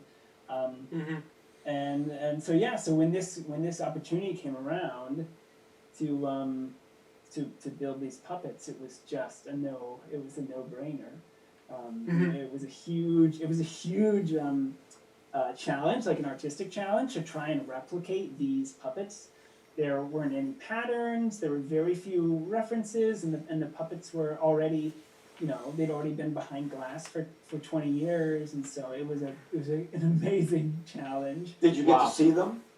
So the production was incredible, and so we got to go out to the I'm gonna say it wrong, but it was the Fred Rogers Center basically at St. Vincent College. There's an archive with all of his things. They've got a beautiful museum there, and so they closed down the museum for us for a day. Wow. And the archivist took out the glass from the case, and then we got to handle the puppets. So I got to try on. Oh my gosh! Tiger, King Friday, XDL. I got to try them on, And then me and my team were frantically, we had one day to do it, so we were frantically taking notes and matching colors and looking at textures and trying to pattern off of the puppets and while not destroying like Sure. the American television legacy. Right. So, Wow. it was such a fun challenge. It was very it was emotional and in the best way. It was Yeah. really lovely. It was a dream. I don't even know where to start on that subject because that's incredible. What that show meant to so many people and continues to be, and those puppets are very basic. Yeah. They're Wow. they're deceptively basic, right? They're just Yeah. those glove puppets. There's no moving features. There's no big fancy things, but they're so specific, and they've been in hundreds and hundreds of hours of television. And so you wanted we needed to get it right, and we weren't going to be able to match everything exactly, but we wanted to get at least the spirit of every character right. And that throughout the production, Mariel Heller, the director, was Wow. outstanding, and every department was focused on the same goal. The sets that they recreated were to the point where it's like there's like chewing gum and graffiti on the back of the sets, and they're like, well, it was in some of the pictures. That's the way it was in Wow. 1994, so that's what we made here. Like the amount of care and the miniatures, the entire miniatures crew, like every part of that film, it was a love letter to Fred and to that show, and people Wow. really put their hearts and souls into that work. So that it permeated throughout the entire production. What was it like bringing those characters to life? It was so. It was incredible. It was incredible. The being in. I remember these moments just standing in the tree, X the Owl's tree. And I've got X the Owl on my arm, and I'm waiting for my cue to pop out. And my cue is Trolley. Trolley's going by, and Trolley's going to ring the bell. Ding, ding. And then I'm going to pop out X the Owl. And it's just like, what is happening? What? How did I find myself inside this tree with X the Owl on my hand? You know, it was, I was geeking out. My glasses were just fogged up the entire time. And I was just in nerd heaven. It was incredible. And then people like David Newell would stop by the set. Let's talk about David. We were talking about that earlier. I want to talk about David Newell because I had the opportunity to meet him on a Barney event 25 years ago, and then we've had him on Purple Roads, and he is Mr. McFeely. I mean, it's incredible. And what we started this show talking about, the responsibility and understanding it, I don't know there's anyone that really, and obviously Fred Rogers was the same way. What was it like for you meeting David the first time? It was magical. And he was just so kind and open, and I was over working on the puppets or something, and he came over and just launched in and was like, I was the props master for many years, and I took care of those puppets, and we stuffed those puppets in bags and kept them in the file cabinet. And when he told me the story, like one time, I believe if the story is correct, they like double booked Daniel Tiger for something on accident, and so they needed to David had taken him to the airport, but then he needed to be back for a photo shoot or something, and so they put him in a cab. They put Daniel Tiger, the puppet, in a cab, and sent him across town for this photo shoot. Like he just had nothing but gracious things to say. He was so impressed with the work and was so flattered and so excited by what we've done to try and recreate like every inch of those puppets. And he was so generous with his time and gracious and the stories he told. And he was, I think you're absolutely right. He takes it seriously. Wow. And he has been able to live this life where he means so much to so many people. And was on both sides of the camera, right? Was kind of instrumental to how the show was made, and yeah. Well, and he did PR for Fred Rogers as well. A lot of people don't know that. Yeah. Which is fascinating. All the levels that he did. From what I learned there, I mean, Fred had a small nucleus, a small team, and they did everything. They were producers. They were helping him create the show, and this kind of small loyal group grew with him and grew with the show, and now a number of them still work for Fred Rogers Company or Fred Rogers Productions, and they're still involved in his legacy, and so it was pretty incredible to get to meet some of them and be a part of that piece. Well, we're talking all about this, and we haven't mentioned Tom Hanks, by the way, was in this movie, and an amazing performance that he did in this movie, because I was probably, like a lot of people, were very skeptical of this, and to the point where I wasn't sure I wanted to go see this. And I love Tom Hanks. I think he's an amazing actor. But Fred Rogers was he was so unbelievable. As a kid, I felt he was talking to me, and so to see this. Even though he's done Toy Story's Woody, by the way, and the 4 remaining Toy Story movies, and Polar Express as the conductor and everything, and so many others. Continue on. And it could have been a bad parody. I mean, so what Tom Hanks was incredible. What was it like working with him? I mean, the reason he is Tom Hanks is it's for a reason, right? Sure. He's very smart. He's very kind. He's very focused, and he's very good at what he does. He's a professional actor. I met him at a camera test for a fitting. We're going to make sure that the puppets, we're going to fit him in to give him a rehearsal puppet for Demon Tiger. And I've got my little puppet set up on the table, and I know that any minute Tom Hanks is going to walk through the door, and the door busts open, and he comes striding in, and he goes, "Hi, I'm Tom." It's just like, what is happening? Oh my God! Hi, I don't remember my name, but I'm happy. It's more like, "Hi, partner. My name's Woody. Shake my hand." Continue on. I don't care. And we jumped right in, and he grabbed the puppet and tried to, try it out. We looked at some of the things in the script, but he was way more interested in me. Okay. And my notebook. He said, "Where'd you get this notebook? Look, your hand. I love your handwriting." He was much more interested in me as a person and as an artist.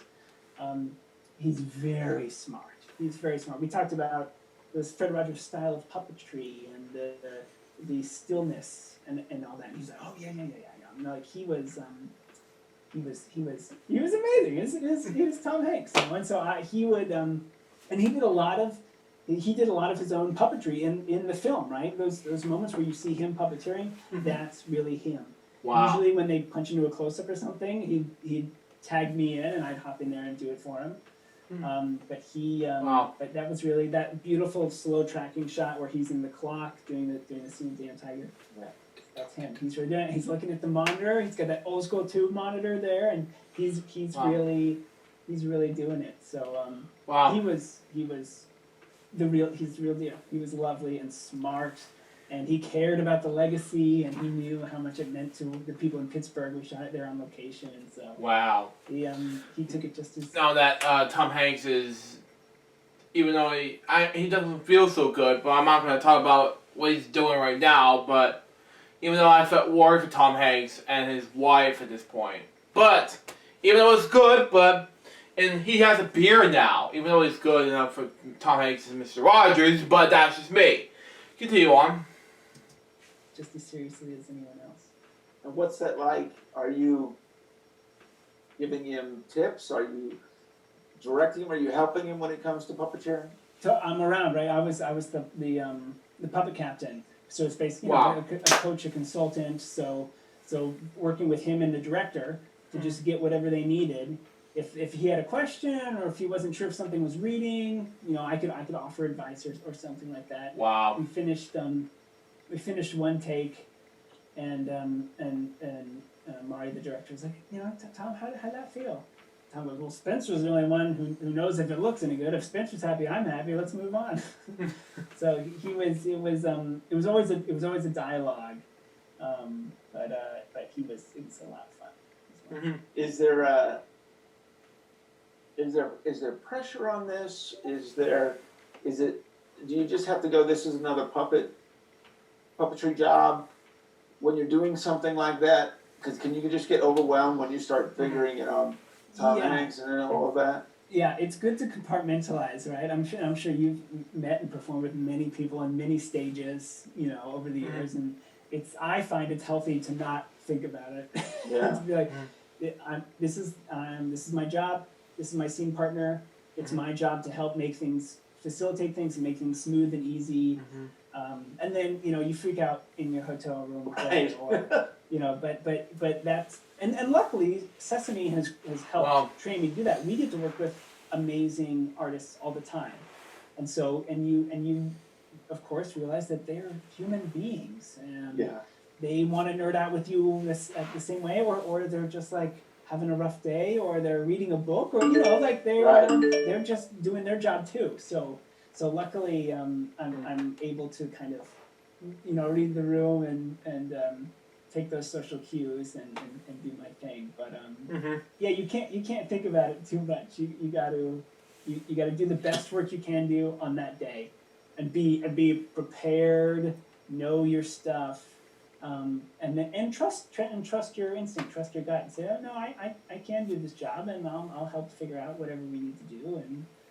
And because puppetry is such a niche thing, you often, even though I'm relatively young in my career, you find yourself becoming the expert because there's not that many people around that they can refer to. So you learn how to advocate for yourself and for what you need pretty quickly. So those are skills that I'm always honing and developing. It's funny you say that. You're bringing back all these memories. When I played Radio City Music Hall back in '94, I was brand new at this, and I was the second. There was 2 Barneys in that show. I was the second one. I was also doing all of the meet and greets and things like that.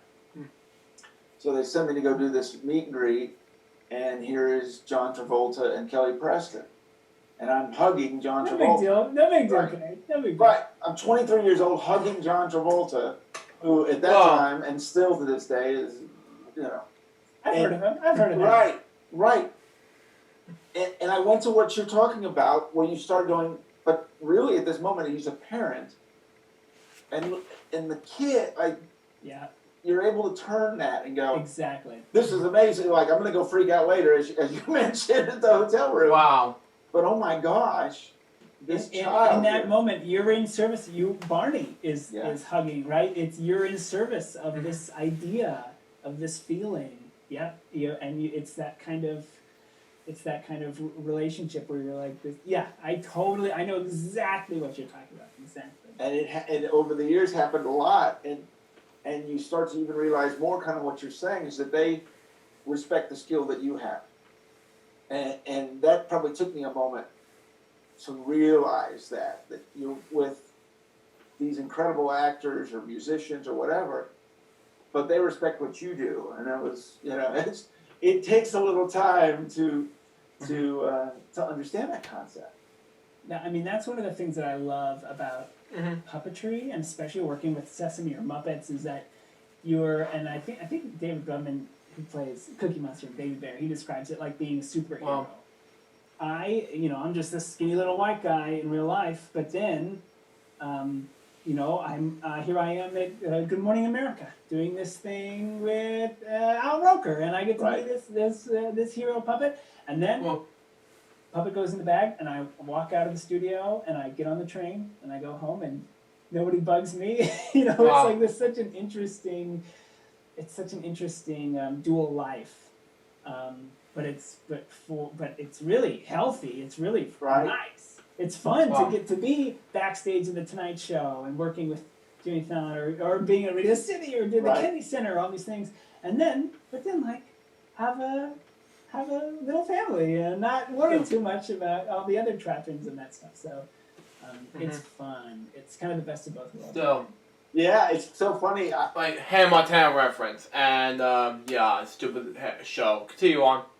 I had the opportunity to do a lot of that myself, and it's a really crazy thing.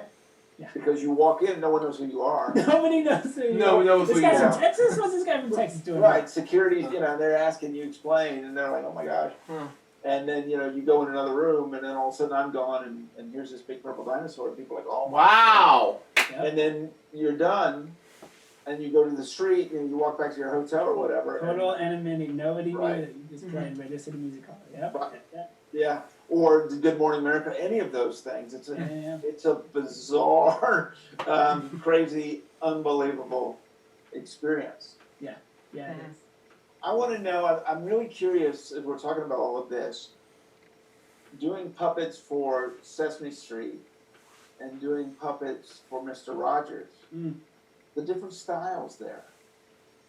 Yeah, I mean it's the tone, it's the construction of the puppet, it's the tone of the story, it's all those things. And luckily both puppets inform those choices, right? Wow. Muppets are often beautiful, brightly colored, big eyes.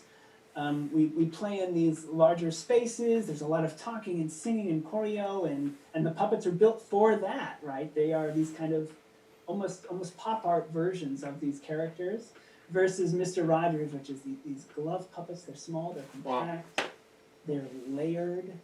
They're painted still, right? They don't have any moving features or mechs or anything. Wow. And so the puppet intrinsically impacts the performance, right?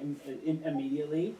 But then the tenets of puppetry are the same, right? Stillness, focus, breath, like the things that make a Muppet come to life are similar to what make Daniel Tiger come to life. It's just that the parameters are a little bit different. And it's a dream to be able to have done both, right? It's a pretty rare opportunity. And it's actually turned me on. I love glove puppets now. I'm obsessed with glove puppets. Wow. Because they're so simple, right? And it's at the end of the day, it's just this. A glove puppet holding anything human-sized is hilarious and charming. A glove puppet holding a human-sized book is like, well, this is what puppetry is so magical. So wow. I'm a big proponent of glove puppets now that I get to spend so much time in Fred Rogers' worlds. So then you've talked about because you've done puppets for kids, right? You've been out live events. What is that experience like for you? I mean, one of the things I love about it is that they get to see the behind the scenes. For me, as a kid in Kansas who was so hungry for any kind of content, any kind of puppetry, special effects, Hollywood, television, to be there live and to say, hey, I'm a performer, but this is the puppet character, and this is how I make it talk. This is how it moves. These are the tools that I use to communicate. Like I love sharing that behind the scenes thing, and then seeing that connection with the young person and their caregiver, because often the parent or the grandparent has also grown up on Sesame Street. Wow. And so they have their own emotional nostalgia and this emotional connection with whoever the character is, and so that's magical. I love being able to share that and to encourage people that this is there are versions of this that are obtainable. This is a thing. You can this is an approachable art form that you can adapt to tell whatever kind of story you need to. What kind of questions do they ask you? That's a good question. I mean, sometimes the question is, do you do the voice? Like, and so that's there's always different puppeteers have different answers. Some puppeteers are infuriated by this. But yes, we do. If you see the character, that is the performer doing the voice. 99% of the time. Other questions. I mean, I'm having trouble coming up with any like specific ones. How do I find out more, or how do you do? Or sometimes they'll ask, how did you get the puppet to smile? Right. And you'll say, this puppet's face is fixed. Right. This puppet's face is foam, but it's in the attitude, in the acting, in the breath, and that's you get the feeling of a smile. So that's sometimes they ask questions about that. It's the magic of it all. Yeah, it's really interesting talking about that. Will you strange your old man? I'm joking. Continue on. Is that difficult for you if you have a puppet that's always happy, and having to show the different emotions, or vice versa? Those ones, and I'm thinking really about Mr. Rogers.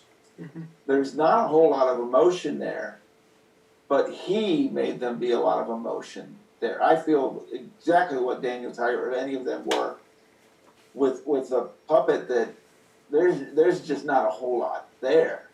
And then that's such a testament to him as a performer, right? And him as an actor and a storyteller. We feel it. We don't need a moving mouth. We don't need blinking eyes. We don't need digital tails. We don't need any of that.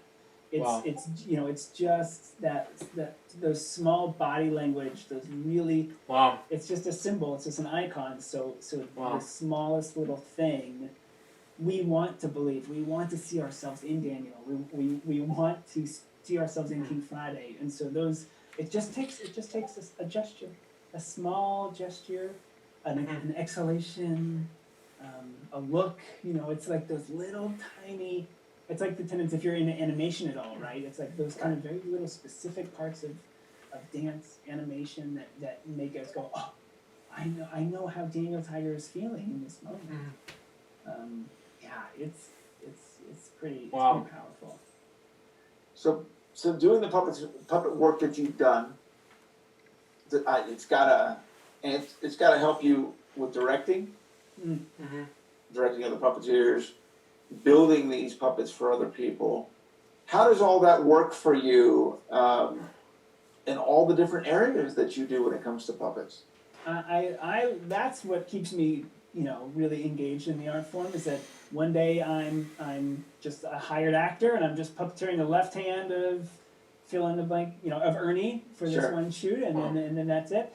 And then the next day I get to build, and the next day I get to direct, and it's what I love about that is that it gives me a better awareness of everyone else's job. Wow. Right? So next time I'm on set at Sesame, I can be thinking, I just wrote a script that I'm pitching to a TV network, and so I know, the things that have already gone into this script I'm aware of. So I'm not just going to throw it away after the first pass. I'm going to give it some respect. And then I know some of the same. I just directed a shoot, and so I know that I had this challenge with eye lines, and I'm seeing this director has a way that they've already solved that. It just basically has given me a greater awareness of all the other components of a set or of a production, and how to utilize them, and then how to know my role, and know how I can solve a problem, or how I can anticipate if there's going to be a problem, and then also work begets more work, right? So for the film, I was just hired as the puppet builder, and then they were like, well, wait a minute, we're going to need puppeteers, aren't we? And I was like, well, I'm a SAG puppeteer, I'm available. And they're like, oh, great, well, you know how the puppets were built, so you should do this job. I'm like, great. And they're like, well, can you help us cast other puppeteers? We don't know how to cast puppeteers. Like, let's run a casting session. So, if you say yes, and you're lovely, and you're honest about your skill set, but then also, but also can do your homework, it just begets, and you can grow and grow and grow. So, I love. It's so funny you say that, because that's what happened to me. I actually did birthday parties for Barney at the very beginning. Yeah. Wow. Just showing up, it was crazy, and that's what kept happening. Can you do this? Sure, I can. Can you dance? Sure, I can. And I went from doing the basic movements to end up touring and that thing. And I think that's such an important part. There's a lot of people watch this show that are interested in all of those things, and that's such a huge part. Is jumping out. Be careful. Don't bite off more than you can chew. Right? Be honest, right? Yeah, be honest. Don't tell me you can do something you can't. Yeah. But for my sake, I was not a great dancer, but my mom taught me how to dance. She was a professional dancer for 70-something years. So, if you say yes, make sure you can do that. Yeah, and that's really what it's that curiosity, right? It's a little bit of shared vocabulary. It's the curiosity to say, oh, okay, I'm not a dancer, but I've seen I recognize what dancers do, so maybe I can pepper that into this performance. Or, I'm not a piano player, but I can do a Muppet playing the piano really well, So yeah, Karen, I think that's crucial, right? It's being optimistic and saying yes yes, I can do that thing, and then hustling to make it happen, doing your homework, asking your network, figuring out the vocabulary to actually follow through. That's so much of what being an artist is, really. So, what is the future in the professional world for Spencer Lott? That's a great. I mean, we're in this moment of limbo right now, Yeah. right? So it's such an Yeah. interesting question. I'm always asking about impact. How can I use my very limited skill sets to make a great impact? So I'm the associate artistic director of a company called Trusty Sidekick Theater Company in New York, and we create original work for young people and their families. And so now we've been figuring out how to adapt to a digital age and how to bring stories through audio and video to our audiences, which has been really fun. And then I just built some puppets for a new HBO pilot. It's work for adults that's going to come out in this next year. And I'm writing some TV shows. I've got some concepts and some treatments for some new shows that I'm pitching around to some folks to see if I can make something myself. Wow. Because the dream is always just like hiring your talented friends. It's all I want to do is get these talented people some work. So that's what I'm looking into. Well, I can't thank you enough for being here, Spencer. I love talking Sesame Street and Mr. Rogers and all of that, and I'm fascinated. And I don't think people understand. We did some things in common, but body costume work and puppeteer work, there's definitely some different aspects to it. Yeah. Yeah. I mean, the tenets are similar, right? Like Right. focus and stillness and all that, and working on a set, working with young people. Right. Like there's a lot we have shared, but then yeah, there's a different set of movement and lip sync and characterization. There's like different there's different qualities to both types of performance. But sweaty and Yes, long hours Mom. on set. I know all those things. So shared humanity for sure. Yeah, absolutely.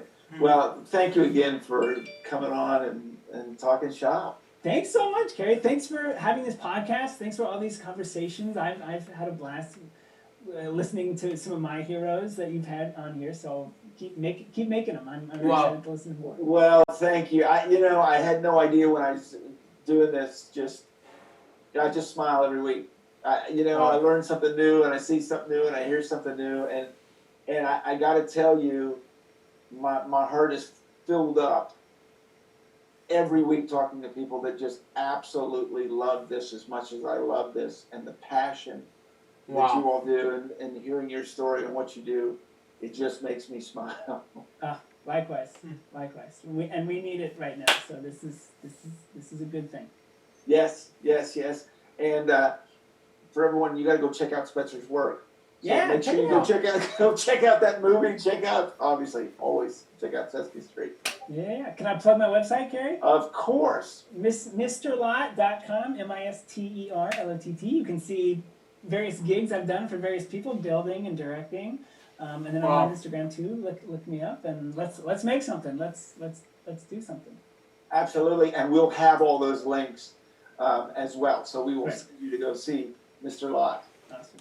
Thank you so much, Spencer. Thank you, Carrie. It's a pleasure. Thank you. Thank you, and thank you for watching Purple Roads. Remember to keep your eyes, ears, and your heart open, and you'll find your Purple Road. We'll see you next week. So that was Purple Roads, episode 54. Spencer Lott, the puppeteer and artist. What do I think about this episode? It was amazing. So far, this episode went to be a success. And Happy New Year 2021.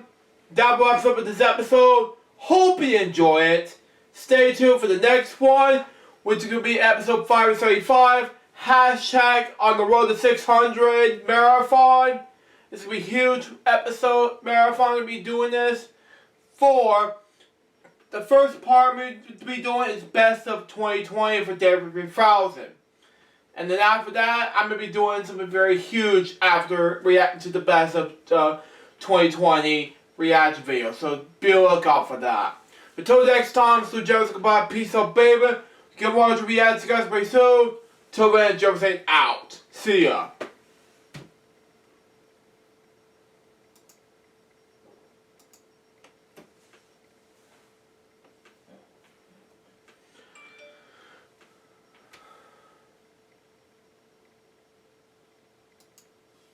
Add new document. Okay.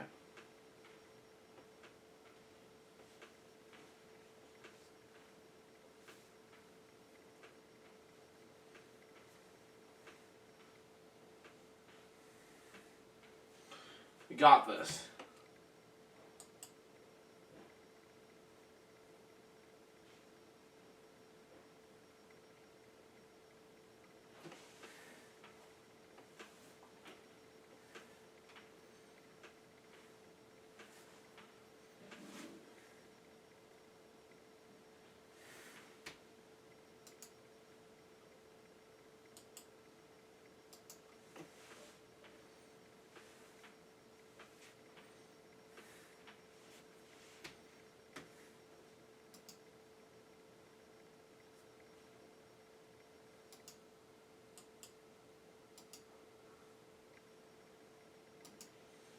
Okay, we're clear now.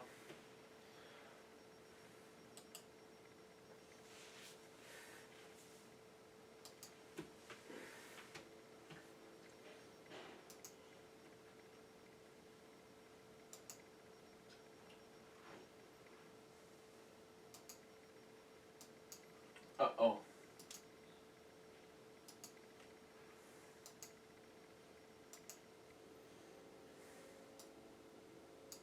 No.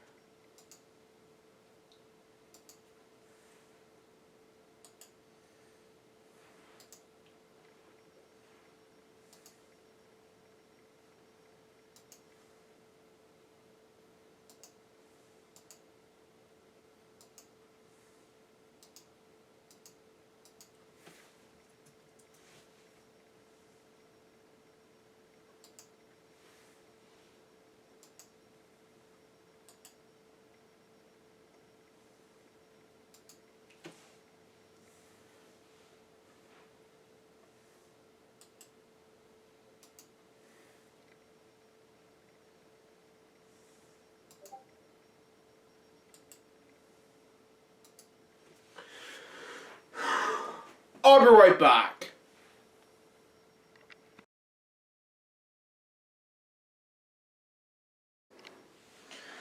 I'm back, folks. Sorry for the delay. I just came back from other things random. So now I feel like I need to export some things random, so let's just do it now. So we got, shall we? So we got. So how many we're on right now? 118, okay. Let's just do New Year's and we'll figure this out. And then we'll see what happens next.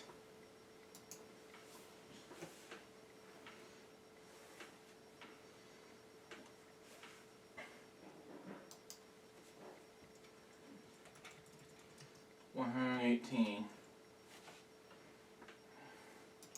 There's a team. Okay, what page am I on? Come on, move it. Oh well.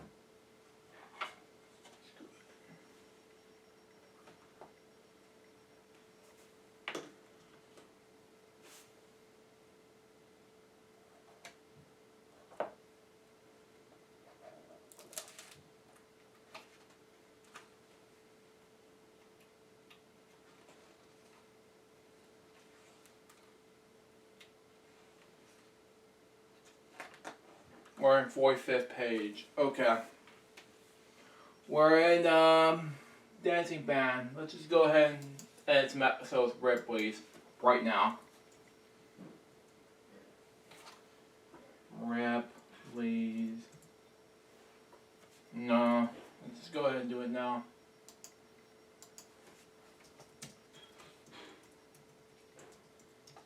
Bam. Let's go ahead and get it episode 120.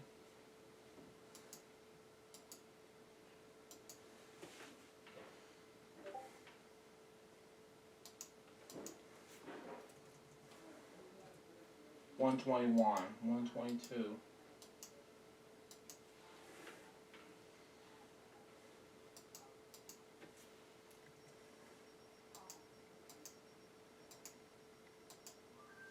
$123. Okay. There we go. We got it.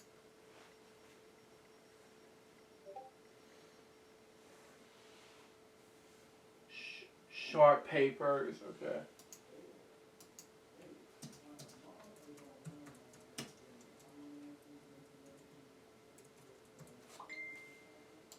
Then I got 121. I got no 4. Okay. Here. Okay, now we need to do now. Let's core this. Give me real quick, whoever your name is, Josh. Okay. It's Josh's name is.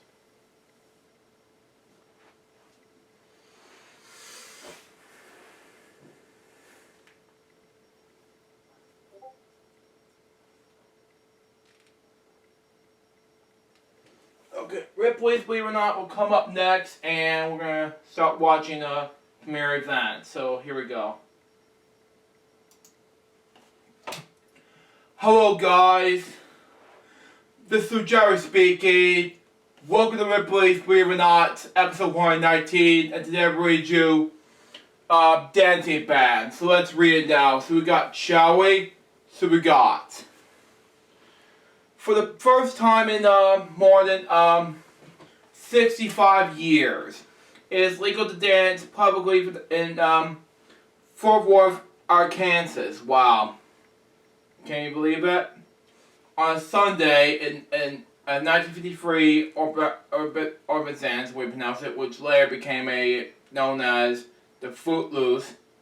Orbizans, after the movie, was a town that bad dancing, wow, and rock music were finally repealed in 2018. Jeez. So tell me, believe it or not? And that wraps up this episode. Hope you enjoy it. Stay tuned for the next episode, which is going to be Shark Papers. Till next time, Blue Jays, goodbye, peace out, baby. We get more episodes, guys, very soon. Till then, Jump State out. See ya.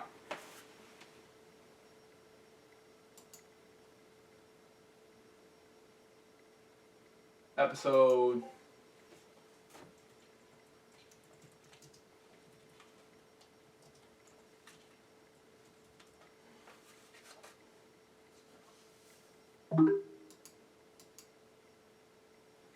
Come on.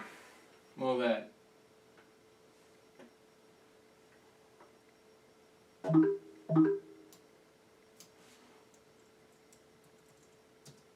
I spelled episode wrong.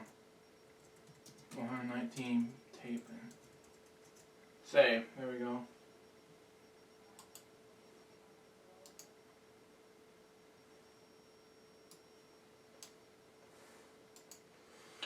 Hello guys, this is Jerry speaking.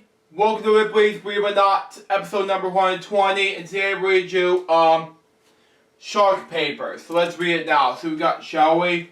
So we got in 1799, okay, an American privateer warship, the Nancy, was seized by the British warship, the Sparrow, in the Caribbean region, forbidden to American ships at the time. Wow. In this occasion, captured the Nancy skipper, okay, Thomas Briggs, who threw the American papers overboard and replaced them with Dutch's forgeries, we pronounce it. Charged in Jamaica with smuggling, we pronounce it, contraband. Bridges set to walk free for lack of evidence until toward the end of the trail, another British warship, HMS, Ferret arrived at port. The Ferret has caught a large shark off the coast of Haiti. And inside the shark's stomach were the incriminating American papers that Briggs had disposed in the ocean. So tell me, believe it or not. And that wraps up this episode. Hope you enjoy it. Stay tuned for the next one, to be the last one for 2020. Mel Fall. Till next time, Blue Jays, goodbye, peace out, baby. We get more episodes, guys, very soon. Till then, Jump State out. See ya.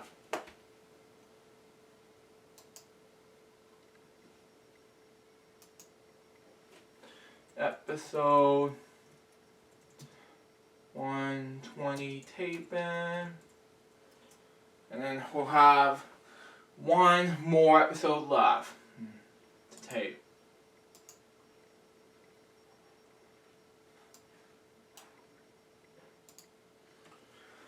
Hello guys, this is Jerry speaking. Welcome to Ripley's Believe It or Not, episode number 121, and today I read you, sorry, I misspoke with that time, they go boop, boop in the background, but anyway. We're going to read you Mel Full, so let's see what we got, shall we? So we got Gerald McCraveney, we pronounce it, paid weekly visits to just 6 hairdressers in New South Wales, Australia. Wow. Over the period of 8 months, you collect the thin scraps of M&M, we pronounce it, football that are used and then discarded in the hair, dyed, processed, and then up with 1 ton of Mel. So tell me, believe it or not. And that wraps up this episode. Hope you enjoy it. Stay tuned for the next one, which is going to be Scarab Bills. Coming up next on Flyers Blue Jays 2085 is Happy New Year 2021 / Elgin 2020's wrap up. But first, we got the recaps of 2020 along with Happy Retirement Mark Shields. Until next time, Blue Jays, goodbye, peace out, baby. We get more Elgin content for you guys very soon. Until then, Jump State out. See ya.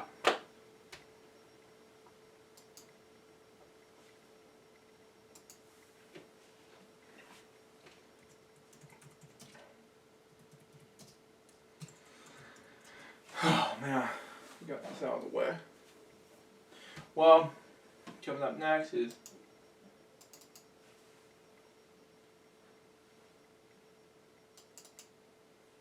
$119. Dancing band. Dancing band there. All I need to do now is complete the episode with the bang. Yeah.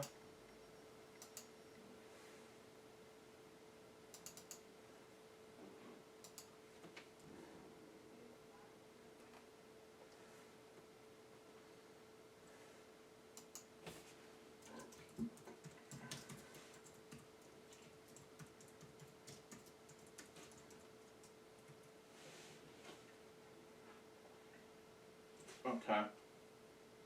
Okay, I have no idea what this is. Next!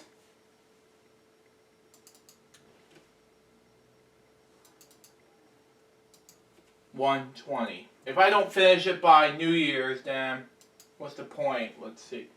Shark papers. I misspelled shark wrong. Damn it.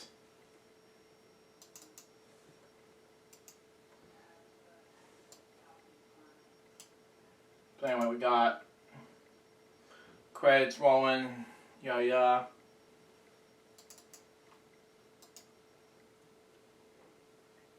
Shark papers. Yeah. Get this out of the way.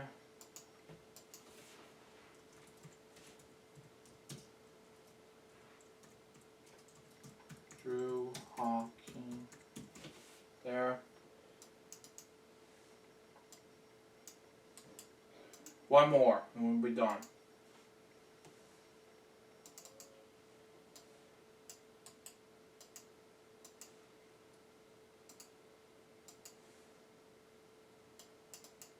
$121.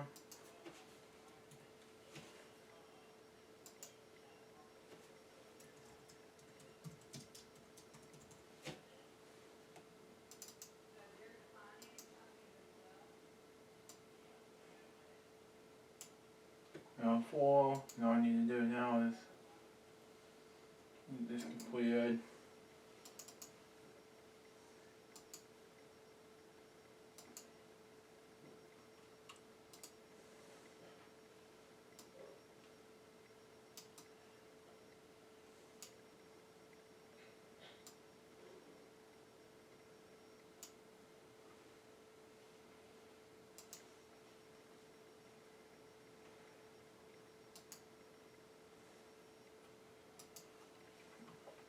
Okay.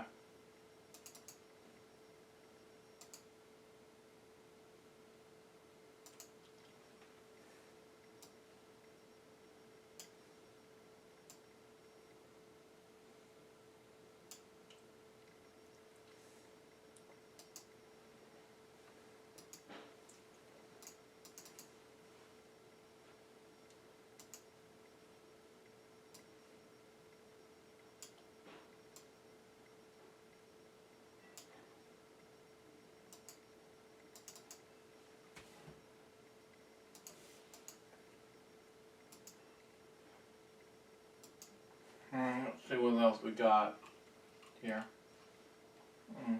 Credits one. That's been credits. Yeah.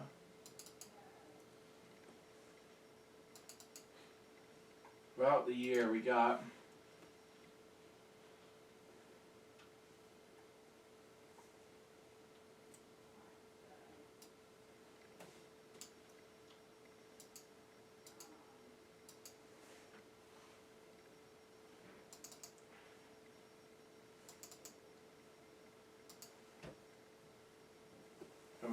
most of it be done by the end of the decade. We'll see.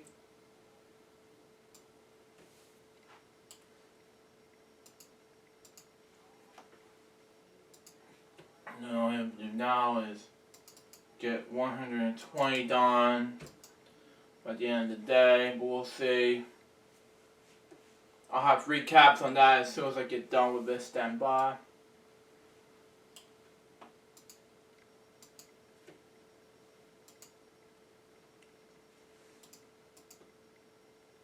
Well.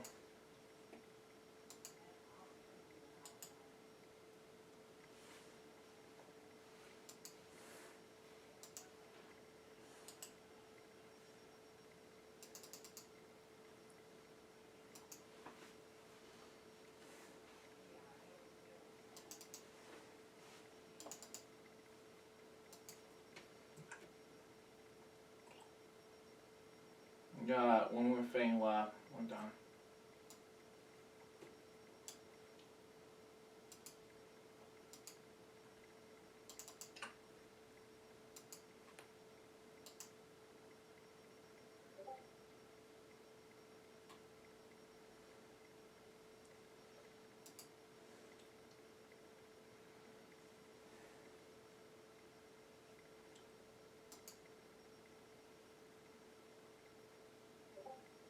No.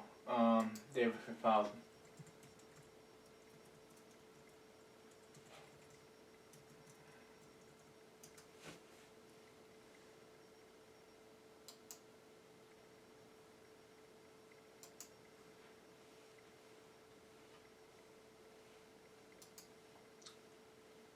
He's almost there to 2,000, 1,400 subscribers.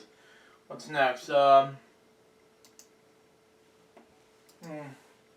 anyway, let's get this out of the way because I'm about to do more Shields thing before I begin this, you know? That's just me.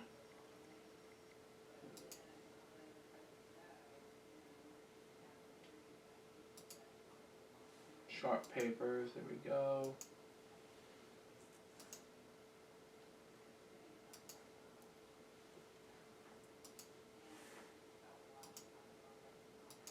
How long is this thing gonna be?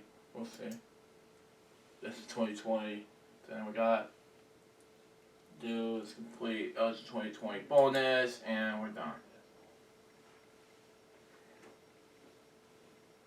Ah, 3 down, 2 more to go. Oh man, that hurt. And we're done with 2020, you know? Let's see what we got here. We got the Mark Shields one. Happy retirement, Mark Shields. Retirement, Mark Shields. And if I misspell it wrong, then you will.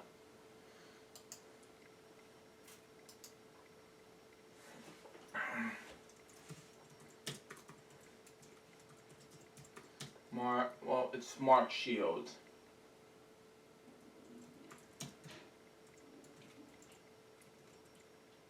I spelled it right. Okay.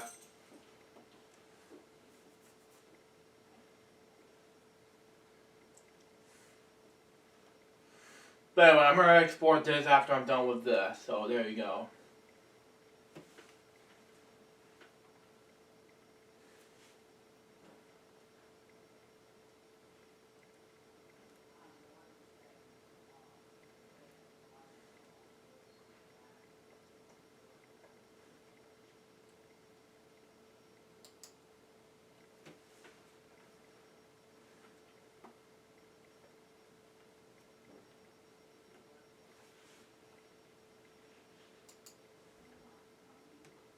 No, go back. Okay, let's go Wikipedia now.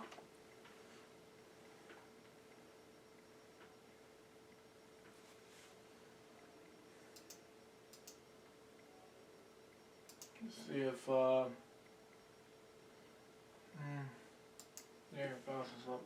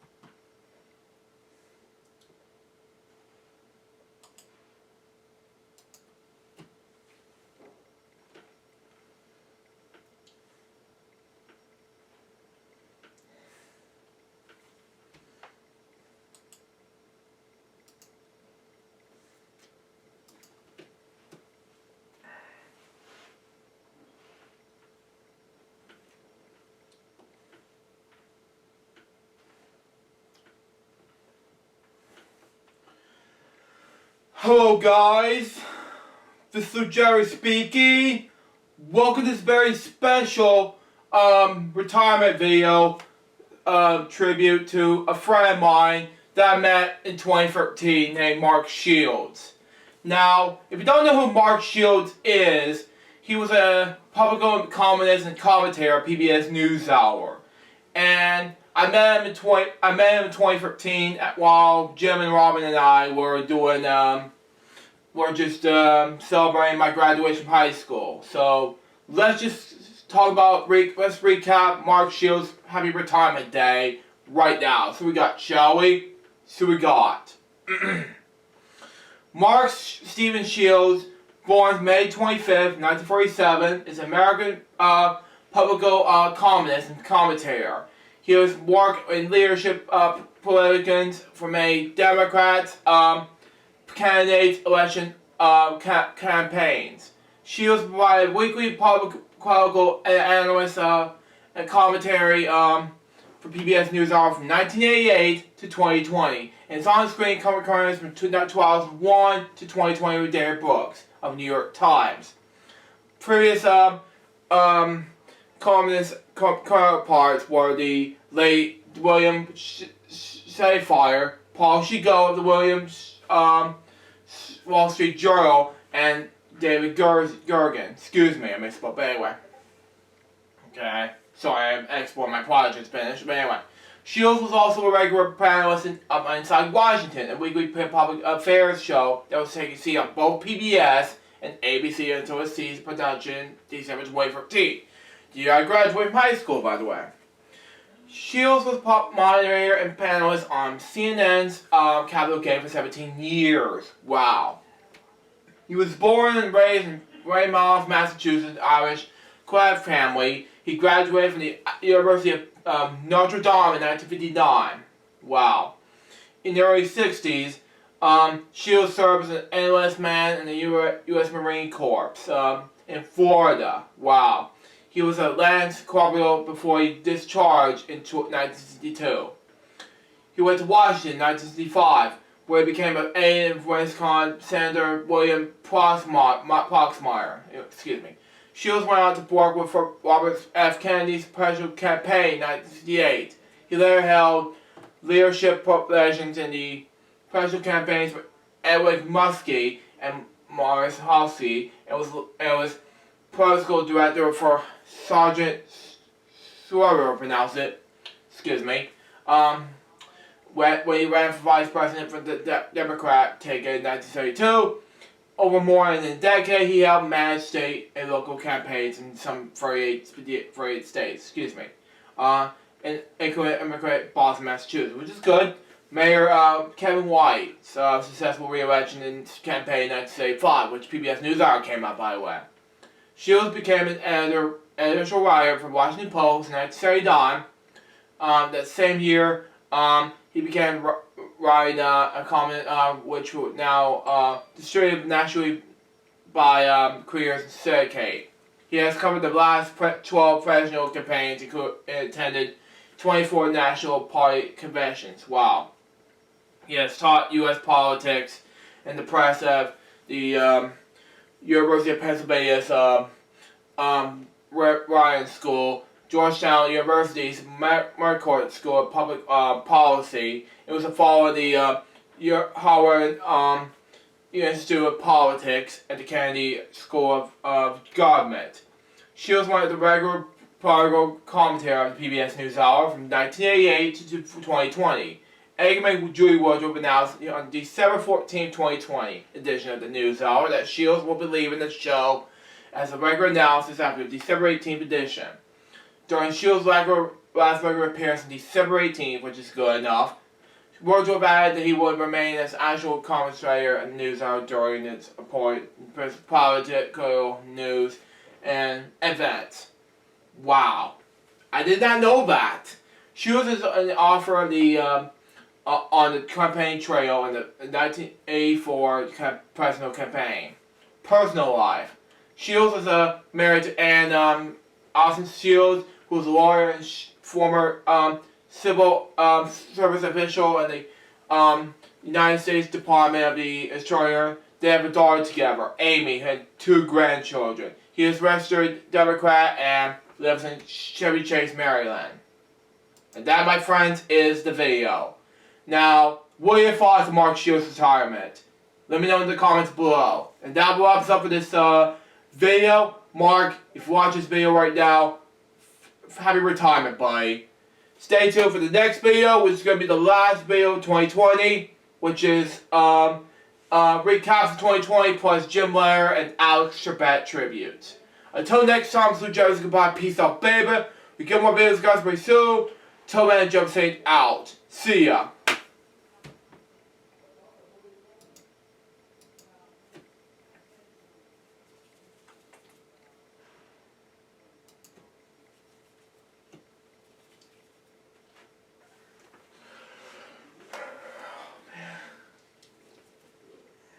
Now what we need to do now is get this out of the way and see the premiere event. If not, then we'll have to figure this out. See if we're clear or not. Come on, clear for me, please. Thank you. Legendary 3,000 posts. Okay, that's good. Want to know? Okay, whatever.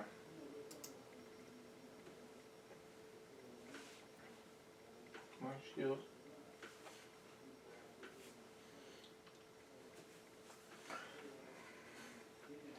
Met him and Jim Robin and I were Robin and I.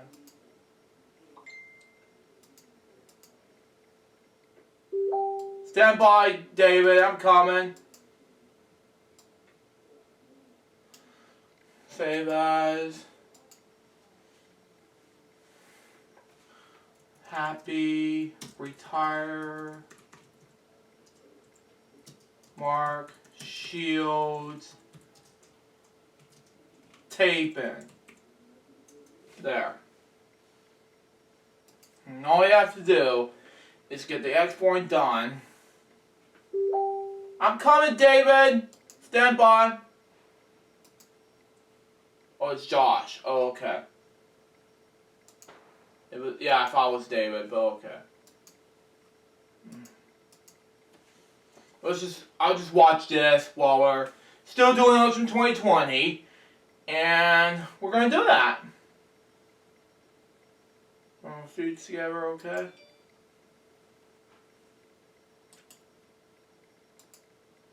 Export this now, yeah. And what we're gonna do now.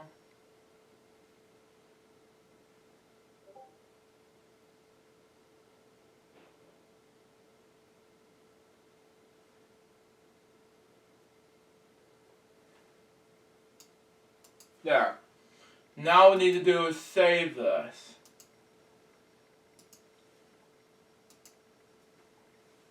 And export the project. There. And, yeah. And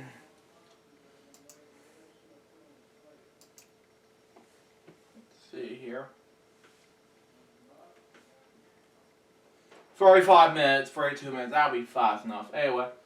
Right now, we gotta see if we can wait on David to upload this and be done with, yeah.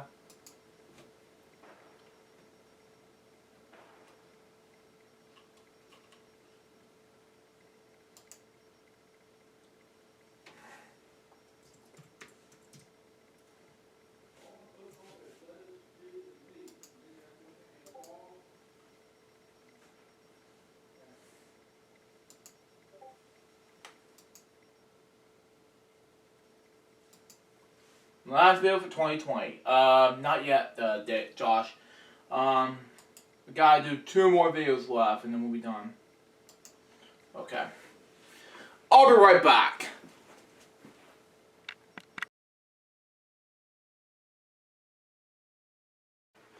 I'm back, folks. I'm just getting ready to eat that one burrito, just in case we're gonna celebrate the new year. And all you have to do now is complete the one project while I'm watching the best of 2020 for Day 3000. And all you have to do now is complete the exporting range. It's going to take 14 minutes to complete it. And all you have to do now is be done. Period, the end. Let's eat that burrito. Right now. Smells like it. Okay, let's see it now.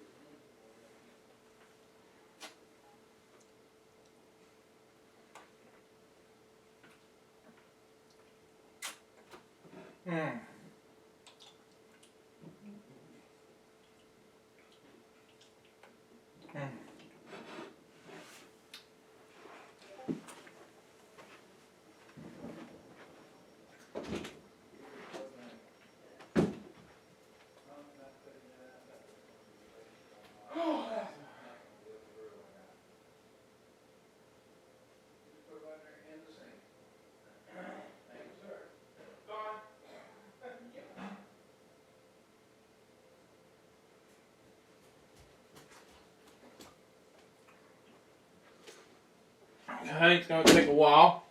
Like 8 minutes. Good.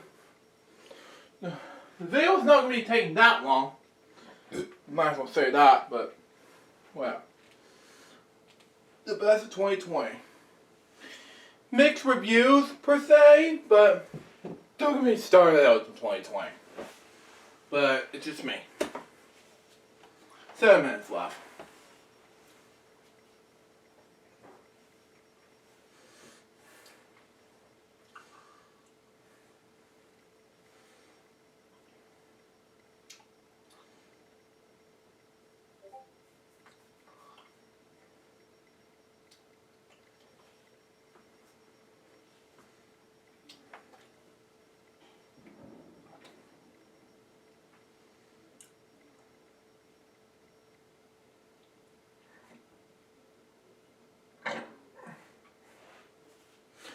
Oh man, 6 more minutes and I'm done with exporting for today. Let's just go ahead.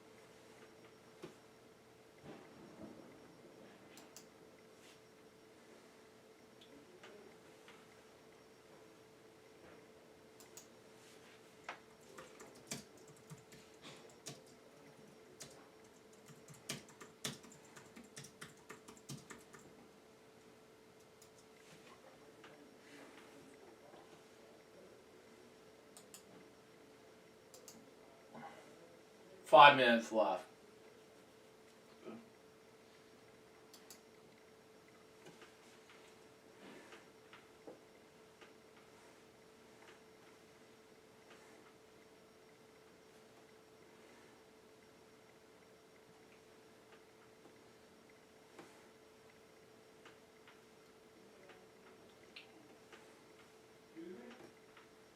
Let's go back. One coin.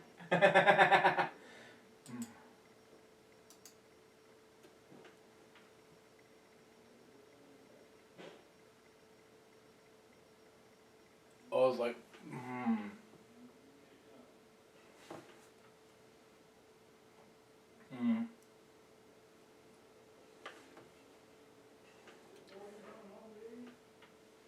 Not gonna attend that play along that. But, 4 minutes, okay. You can do that.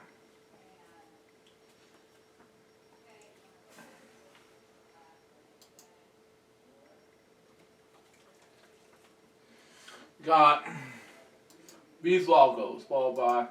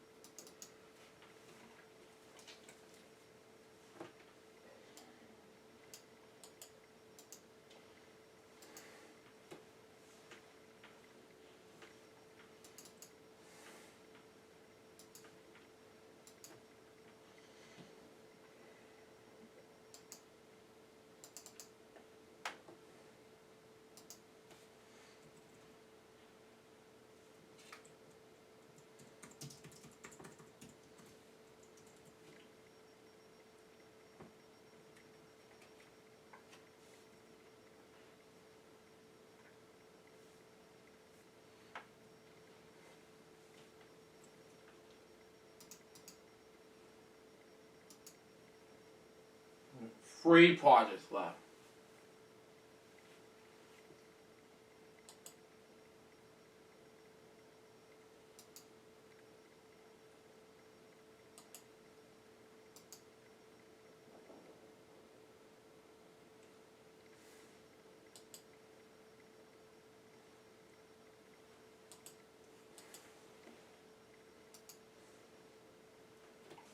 No more time left.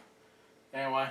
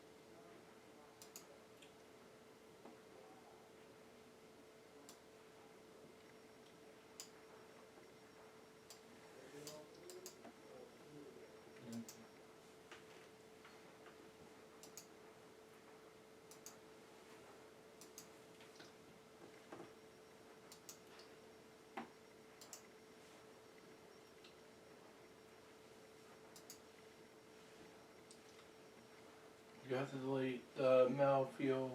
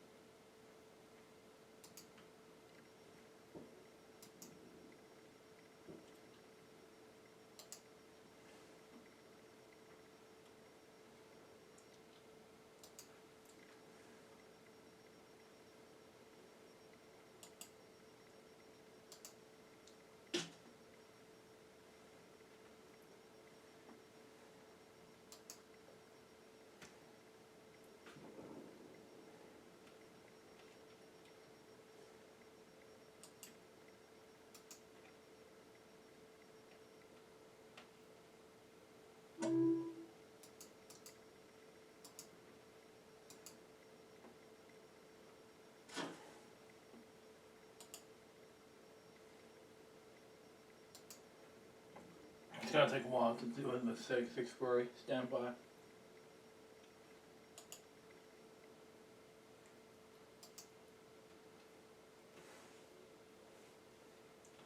But anyway, can't wait much longer.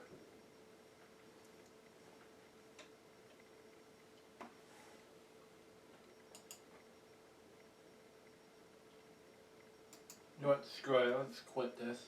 Anywho.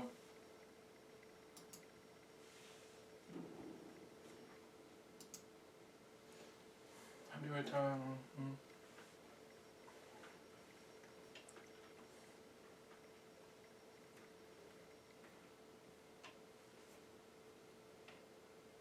How much long is that? 5 minutes. Good. Okay.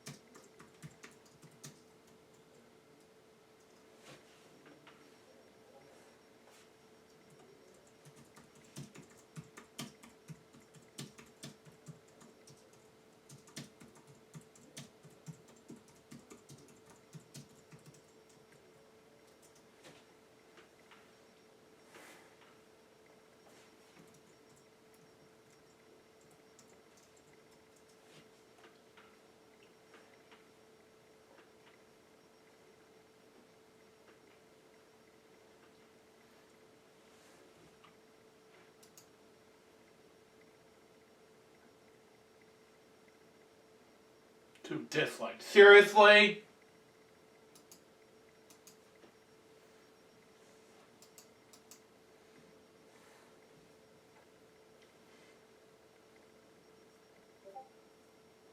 Who decided to dislike my video? Really?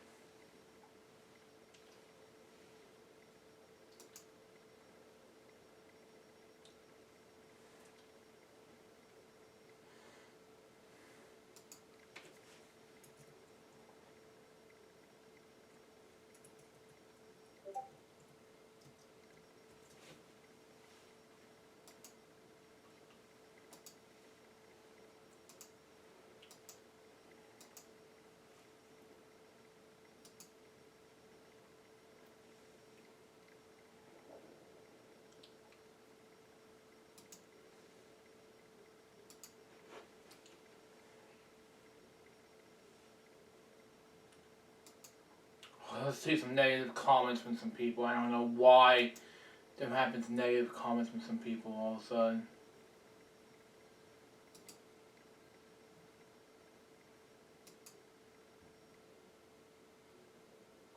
Good, there not be some negative comments, okay. Nobody liked my video, why? Probably some assholes, I guess.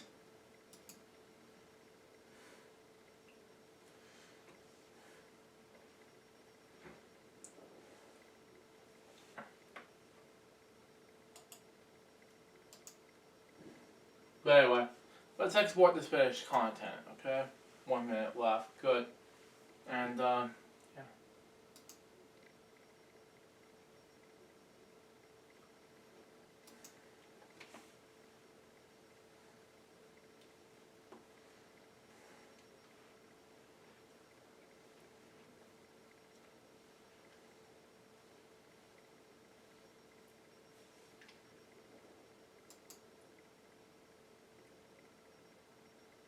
One video and someone disliked my video. Seriously? Who disliked one of my most comfortable video? I'm too confused at this point. But anyway.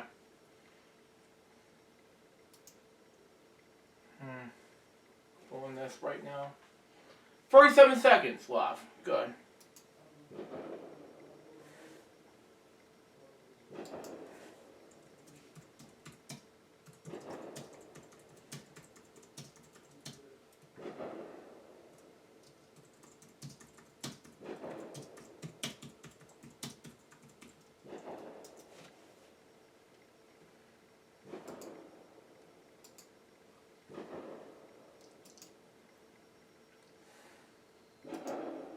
Fireworks in the background, but you know, I just want to get this out of the way before I finish uploading this for the new year. Okay. See where this is going.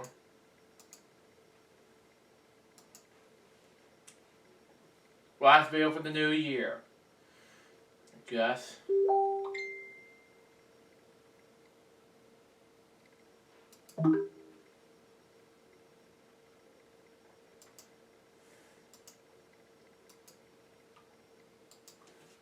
It was busy. I was making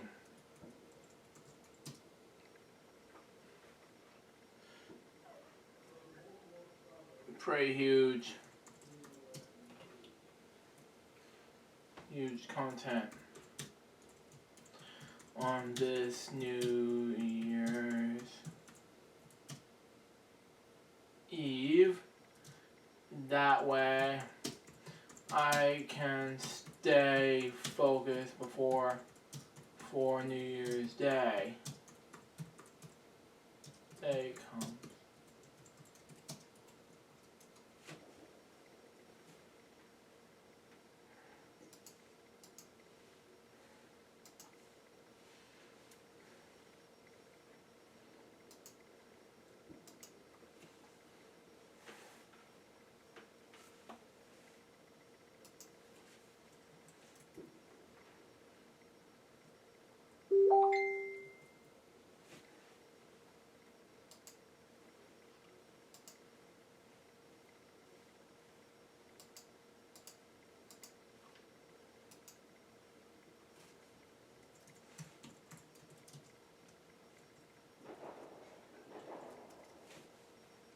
Go ahead.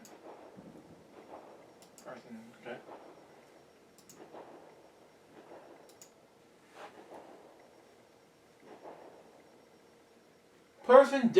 Two people dislike my content. Why? Why?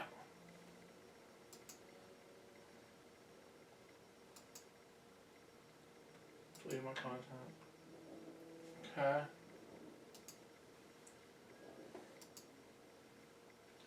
Just got done with my shields. Now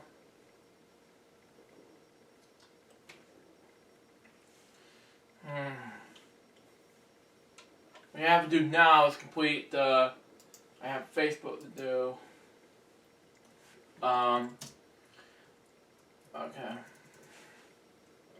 Got 4 people waiting on the video.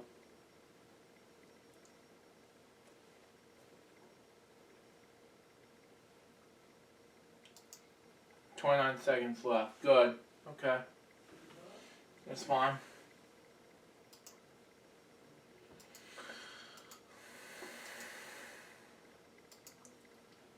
The retirement Mark Shields there.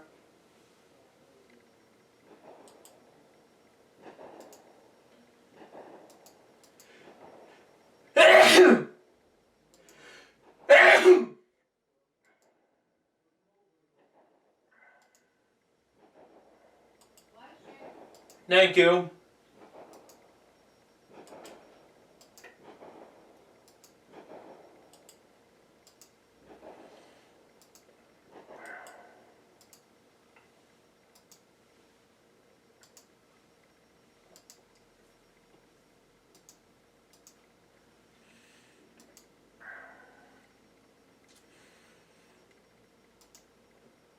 Who disliked my video? Next. I got 201 videos. Next. Right. Bullshit, but, you know. Right. Least favorite episodes. Nobody cares. The 2020 hits us.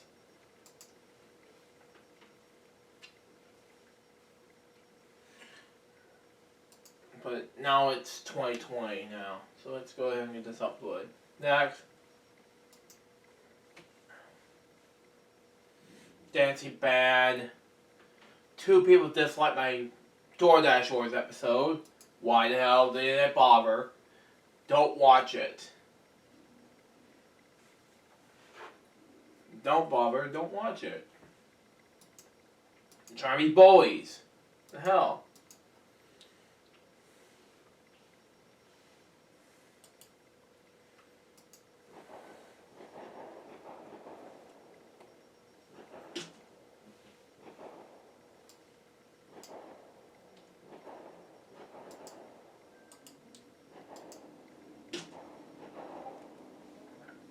Sharp papers. And I'm gonna upload one more thing, because let's get done with this episode.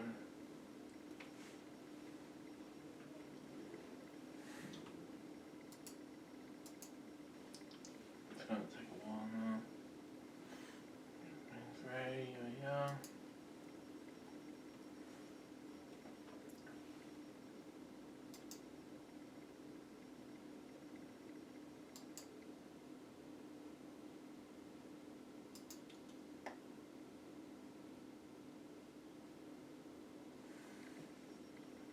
Now we can.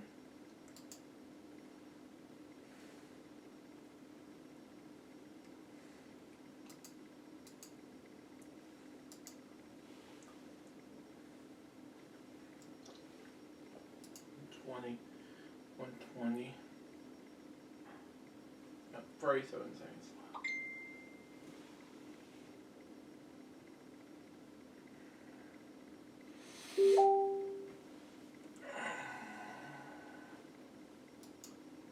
No.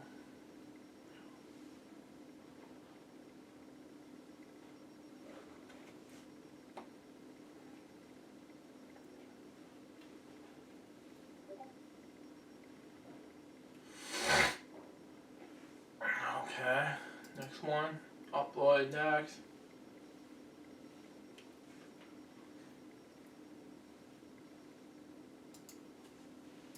Happy 2021. I got a new one.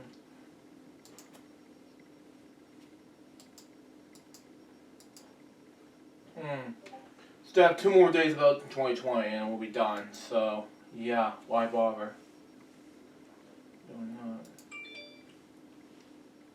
There's some shit around here. Got 1 minute left.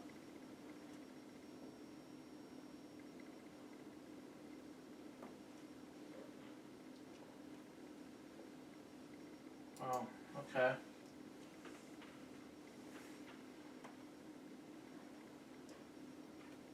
Two minutes, good.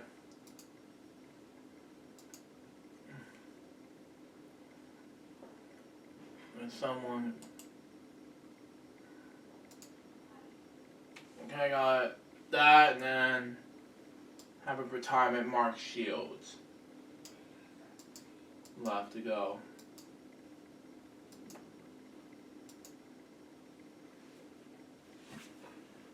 So it will take seconds to get ready.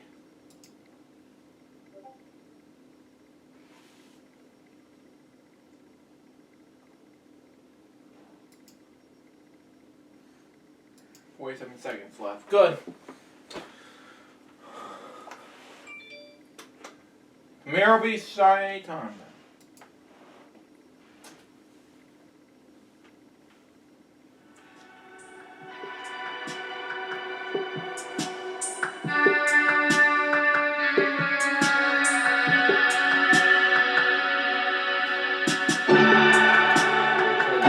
TV volume. So can wait for this.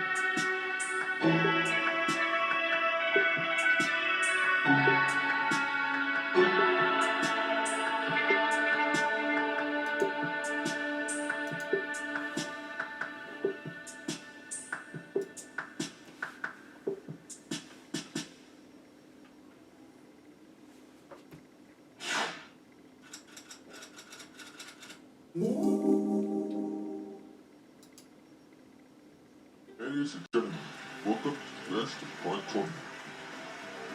Tonight, we are in showcasing the best, funniest, and some of the most memorable moments we had on YouTube this year. Wow.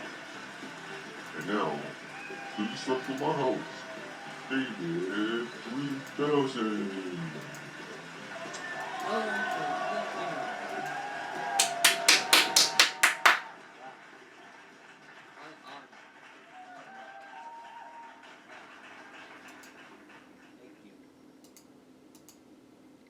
Welcome to the best of 2020. I am David Dazzin, your host, and tonight we are going to be showcasing the best, the funniest, and some of the most memorable moments we had here on YouTube. And we are going to get things off with the first segment, which is my 2020 review. I think everybody can agree that this has been one of our worst years ever, especially for me. And yeah, my virus, which I currently and even see my relatives, which I've been thinking, oh, just still on a computer. And I'm like, no, it just doesn't feel right.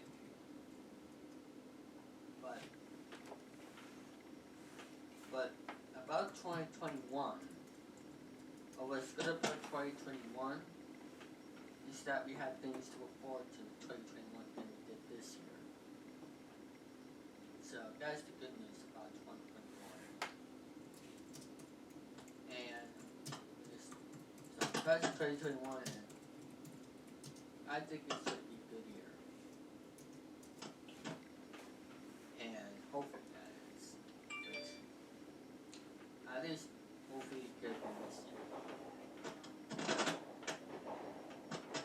finish off my 2020 review.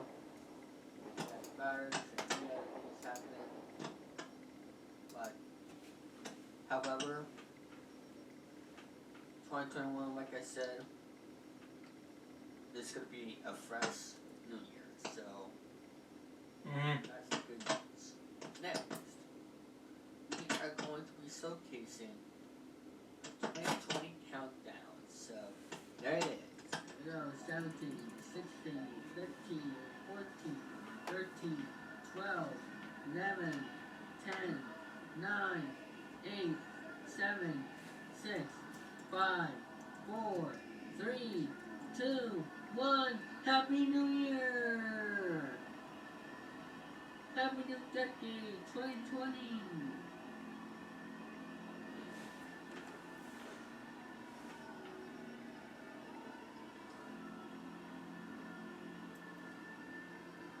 Hello 2020!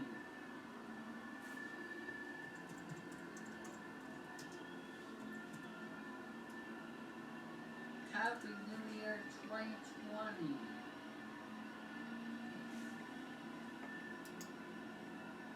Wow, there goes the fireworks. And a lot of notifications that come up like that. Oh my god.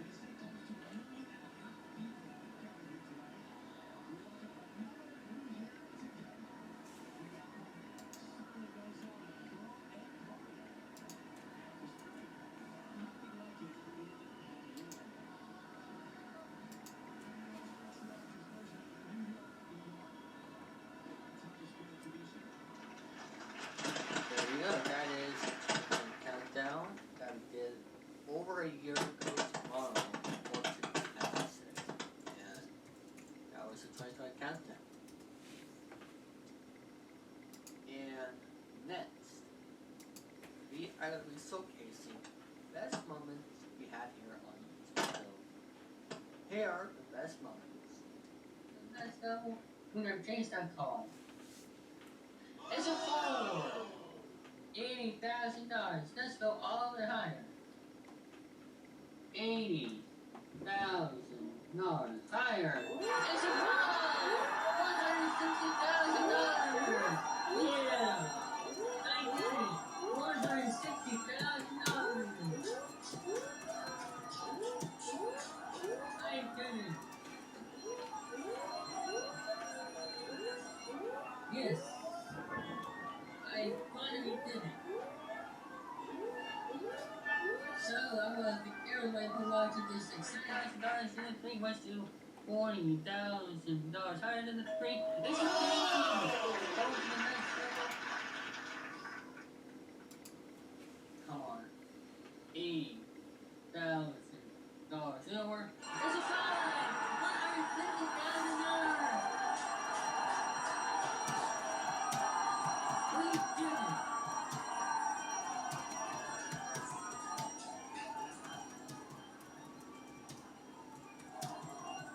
Oh my god. What a season. Unbelievable. Number 6. Oh my goodness! $100! Oh my goodness! We done it! We done it! But, and that is knocking off the that side of the board. Let's see what the offer is. Oh my goodness. $550,000. No deal. Alright. I'm gonna keep my case.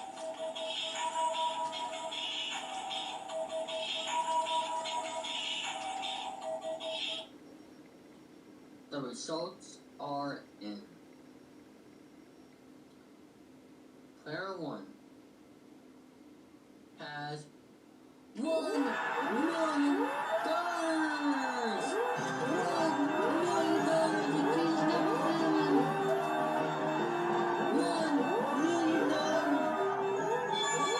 $1 million.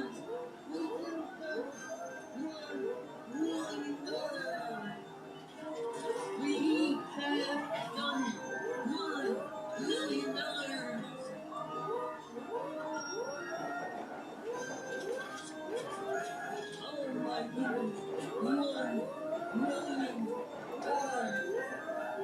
case 26, Upcoats has $100,000.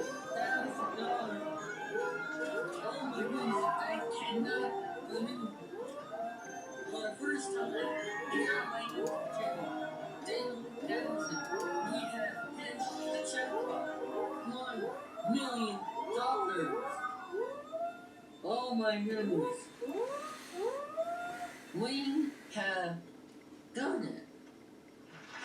Wow, $40,000 into.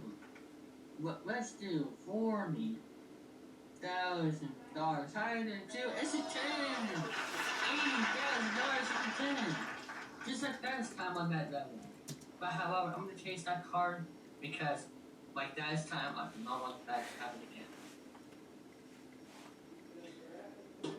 Oof, that's a 9, but screw it. $80,000. Lower than the 9. This is 7. We did it. $160,000. We did it. Another victory here in season 2. We did it. That is how you play your money cards right. Good bucks. No, that makes it stop. I did it. $28,550. Wow. What a win. $32,550. Wow. Now, you didn't tell me your name, but I'm guessing from your IG. It's David St. Dennis. Come on down. Your next contestant on The Price is Right.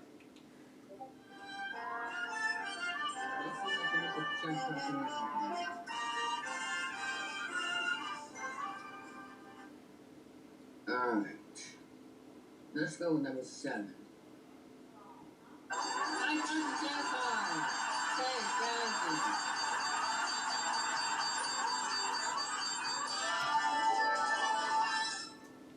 My total money for $50,000.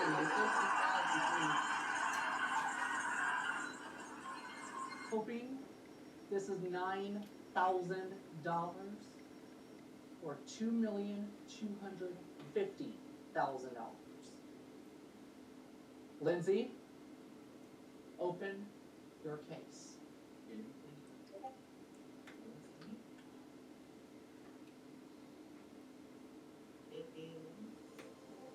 $9,000! Yes!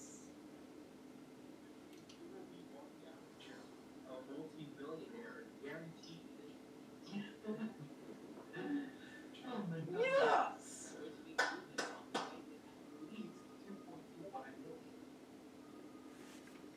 Oh my god. I can't recall. I don't think in any of the games I have played, I have had a right side finish. So David, congratulations, offer $7,920,000.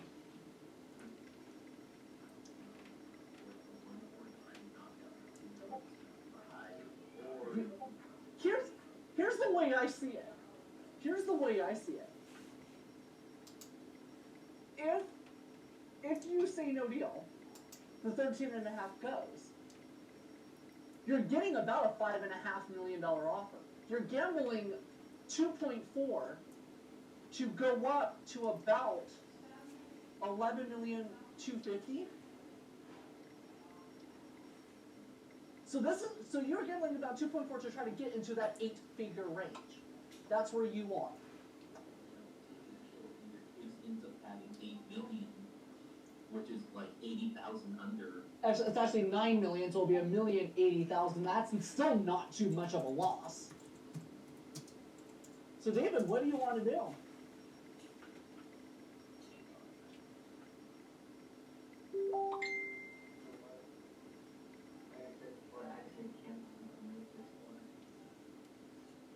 And on this last, thinking about 2020, we actually know Christmas next, but that's Christmas. But there's just a new is why I checked, why I said earlier, 21, 13, and 60 play final round. That's my strategy for this game. You guys pretty much know the usual strategy I go with. I always take 21 and I keep 21 and 13 and play till the very end. Now, look at where we are. 13 and 21 are up there. David has case number 7.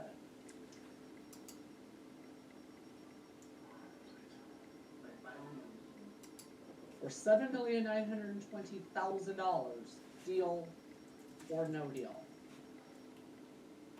No deal.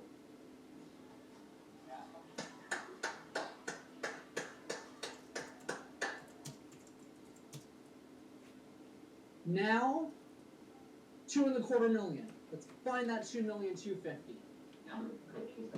Layla, $2.25 million. We want to see it. Layla, open that case. Let's get off. Let's end this game on such a high note. $2,250,000. $9 million. So now I'm curious to see how this final offer is going to play out. 15,750,000 divided that by 2 is 7,875,000, which is 55, which is about 45,000 less than what your last offer was. I've never seen the same offer pop up twice in one game. It's rare that happens. David, your final offer, $8 million. Oh, man. It is, come on, $8,032,000. Yeah, because of the flash, that's the flash issue. You could become the second biggest winner. So my question to you, David St. Dennis, for the final time, for $8,032,000, is deal or no deal?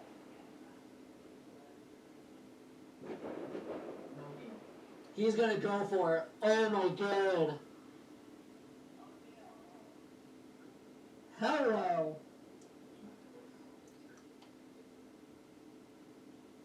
We've come down to possibly one of the most difficult decisions in deal or no deal. David, swap or no swap?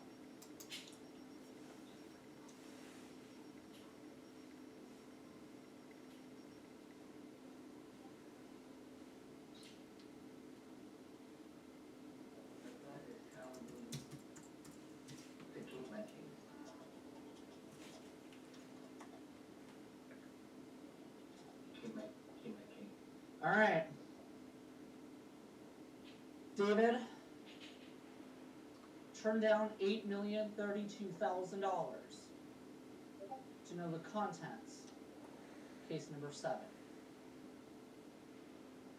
Sarah,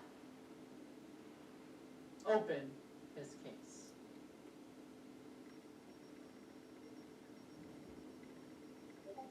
$13.5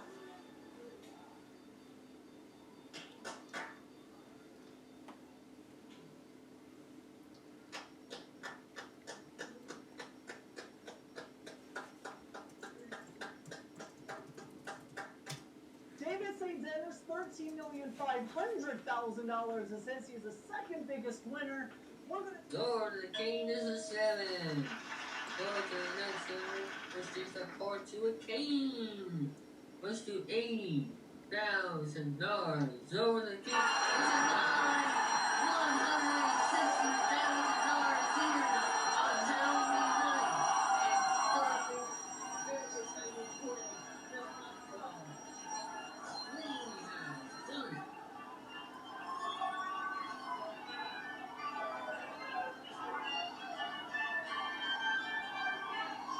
night. I'm going to pass. Oh boy. here we go. Come on, Whammy, Whammy, Whammy. Summer Whammy, and I'm with the game. 38,725.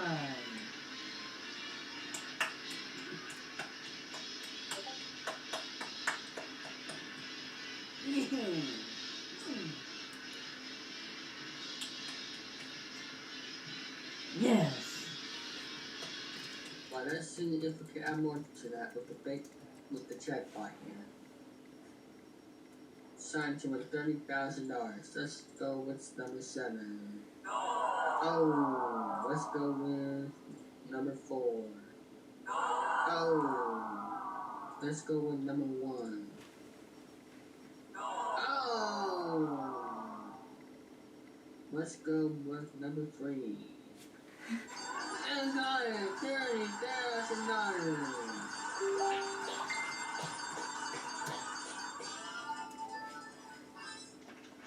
There you go, those are best moments you have in YouTube. And they have too many of them because you game show. But I mean, series that is, then you used to just do like press your vote, but we have our great moments here. And next, we are going to be showcasing the unboxing videos we had this year. So here are the unboxings.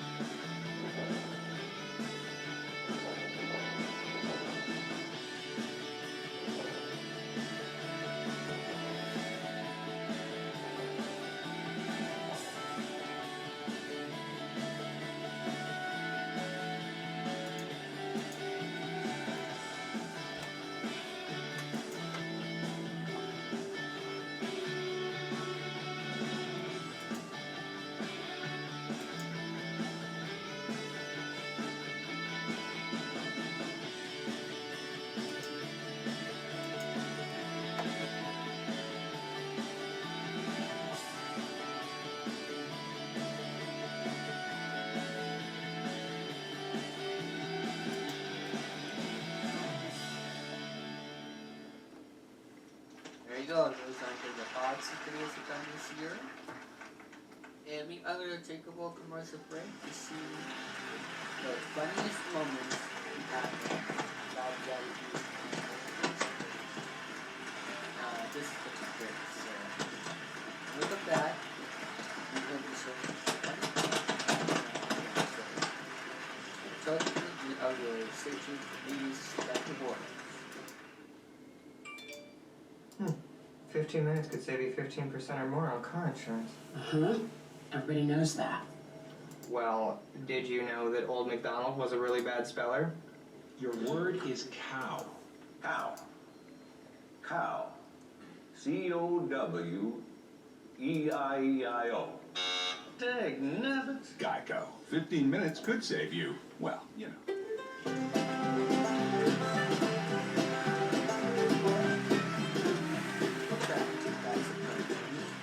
This time, so you know this is an hour-long special. Well, coming up next, we are going to be showcasing a very long montage of the best moments we had here on. Now, we didn't have too many funny moments we had here on this channel, but I have decided to change this up. We are doing some cases the funniest moments of other channels as well.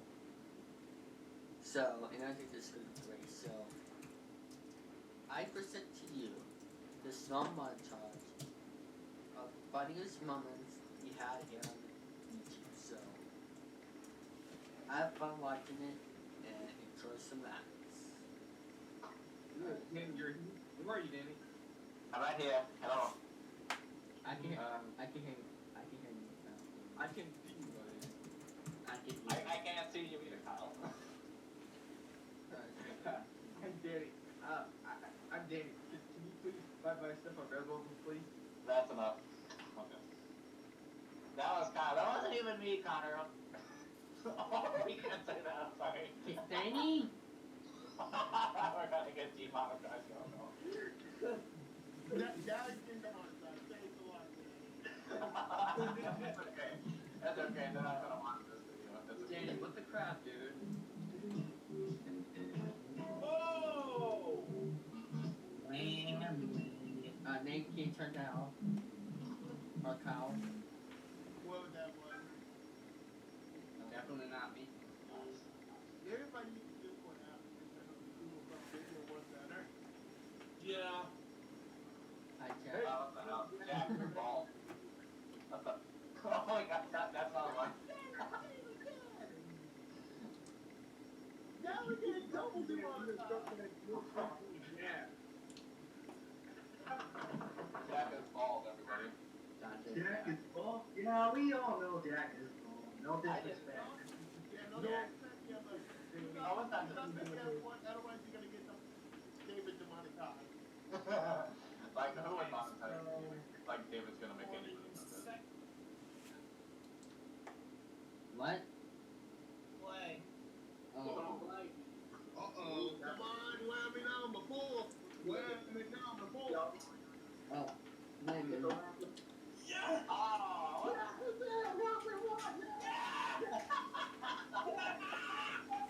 GG. No, Danny, zoom. he didn't even say stop. Stop! Well, we won, but he didn't even say stop. That's 11 spins, all. Yeah.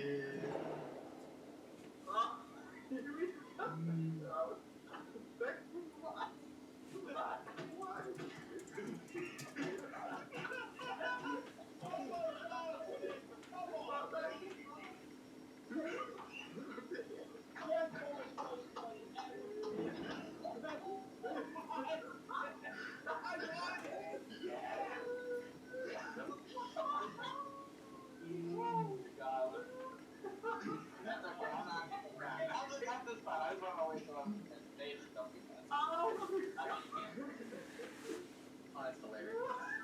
That is too funny. Stop freaking blowing. Is David gonna be okay after this stream? I don't know. David, don't have a heart at all. I mean, goddamn. Oh, brother. God, this is happening right now. David's like, dude. Oh, he's not even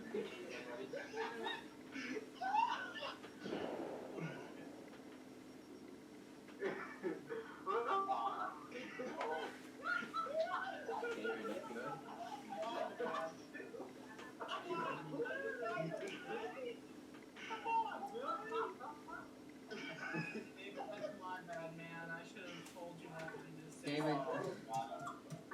David, don't have a heart today. Mistakes happen. It's okay. They were gonna win any. They had a chance.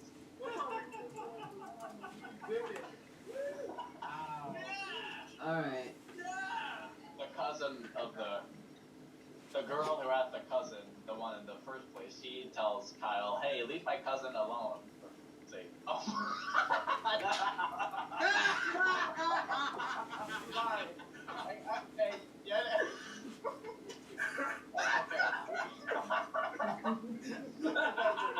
It doesn't matter. Come on! Ladies and gentlemen, a bomb has been dropped. We need to take a commercial break. We can't take a commercial right now. Okay, we're almost at the end of the story. So, then he's like, okay, well, that's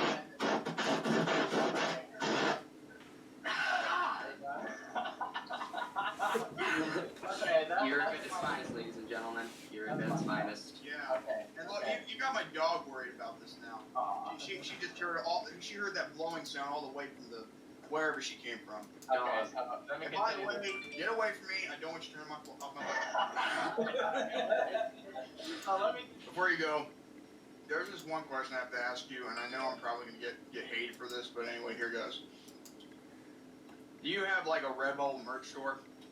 Oh no. A what merch store? A Redbubble merch store?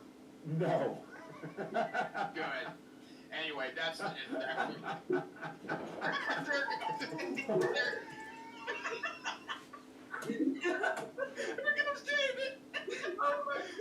I knew I was gonna get hated for this. I'm sorry. There he goes. He's out. You know what I'm pissed too. I'm leaving as well. Well, you guys, man, it's been a pleasure getting to chat with you. I'm sorry I wasn't able to make it happen last week. You guys are rad. I appreciate it. Oh, same to you, man. I mean, I hope we can have you back on another time. Absolutely. And by the way, you guys in the chat, thank you so much for. So, David, how do you think price and place and everything went? I think it went well. You will lay down. Yeah. Just lay down. It went God. better than I anticipated. Shame if Tori came, but No! What did your dog do? Oh, he froze.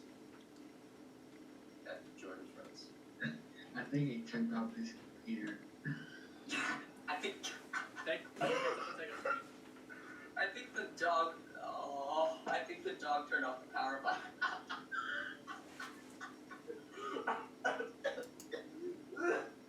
Seriously, Kanye, I swear. Oh, what just happened? Check the DMs of what the. Oh no. Oh my freaking god! Why? What do you have to say for yourself, huh? You turned off the computer? You turned off the computer? You stay out of this. Tell them what you did. Tell them. I turned off the computer. What? Oh, you're not gonna talk? Okay. Put my hand up again and get away from my computer, you little bit. So basically, yeah, my freaking dog turned off my laptop. That's right. My dog turned off the laptop. My dog turned off the laptop. My dog turned off my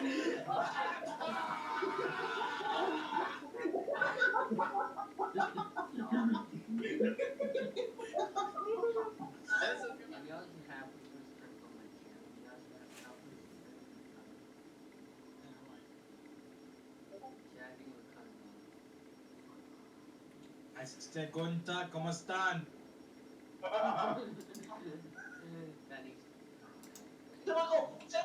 Typical Kyle fashion. Okay, well, first of all, what I would do with the money, after Danny shuts down his Redbubble, I can buy it back and put it back up.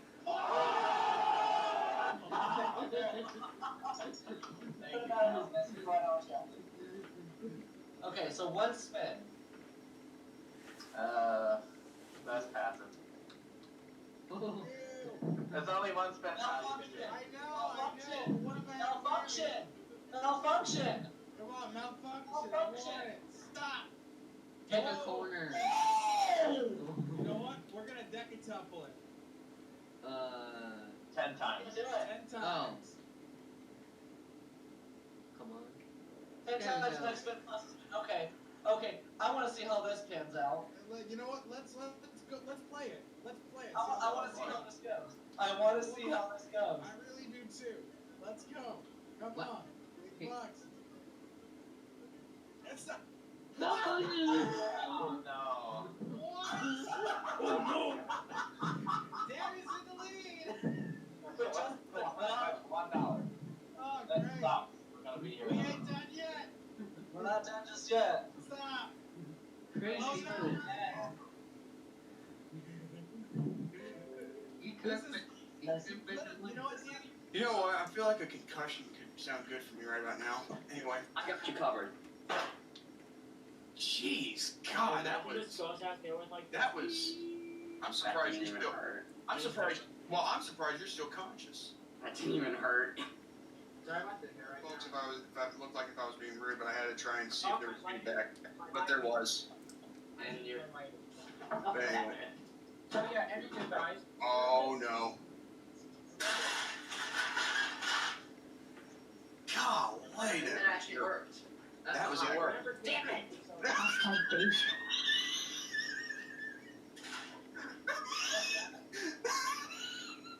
Was that loud? What are you doing?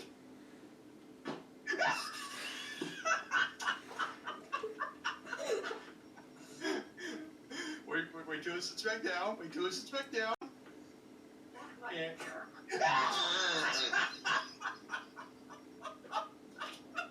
My goddamn light doesn't work. No life. Hang on, let me sit back down. My life. Let me just sit back down again. Ah, fudge. If the light goes bad one more time, I will scream. Oh my God, that was hilarious. Up is a homemade cannoli.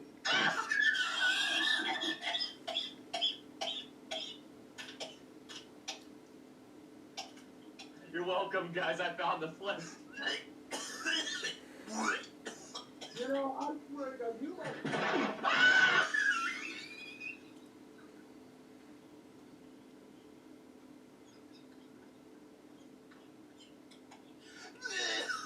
Oh, I'm gonna throw up. What the f? I went for his digestive trauma. Hey, Garrett, what the hell are you doing in there?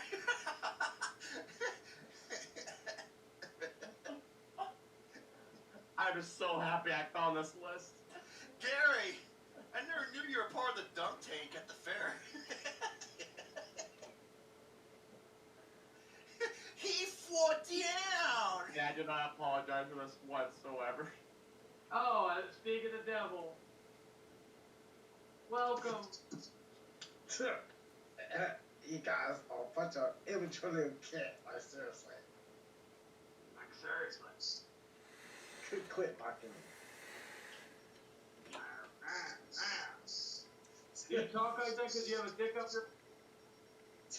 Can't tell yourself that. Oh, excuse me, it's a dildo, because you can't even get dick. You can't get vagina, you can't get dick. You call yourself a bunch of four shooters. Watch when an otaku comes. Oh, you guys ain't gonna last long.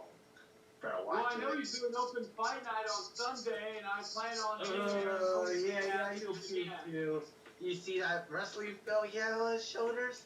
Oh yeah, he'll knock you with that belt. So if I were you, I would shoot the hell up. If not, Oh, that fake AEW toy belt. you can say whatever you want.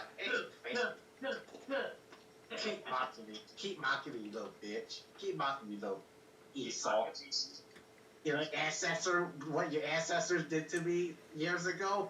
Oh, it's gonna happen to you. Watch. How old are you? 265? Because you're talking like decades and centuries ago.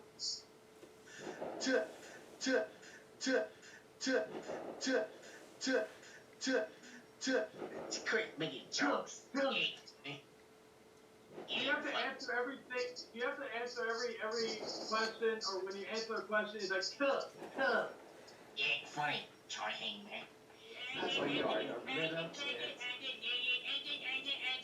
you shut up? Dude, you sound like a freaking chipmunk that just had his balls cut off. Shut your mouth. Shut the hell up. You get out of here.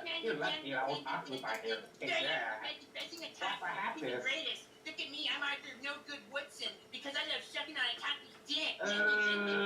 Yeah, you can't make it stupid until you retard. I'm a retard? Yeah, the retard is you talking all like that. Look who's talking. Dude, you ain't funny. I've taken bigger craps that were more bad than you were. Shut your mouth, man. You're a crap. mama's boy, little biatch. Shut your mouth. Hey, you shut your mouth, you little. Because if you come here, I'm gonna Oh leave yeah, you. yeah. You ain't nothing, man. That's not. If you come over here, I'll smack you with a lead pipe, and then old Popsu, he will sit on your.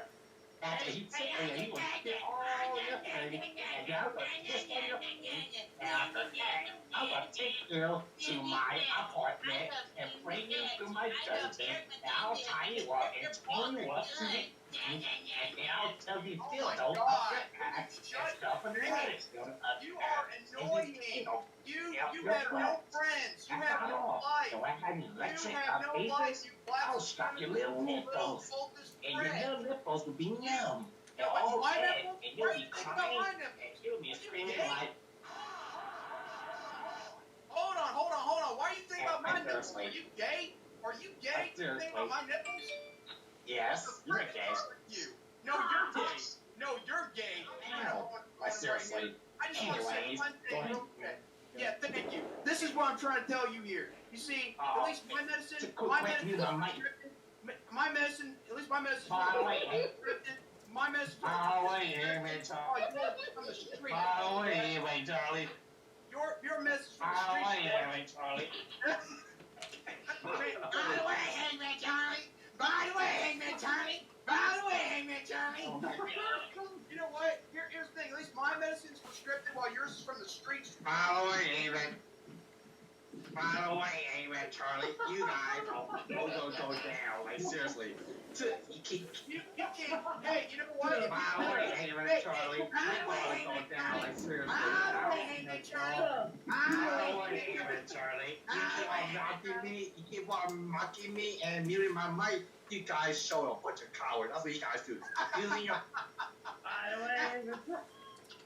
By the way, Charlie, you need to stop doing that. I don't like it when you do that. Like, seriously, because you break the Ten Commandments. By the way, Charlie, I don't like what you guys did. So, you have two choices. Either you repent or go to hell. Like, seriously. Oh, man. You know what? That's not what we're looking for. Is it an A? It is an A. What the frickin' oh my frickin'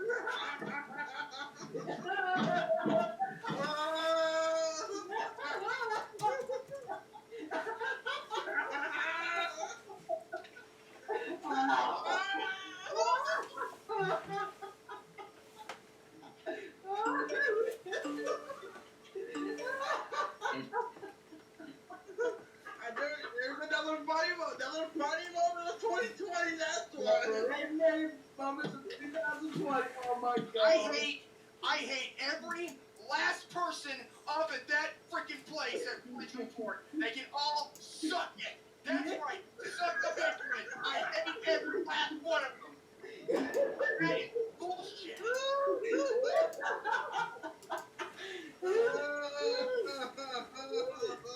I can't believe these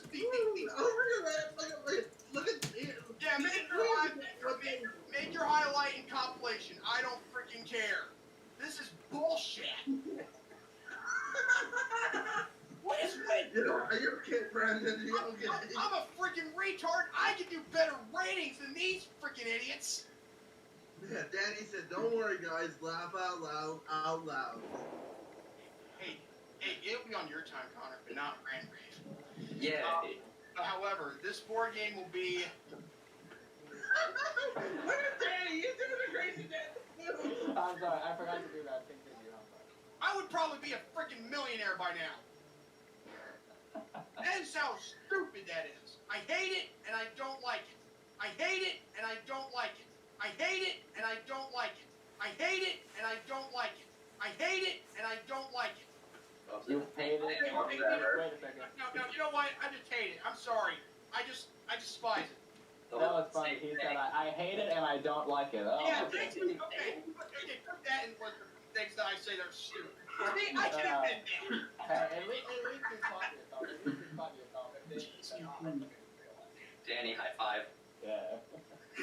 Screw you both. Anyway, this is what I said.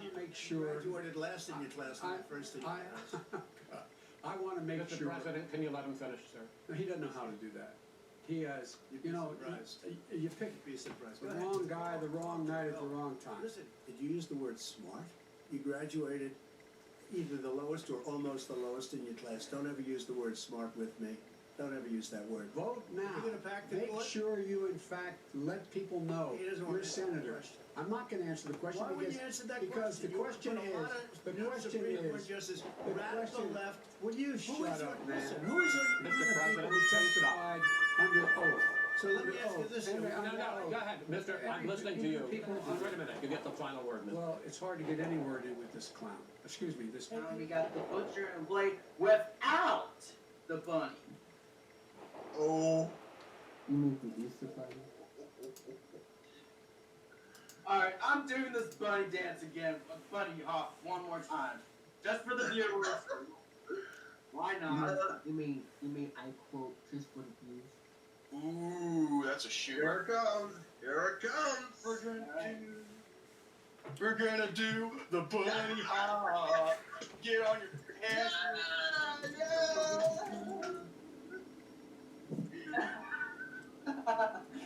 Anyway. I still think that's bad without the bunny. Yeah. It's like that VeggieTales thing, you know? We have a full house here.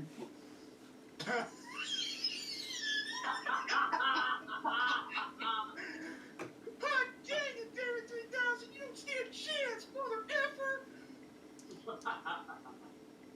Anyway, before I was really interrupted, I have a full house. Well, they will give about the kiss where the sun don't shine, and let me explain why. You see, a little lot too long ago, after challenging my good boy Hangman Charlie here, aka Broken Matt Hardy. Hey, he's got a good-looking wife. What can I say? He had the liberty, or excuse me, he had the audacity to challenge me to a film or two of particular so-called comedy about cancer. The Grim Reaper himself, Adam Sandler. And I sat back and I'm thinking to myself, does he have the death sentence? Ow! Ow!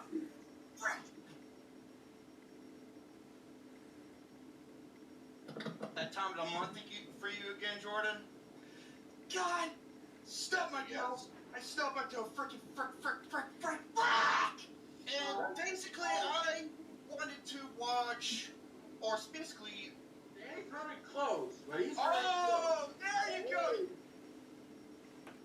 Oh, Romy's typing, and let's see what he say. And Jordan froze up. That face. I just took a screenshot. Very good. Step away. It says SmackDown. Yes, Yes. SmackDown, Yes. Romy. Yes. Oh yes. This is Going once, going twice. Oh. No. Oh, please, Danny. Yes, Danny. sir. Yes, let everybody else take because. Oh. Shit. Danny said, don't take away my poker. David, darn it, you beat me to it. I was supposed to say the same thing. Going once. Now where's Jordan been to? Now where's Jordan been to? There he is. There he is. Hold on before we continue. You know what, Easter? You can suck it. Okay, everybody in the chat, going once.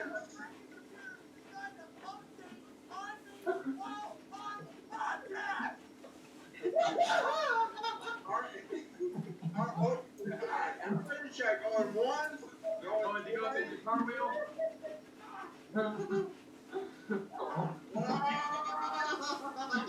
Cartwheel.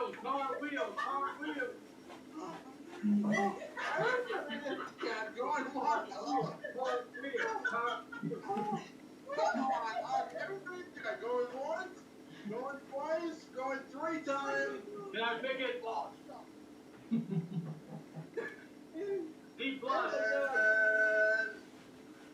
And we're good. All right, second guess is time. Time for a second guess. Yes, I hope next time his doctor self-prescription. All right, back to Jordan. David. What? I'm sorry. What are we at again? We're on the second guess is that. We're on guess number 2. D plus. Jordan's got it. It is a D+. I took my answer. Process of elimination. It was, but here's the reason why they a D+. What is this horse crap right here? Jordan, Don't feel naked, but I'm green screening this background. Okay, can you guys hear me? Yeah. Yeah, we can hear you. Okay. I didn't know if I was ever going to do this, but it's going to be done either way.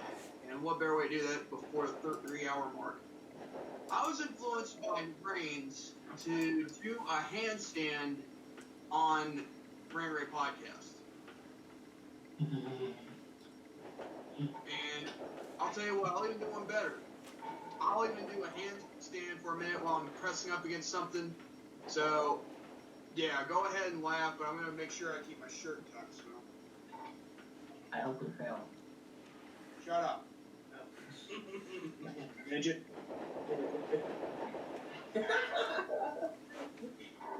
Hold on. Man. God. I know this is something new and something out of the box, but God, I don't want to do this. Ugh. Well, I can do this with the door closed and just this door.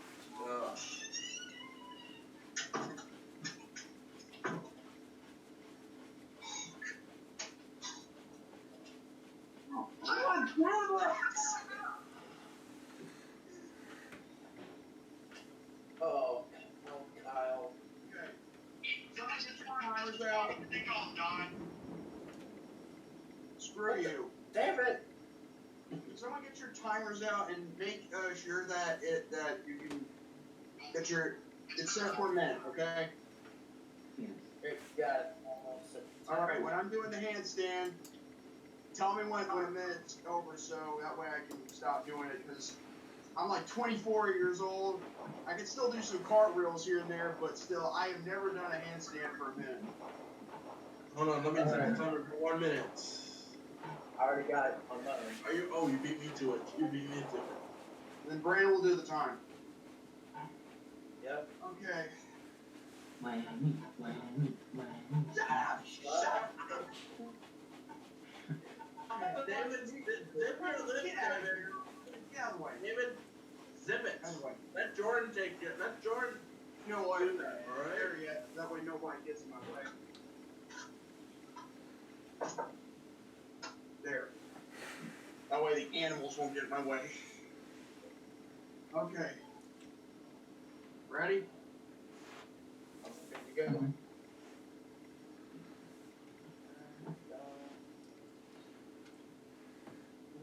Now. Whoa!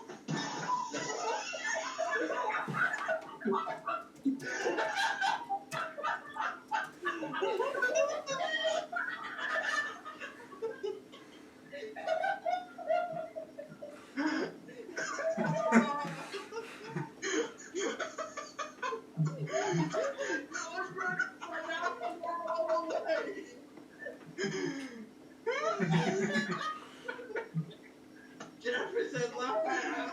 Oh my God! Everyone's in the chat laughing. That's gonna be the funniest moment of 2020. That's gonna be the funniest. And then the guy beneath me, making his debut on the Hangman Outcast, Rami 2184. Romy. Folks, get the suit, get the roses, and get the preacher ready, because we're going to have a funeral. Someone's getting buried. Buy all the ointment you can purchase, because that soul's getting burned.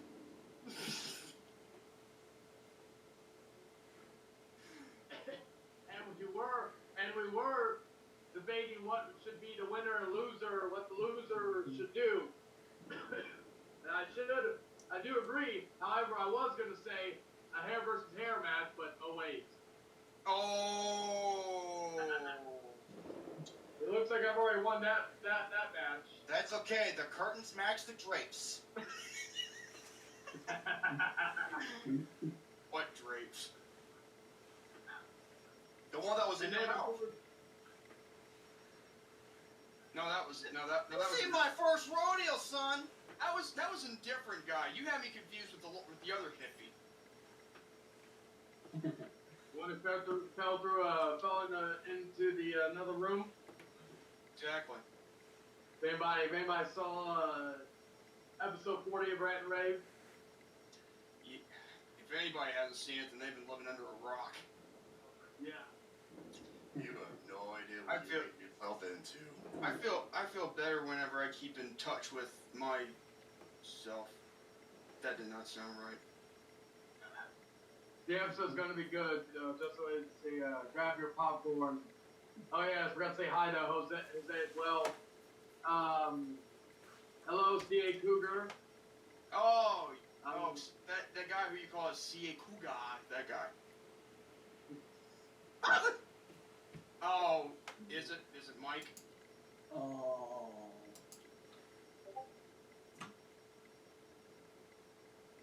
You're lucky you're my favorite Canadian. Or second. Moving on. Speaking of Canadians, at least he'll be number 2. Speaking of number 2, hi Jordan. How you doing? What the frick is... What, Jose, what did you sent me? As you were, Hangman. we are missing another Canadian because he is doing the task that I do not want to give to anybody, and that is watching SmackDown. Oh, following last week's show. Wonderful. Yeah, I will say, Andrew, you have bigger balls than I do because I cannot sit through torture that is SmackDown. What are they doing this week? Are the Viking Raiders playing shuffleboard? I thought this was SmackDown, not Raw. Yeah, I was gonna say, big difference. They're both run by they have in a brand invitational to where they can watch they could come in. So the Viking Raiders could go on SmackDown doing the Hokey Pokey dance contest, or they could do karaoke for 2. Wait a minute. Will Jordan another handstand tonight? No, not this time. Gilmore, please, and this time. Like I made for my channel as well.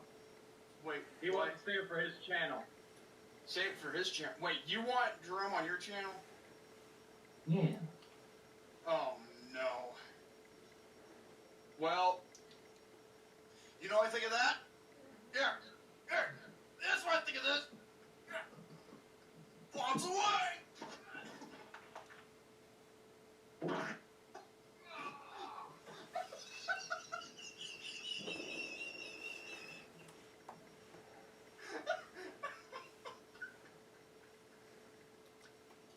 Oh my God, I gotta go again!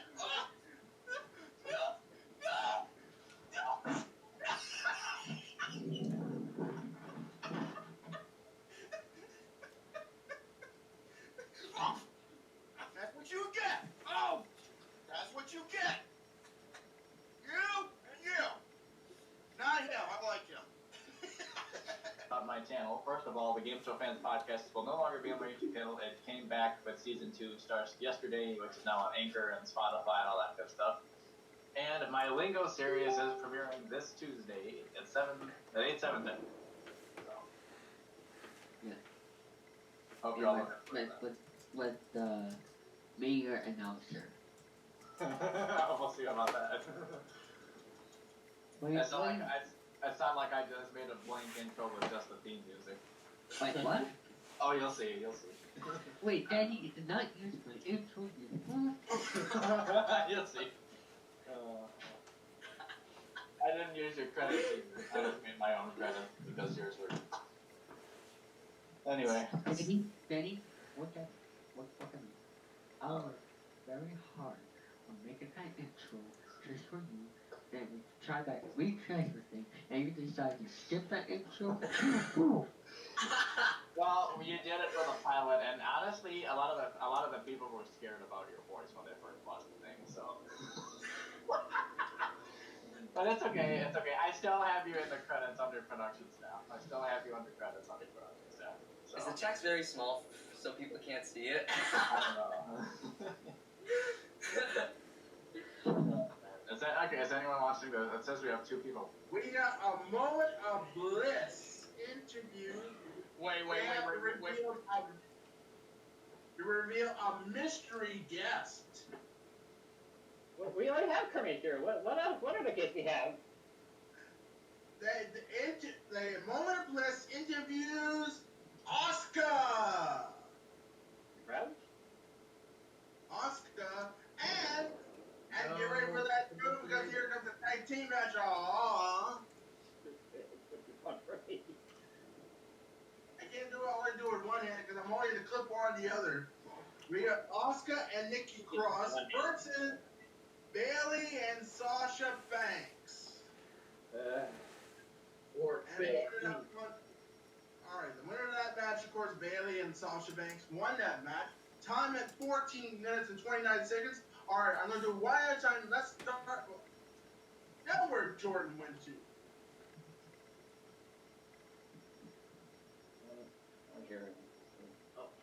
Jordan. Where'd the pink one go?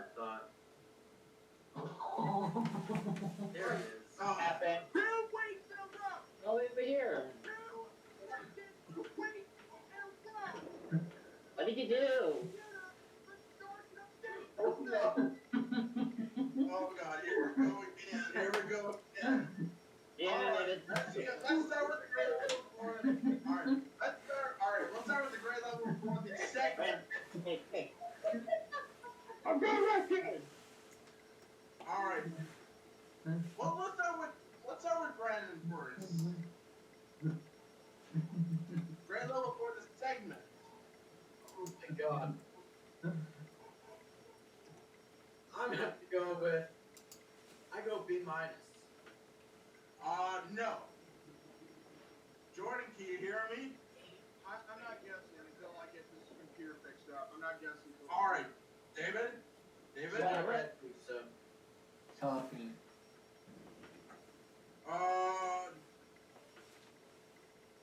You know what? And now.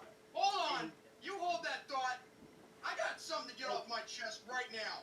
Because I'm getting sick and tired of this hot dang computer and this hot dang internet, and I'm sick of this mother trucking, restarts. Motherfucking, I don't know. Actually, I am. I'm actually mad. I'm not kidding you, because this is wow. bullshit at its finest. No, I'm not done yet. Don't cut me off. I'm not done yet. And here's another thing. The next time this happens, I'm getting a new computer. I'm getting a new freaking laptop. I swear to God I will. Don't believe me? Just test me. I'm freaking daring this freaking piece of crap to test me. Or maybe 3.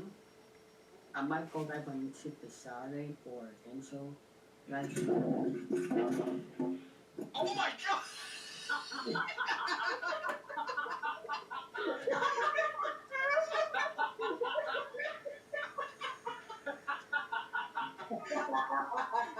What are you doing?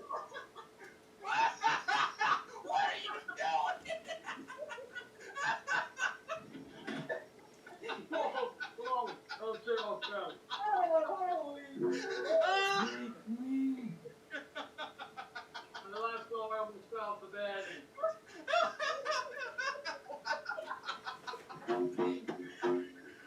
Oh, God.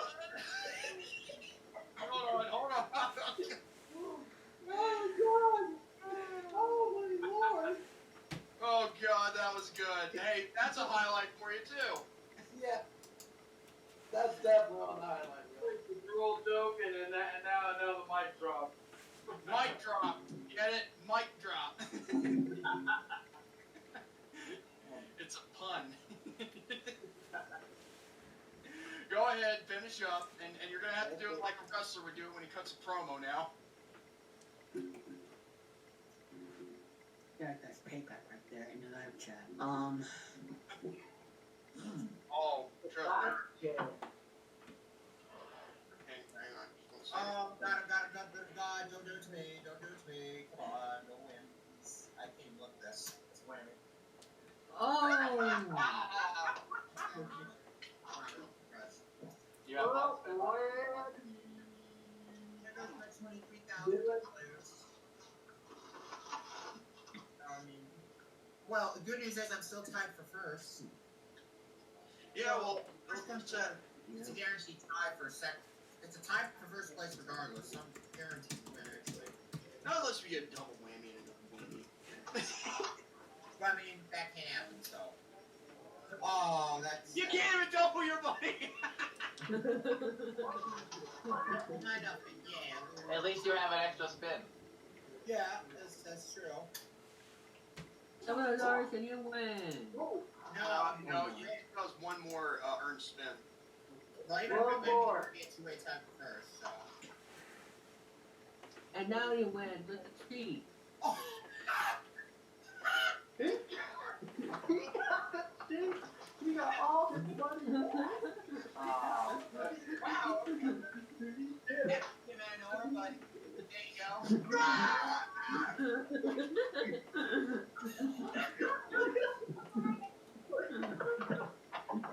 I'm sorry, man. Congratulations.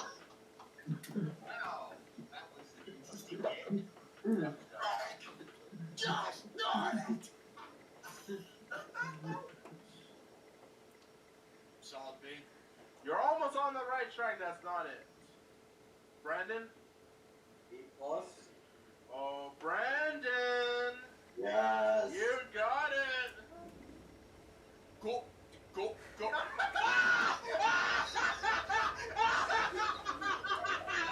Oh, jeez.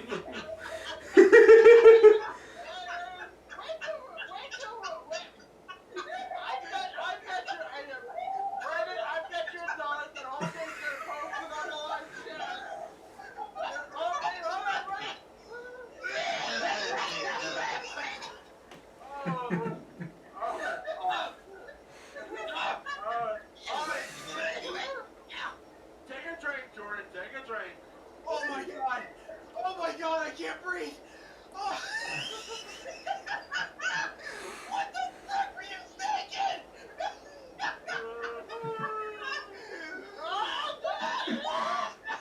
You troll, David! You troll!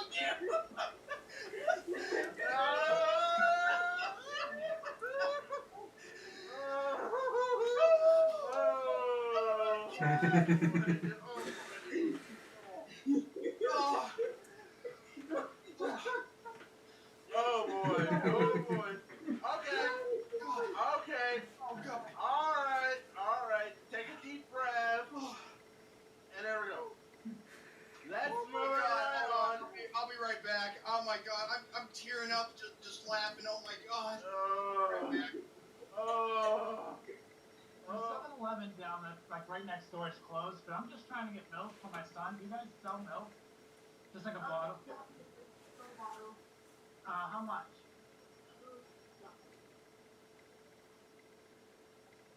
Oh, the Metro's open? Where's that at? Oh, I'll just get it. Thank you, I appreciate that.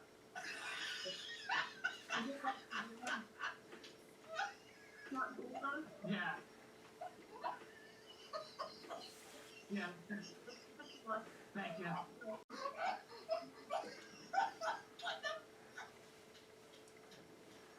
Yeah. Oh, that one's open? Well, they changed the doors. I never seen anything like it. Let's go hold on. Oh, okay. Thank you for that.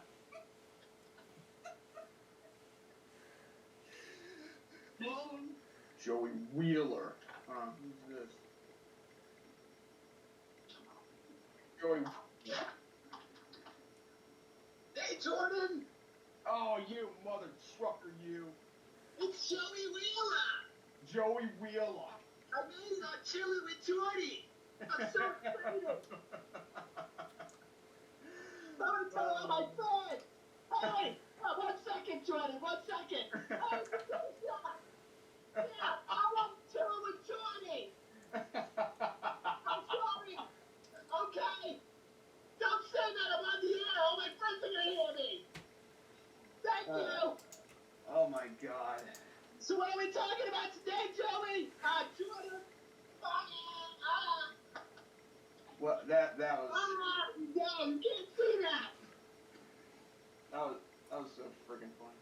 Anyway, Luke's server got raided because he put the server link in the YouTube live chat, but I am an admin now, and the YouTube chat is off and everything's under control. Oh, okay. That's good to hear, David. And we need to recount votes ASAP. Yeah, true. Brains, how you doing? Yeah. I'm trying. Speaking of braid, Tom is here. Exactly, David. But how you doing, Brains? How you doing? I'm Joey Wheeler, and Joey I'm going to Wheeler. become a Yu-Gi-Oh! Master. Yu-Gi-Oh! Master. With my blue eyes, white dragon. Hey, I'll reenact how it happened. I can reenact this so you guys get it. We can set the camera up right here. Right here. So this is this is the door. Right? Here's how it happened. All right. Hold on. You know what? I got something better. I got something better. What? Oh, wait, Hold on. I'm doing a solo layout. There you go. I want to see reenactment on full screen. Sorry about that. Yeah, and I'll even Shoot. Oh, wait, I did. All right, let's do solo layout. Okay. Train. I'm trying to. Can you? And it's okay if the screen isn't, doing like that. It's good that way. Don't worry about it. All right. Streamlabs Bros. Can you hear me? It's StreamYard. StreamYard. Sorry, I'm so used to saying Streamlabs. Yeah, we can still see you and hear you. You can still see me, really? Yeah, still see and hear you. Yeah. It still can't. You might have to turn it. Like the way it's supposed to be when you're talking, like on the. Like Yeah, this? like this. It's good. All right, so you guys see the door? Because I can't see it. I've got no. Yeah, we can see it. Don't worry. All right, so I'll just do this. Ready? So here's how it happened. Okay.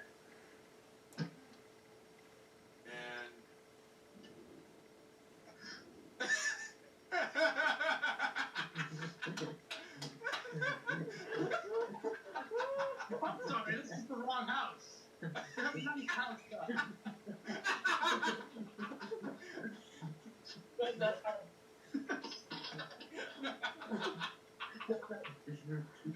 That was great. Yeah, that's how it happened. I told you. And the way your hair was moving, like the way how you're moving. Look at those locks. Appointment in the last one.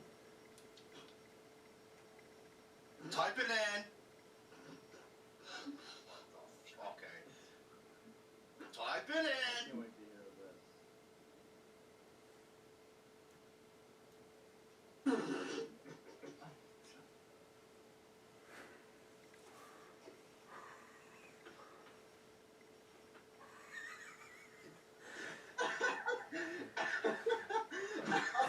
Monkey banana.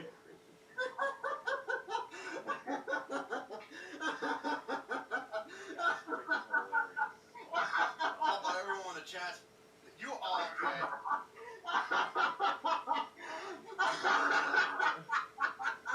Everyone's fucking dying. That's the last one.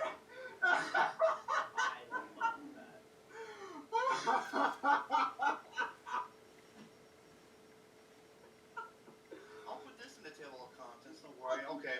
Chunky monkey banana. Chunky monkey banana cream. That's it. What in the hell? Does it look chunk to you? Look at these. Look at this. Boom. Yeah, chunks to you. Yeah, I'm definitely talking about this on R&R.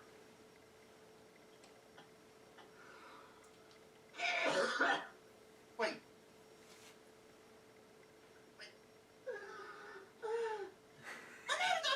Chunky monkey! Photoshop editing time. Oh my god. people are gonna do with this screen share right here. Standing on the 30th, we mean March 30th, 2020. Yeah.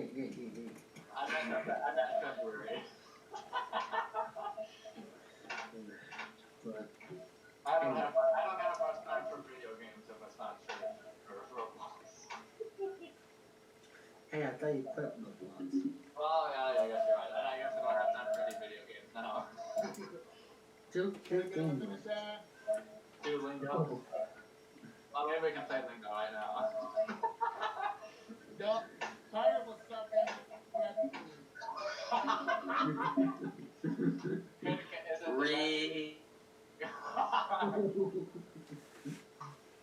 Yeah, Connor and Jordan, they're going in the Hall of Fame, the worst Lingo players. I can go on Hall of Fame at the best, but that's a different story. Yeah, well, Casey, you were pretty good in one of those. I don't do well under pressure. I told you that already. Oh, well, sorry just messaged me saying he passed out. Oh. What? What? So wait. I bet he was passed out drunk. Oh. I knew it! I called it out! Look at Adam's comment. Early Nick. Oh my god. What? Money! Oh, what? He got you too? Go ahead and show the photo. You just showed a photo. The face he makes when he gets a blowjob.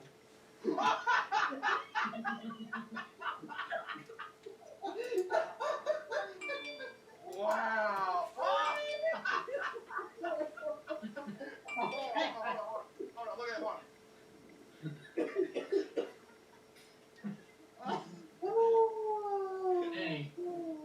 Hey, Mike does it to me for the first time.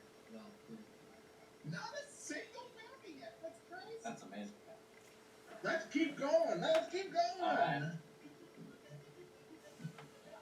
Up in advanced new spaces to 3,000 and a spin. I have some formidable competition today, man. Yeah. Oh, I have 5 spins.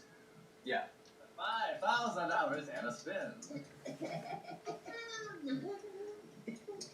Now, Robbie, you were leading by over $16,000.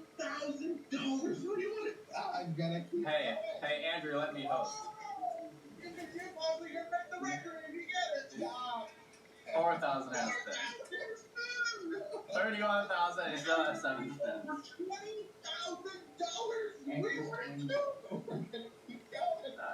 Oh, gutsy, 31,000 at stake. Here we go. $725,000 of cash. Wow. 56. $45,000. And let me guess, I'm gonna read your mind. I'm gonna be reading your mind. Your mind said you're going to pass it to David. Am I right? No, I'm gonna keep going. What? I'm gonna keep going. Okay, let's do it. Stop. Trip to France. Okay. 91,478. We're gonna keep going. Okay. 3 spins left. Oh my god. We're gonna use them. Up at 3,000 spin, 94,000. I think it's safe to say he's going for 100, ladies and gentlemen. Yes. David is not happy at all. No. A 2. Anything's higher than a 2. Oh, what the? Higher. Just like that, you won the round. Oh, what the fuck is this? Oh, gimme. Yes. Oh, balls. Rigged. That's rigged. I'm calling rigged. That is rigged. He gets it right on the money, and he gets it all wrong. Rigged. I'm calling shenanigans. Rigged. No, that doesn't count. He was right. He's using the game genie. Hey! No! That was a 2! That was a 2! See? This is false! It wasn't rigged. Hey, Gary, I used the game shark, right? What? You lose, good day. Hey, David, do me a favor. How about challenge you to another Happy Madison debate? Okay, third and final round. Since it's now a tie. Watch it be an ace. Higher! Higher than 3. Higher! Higher than 3. Ah! Oh, what the? What the? Oh, I won! Oh, Boston! Boston wins the round. Hey, Gary. Okay, congratulations on the money cards. I won twice in a row. Okay, so here's how the money cards.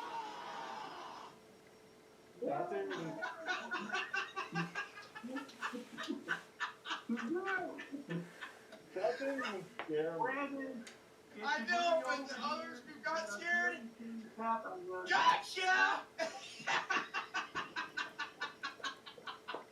David was the one. David was the one who got Wait, Oh, no, don't you lie, Connor. Don't you dare lie. I saw you go back. White 3-point.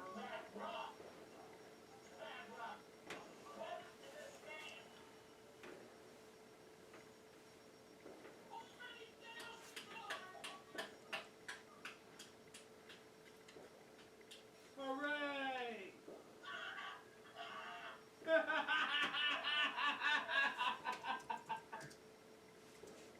Oh, gee!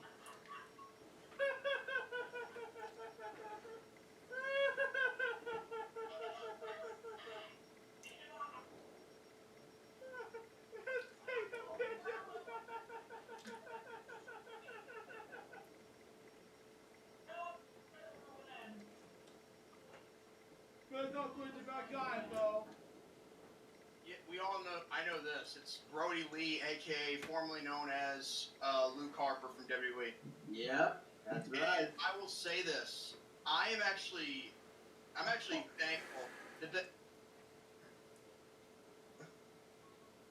I hate you, Danny. Anyway, yeah. I'm actually... No, what was it? Look in the chat and don't read out loud. We'll read it out loud. I already know what it is. Anyway, all I know Now is That was that bubble. Damn it! Whoa, David! Get All that. right, you said you went grade level there. All right. You went to grade level.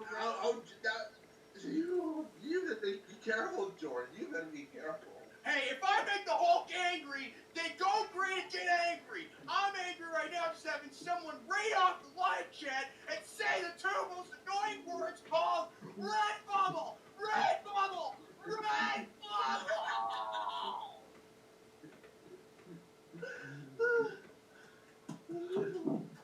Freaking nuts. Yeah, freaking pillow fight. I don't even have a pillow with me, so you guys look. Anyway, hold on. Higher than a 7? No, it's a 2. You go back to Higher once again. higher once again. Another 2. Right. It's attack of the deuces. Mark, we go right back to you, and you cannot change that 7. I wish I could, though. Higher. Higher than a 7? Oh, somebody give me a drink every time I see a 2, please. Thank you. All right. Here comes the AD.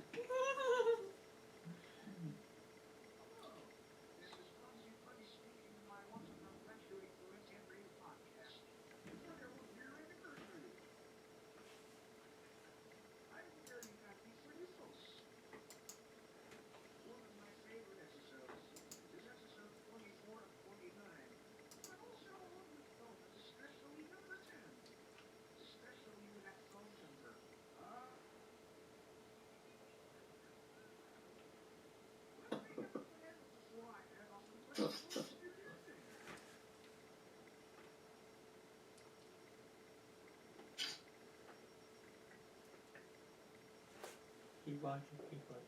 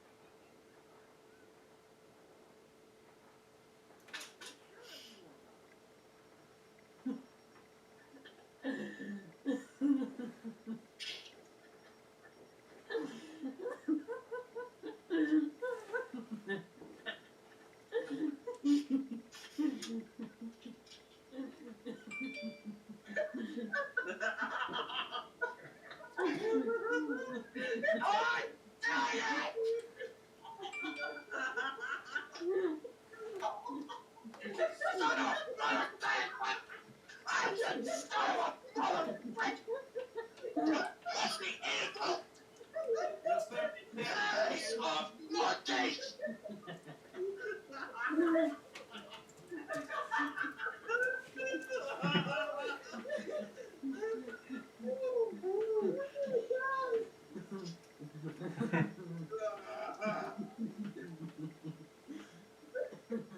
Oh my God! Oh, shite! Oh my God!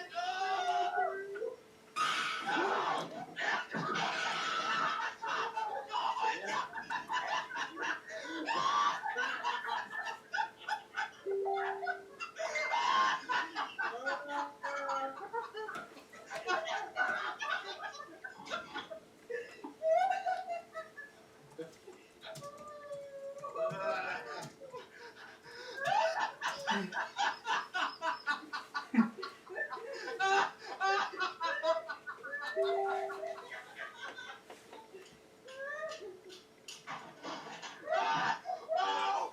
Wait, stop sharing the screen! Stop sharing the screen! I gotta see the tantrum! Oh my God! The survey said, name an instrument in a real hillbilly band. An answer was armpit.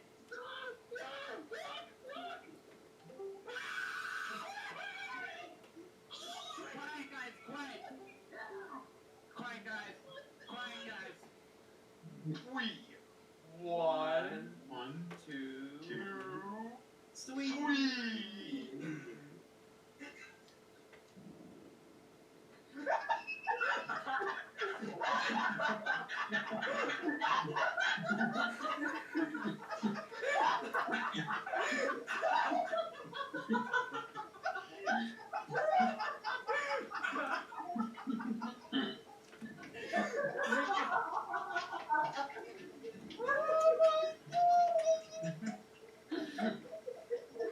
Brandon knocked. Oh, did Brandon run away? Oh, I thought he knocked. Oh God! Oh my God!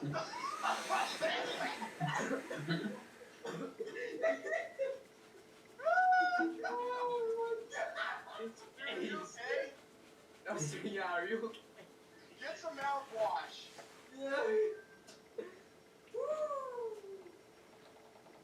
No, no more. Okay. Okay, okay. We won't torture you.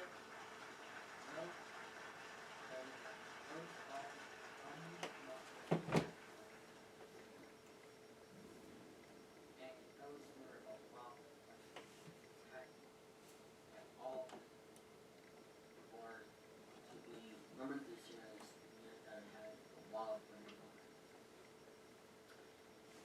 And yeah, and I just wanna say now I was gonna show you guys the shows that were premiered in Hollywood this year.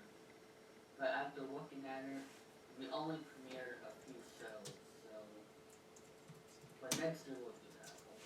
So anyway, before we end the show, I just want to say I want to thank everybody for watching the best of 2020 of this premiere, even though it's about almost 2 hours. Excuse me. But we had a lot of good times here on this video, and I just want to say I want to thank the production staff crew, who's been helping with my videos the past 2 years, which will be featured on my YouTube channel.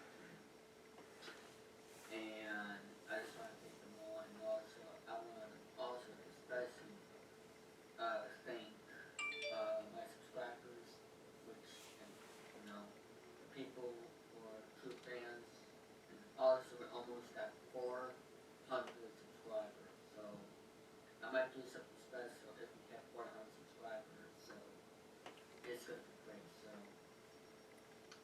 well, that's gonna end for this video. I want to thank everybody for watching, and I will see you all next time. Good night, everybody, and Happy New Year's Eve, and Happy New Year!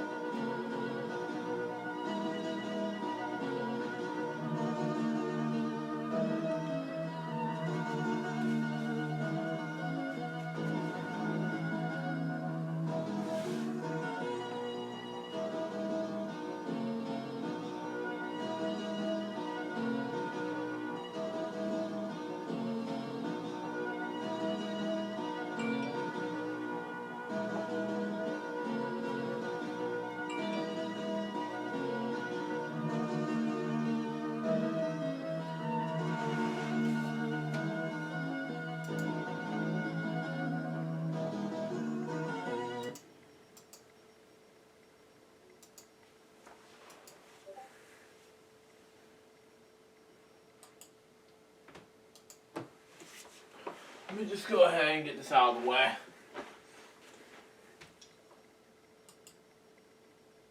Before we end this real fast. Anyways, let me come right back and we'll wrap up LJPCBM 2020 data 367. I got one project left, and I got 3 that's supposed to be uploaded tomorrow, today, to be uploaded tomorrow, and we'll get bigger thoughts and ideas. So I'll be right back.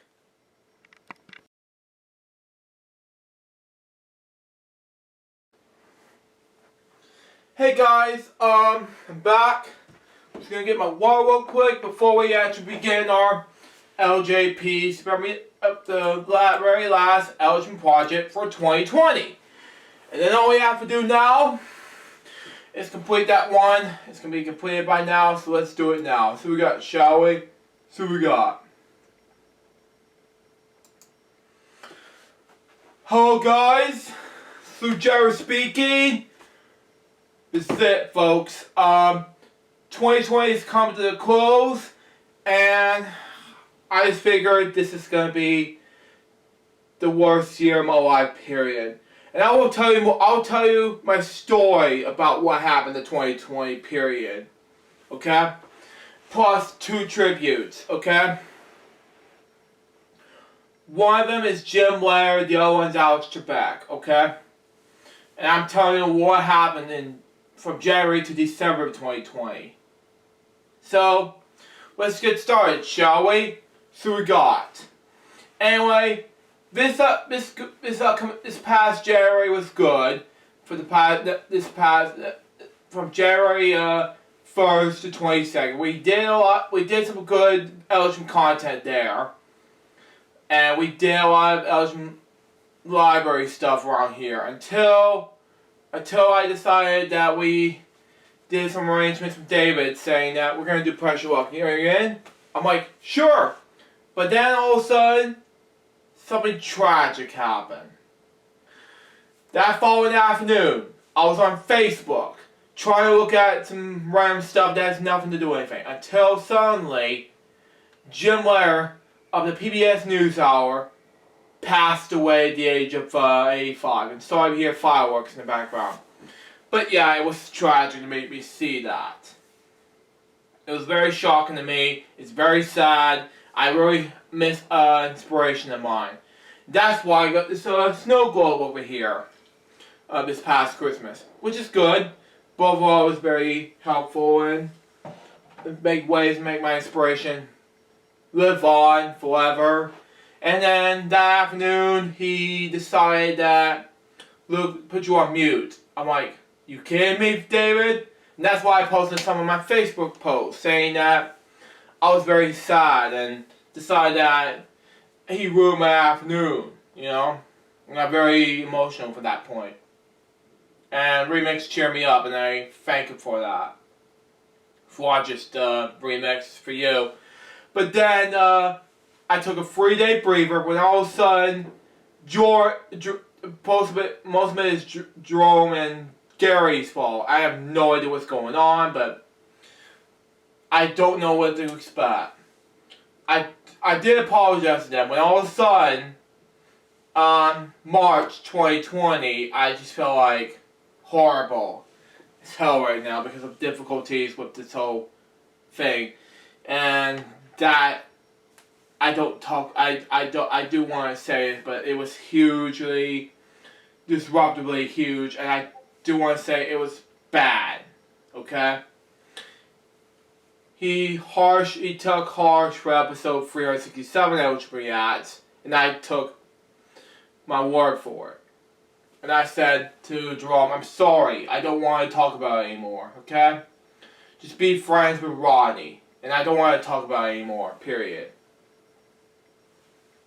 And after that was over, I banned the episode because of my difficulties, period. And then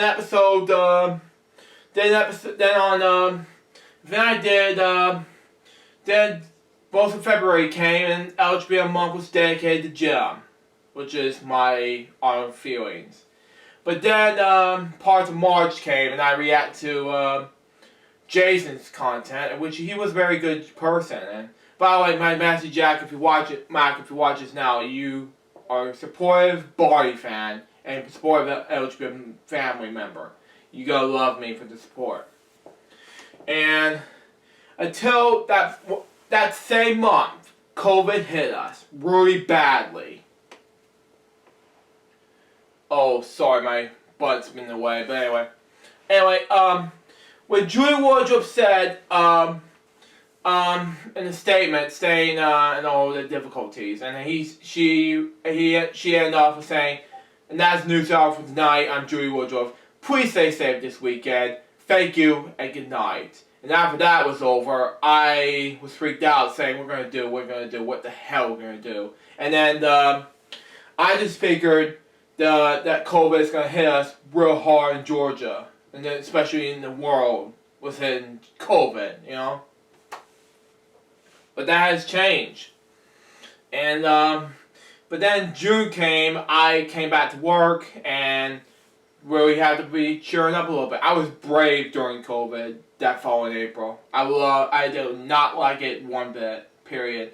I was very harsh to COVID. I was scared at this point. I really wanted to travel really badly, but then COVID hit us real hard, like I said before. And I talked about it, I watched the news hour and said, I don't know what to say, but then May came, then my 25th birthday, I have this great birthday present. I don't know if the greatest birthday present, it was a hugely shopping spree, and I don't know what it is yet, but that's just me. In that room, I decided to put 25th birthday celebration movie on hiatus because of cancellation because of difficulties with COVID, you know. And besides that, July came, and I feel like this is going to be a brand new hopes for me. And I feel like parts of July, parts of August, I decided to think about bringing me back to Bob's show again. But then and that's how I donated to Purple Road's podcast on Patreon for $5 per month. The following week before Bob's show emailed my mom, and she said to me, Bob said to my mom and said, would you like to donate for $2 or would you like to donate for $5? And I said, $5 would be enough, and I will do that in tribute to Jim. So, and she said, focus on Bob for a moment. And I thank Bob for this if he watches now, so, yeah. Yeah, maybe branch out with Jerome and Gary and all that good activities for a while to focus on Bob and Raven for a huge bit. After that, I feel like Bob is my inspiration for me. He brought me back to be my inspiration, especially Raven. So yeah.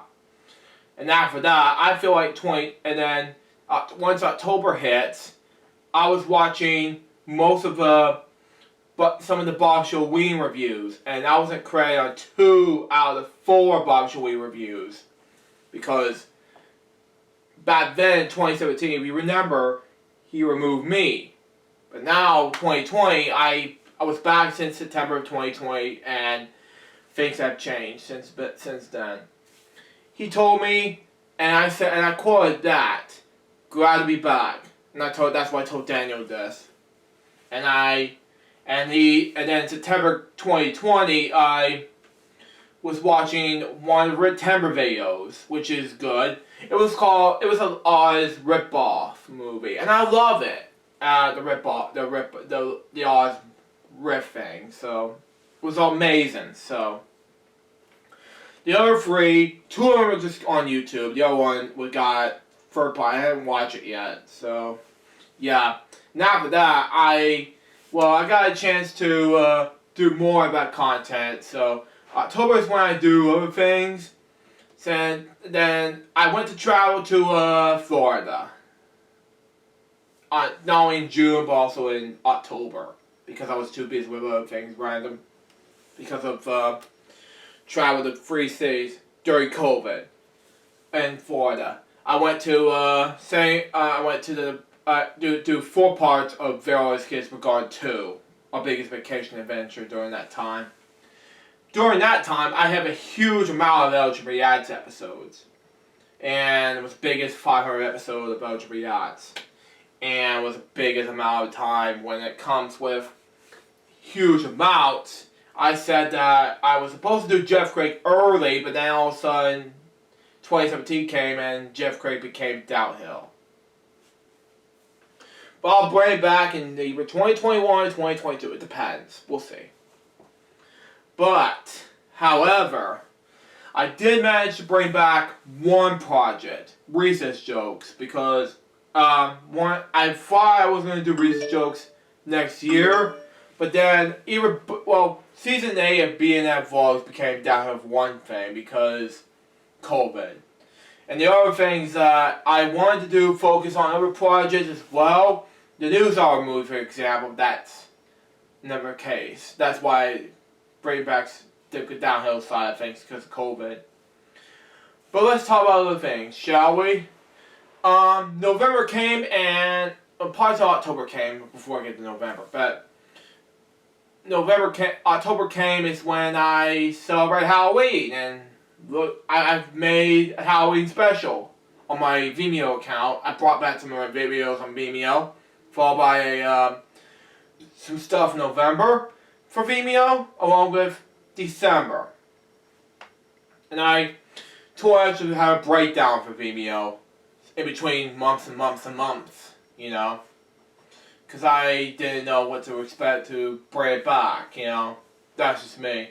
And I deleted some of the YouTube content throughout the YouTube guidelines from Vimeo off of Vimeo, period. That would be more easier for me to get back in touch with YouTube and Vimeo, so that way we can be more focused on other things for LJPCBM. That way more easier. I can still do Lucha's away, but then again it was not very exciting for me. Sadly.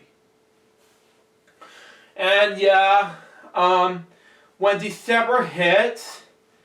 November hit, excuse me, I decided to focus on this year's Thanksgiving special. And then all of a sudden, nothing happened. I just wanted to edit a lot of projects lately. However, I did a lot of game shows lately, and in Application 94 for Watchers Marshall, and he did want me to focus on dub tapes, you know, Application 94 channel, which is amazing. He wanted me to bring back PBS Kids Blast in the Past, one thing. Another thing is some game show themes, which is amazing, but of course it brought back a lot of views, and I'm happy to be part of it. The Application 94 family. And Marshall's the original owner of this. So yeah, I just thought I'd let David 3000 know about this. So yeah.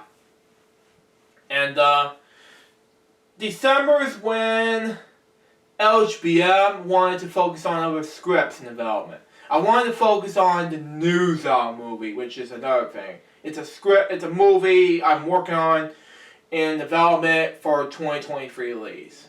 I'm looking forward to the movie. I'm starting to start filming in 2021 of June, so be on the lookout for that. So I'm not saying it's Columbia and TriStar, but that's not the case. Sony and Columbia and LJPCBM, such Co-op and the PBS NewsHour is going to bring the rights to the movie. Let's see what happens. Right now, it's just my own choice, you know, for them to decide. My companies, my rules. Especially Sony's, Columbia's, and PBS NewsHour Productions, LLC. Another project I want to focus on in 2021 is A Trip to Alex Paris. I was originally going to do it in 2019, but all of a sudden when COVID hit, I was like, oh my god, we're going to do. But then, parts of 2021, late 2021, like parts of 2021, like fall, I'm very excited to tell you that we're going to announce that 2021 is the year we're going to do A Trip to Alex Paris. So be on the lookout for that. And we're going to start filming it next year, along with the News Hour movie. So be on the lookout for that, and of course it'll be huge, big time. And yeah, I'm really looking forward to that. Oh, and by the way, November is also the month where we lost a game show legend, Alex Trebek, who passed away recently in November at the age of 80. So yeah, I just thought it would be a good idea to bring that up to my attention. So yeah, just wanted you know about that. So it depends on how long it'll take me to make 2 tributes in one instead of a one tribute, and that way more easier than that. So yeah. And still, I've been doing a lot of projects lately, especially the LJPCBM 2020 project side of things, but in case it's a different story. But of course, I did some other things rather because I did behind the scenes look at LJPCBM 2020. But of course, I did some other projects I did with David McFausen's side of things and the 25, which is coming up in 2021. So be on the lookout for that. And of course, another podcast show. I'm not gonna say what it is. It's up to Archer Glory 15. So be on the lookout for that. It's coming in 2021. Not saying what it is yet. Not saying the title, but be on the lookout for that. And also, there's another thing I never mentioned. I was a guest on Heyman Charlie's Outcast shows. I'm not sure. 2 of them shows. There's 2 special events in between. So thank you, Heyman and Charlie, if you're watching this. I would like to thank you for giving me the outcome for bringing me to come back here. So bringing these 4 live streams. I did fall asleep after I get back from the 1 live stream, which is Heyman Outcast episode on Charlie's birthday, which is good thing because I needed some sleep at 2 in the morning because I need to go to sleep in time for me to make projects and the next day because it's difficult for me to do it. So there you go. Sorry, I got a message from someone, but anyway. And of course, I did a lot of projects recently, so that's why I'm here for it. And of course, it was a big thing. So there you go. I just want to give you up the attention. So yeah. And one last thing before I sign off for the rest of 2020 is that I'd like to thank Alex Perez and David for bringing me some ideas on what's going to happen to the... Oh, and by the way, I don't need the one more thing because I want to say some more attention between these 3 and the David 3000's Fun Happiness podcast.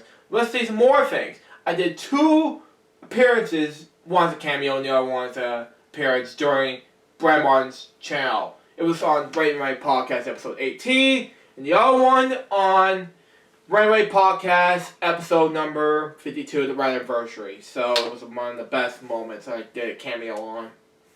And also it was Bonzi's turn, who said, it was the very funniest moment I've ever seen. And he's like, God damn it. I'm sorry, I don't want to... He's like, hot dang it, but I'm going to cuss in a while, but that's just me. I'm going to translate that, but that's just me. But you get the idea. But, you know, that's just me. But let's just see what happens. I'm sorry, folks, but... And then another thing I wanted to mention is... In 2020, I got another cameo from somebody, I can't remember, but I think it would have been somebody who brought you the in 2020, but let's see what happens. If you had to check out the appearance and talks, check it out, but in 2020, there's a lot of it was a devilish year in my life, period. Let me just say that right now. It was the worst year of my life, period. I hated this year. I just want this year to go to hell, period. But let's just see what happens next, okay? Let's see what I got. Oh yeah, the Billy movie, if you watch this now, thank you for giving me the information on the thing. You're the best person I've ever seen. You got me on the 2020 4th of July Spectacular live video. It was 2 hours long, and I appreciate your help on giving me the opportunity for bringing me here. Thank you very much. But I'm also giving you the opportunity for thanking you for getting me to be part of it. And I give you credit for that. And speaking of which, my playlist thing is I have 100 things, and I have to update that once it gets done with the new year. And thank you. Who else am I to thank? Oh no, hang on. This is past decades ago. What else? Oh, Jordan Lowe, aka now it's G-Man's Legit. I want to thank you for giving me the opportunity to bring appearances on Weekly Whammy Wednesdays. I can't pronounce it. Sorry. It was a game show hosted by Jordan, and he did a great job. So doing that game show. I think he's going to do this again. I don't know. It depends, but that's just me. Let's see. Another thing I want to mention is well, besides Arctic Lord, he did react to my LJPCBM 500 episode. I'd like to thank him for that. Let's see what else. Mario Master Munkin, if you watch this now, thank you for giving me appearances on the Easter Day live stream this year. And of course, I'd like to thank the DC Comics Fan 2004 for bringing me the opportunity to inspire my Friday show to give out the opportunity to give it the live stream's name, called DC Comics Fan 2004 Live. And I don't know what to expect to bring that up in the mix. Because my Friday show is basically a Friday series. It's basically a web series. Originally going to turn out to be a TV series back then, but it was originally it turned out to be a web series for somehow. Back in 2014, so I wanted to come up with the idea of that name. It was basically what it is, folks. Fridays Blue Jays 25 is basically based off of Fridays repeated by one weekly difference.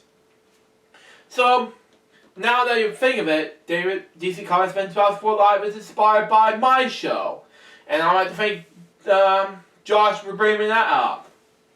And also I'd like to thank some more people I did not want to name. So let's see here. That's it. I think that's about it. Happy New Year, everybody.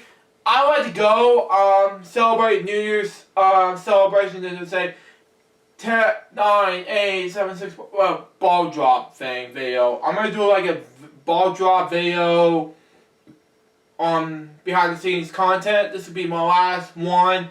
Beast Ball Drop for 2020. I'll be done for that. So after this is over, I'll be done with 2020 for a while and say go to hell for all I care. And then after that, I'll do 2 more days of Belgium 2020, and we're done with Belgium 2020. And David, if you're wondering, there will not be an Belgium 2021 for all of you wondering, because of 2 reasons. One, I may stay focused on my 2021 making films per se. 2, I have to say thank you for giving me 369 days worth of behind the scenes of the worst year of all time. Let me just say to you right now, okay?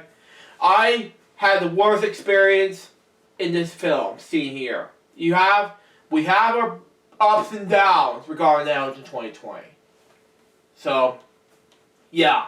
And then the best part is, we did it. We finally made it to 2021, so we just blowing up here.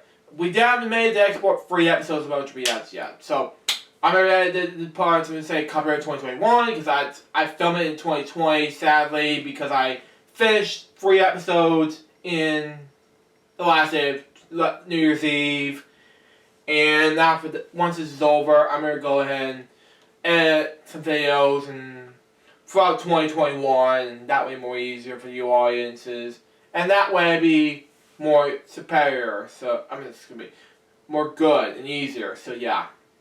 Why do I keep saying superior? That should be a new word! But, that's just me. But anyways, guys, that wraps up this video. Hope you enjoy it. Now, man, excuse me, I'm gonna drink this water out of this, and after that, I'm gonna go ahead and celebrate New Year's with my new mug, the NewsHour mug, which is dedicated to Jim. Until next time, it's Lou Jerry's goodbye. Peace out, baby. We got more videos coming your way in 2021. Plus, an LJPCBM documentary to celebrate LJPCBM's 14th year on Vimeo. I'm not going to say what it is yet. It's going to be a huge and exciting documentary, so be on the lookout for that. Until then, JPCBM out. See ya.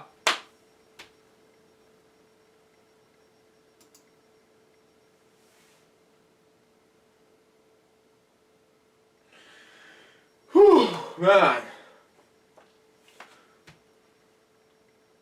One video down, 0 left to go.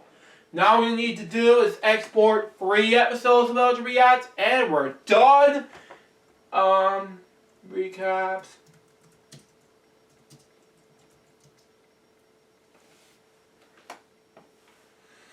And we're done.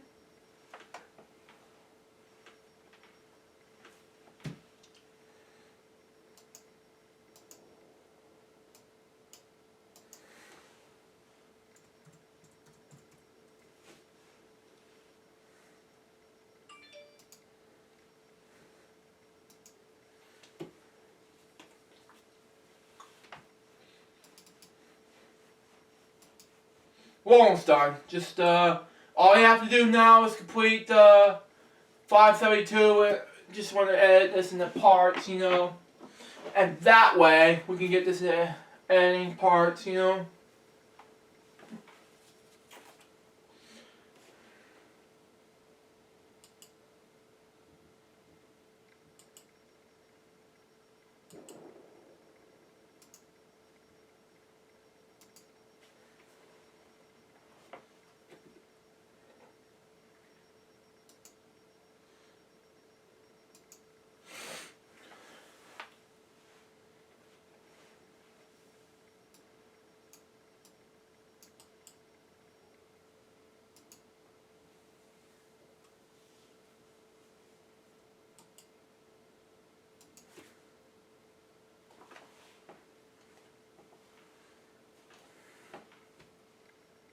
Cover.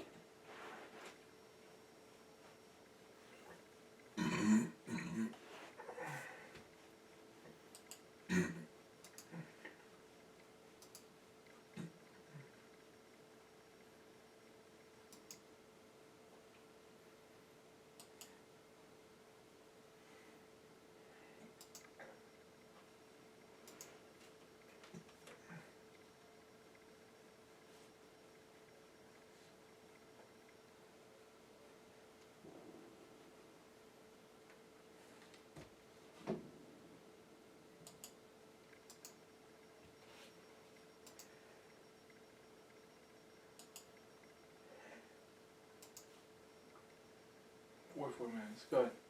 How about recover?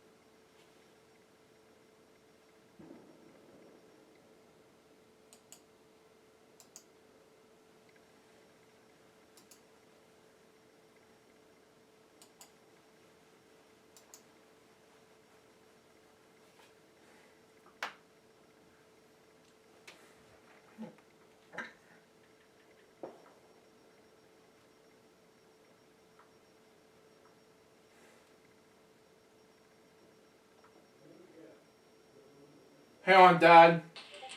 Woo!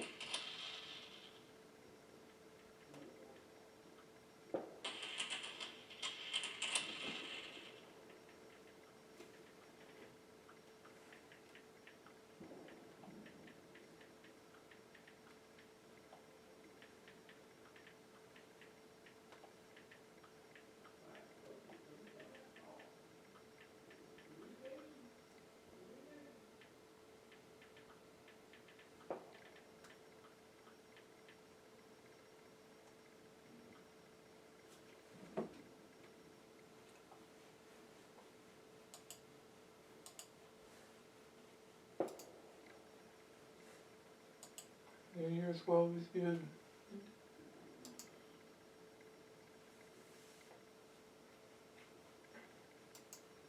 As well to you, Dad.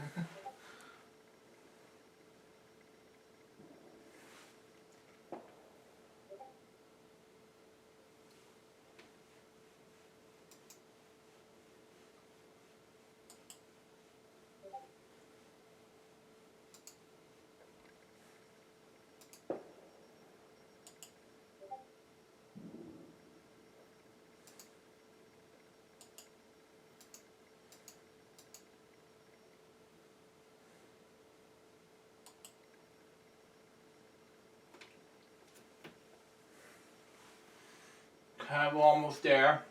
We're getting close.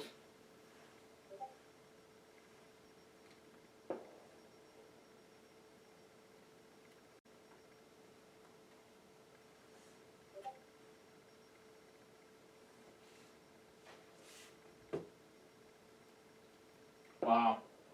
This is the greatest one from 49 minutes ago from my friend Barry, aka Reptile. And, yeah. Watches, Larry. But anyway, what's next?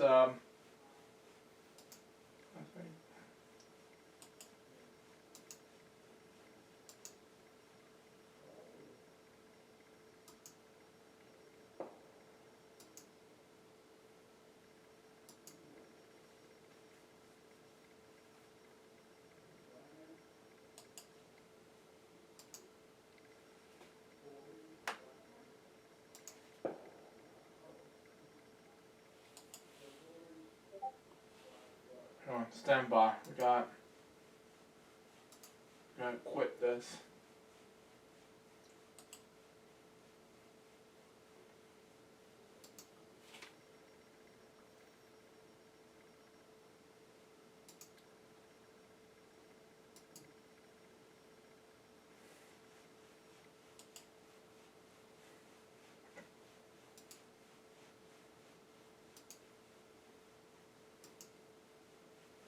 It's gonna take a while.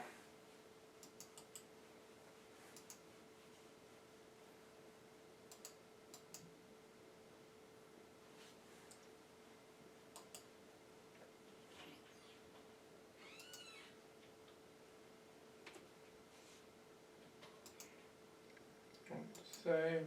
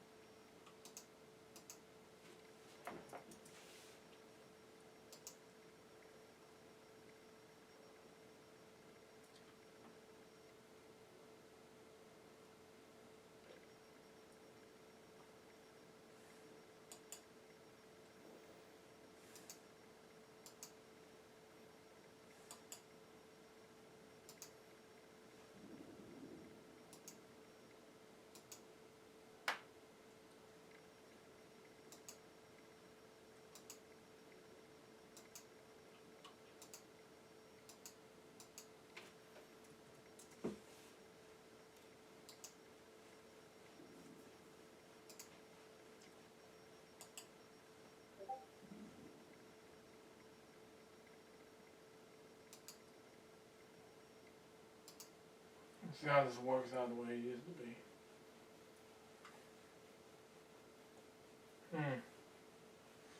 Okay. Let's export one thing. Well, okay.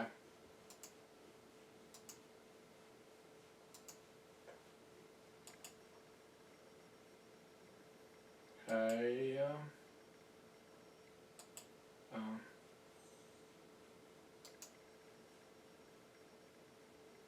Okay. 33 minutes.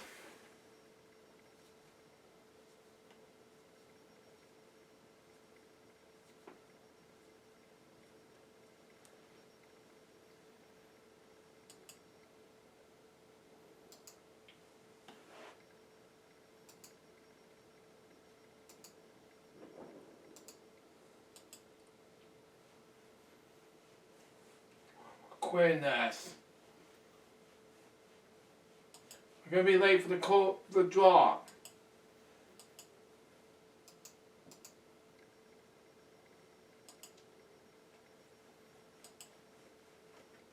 Anywho, let's cancel this right now.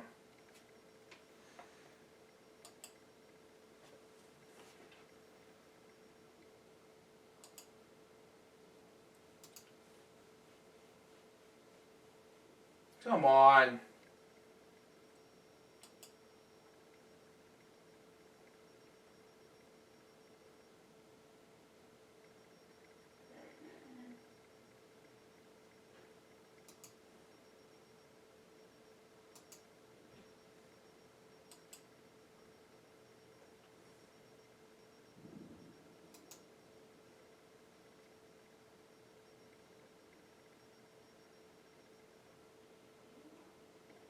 Looking in the closet for something?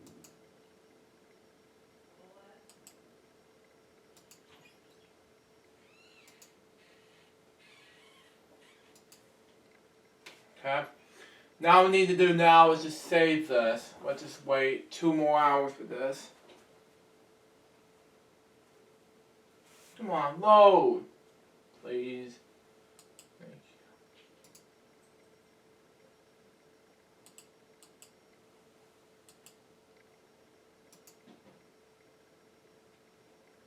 On.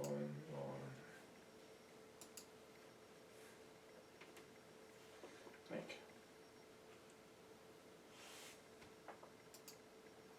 you. Okay. Be right back. Gotta get it.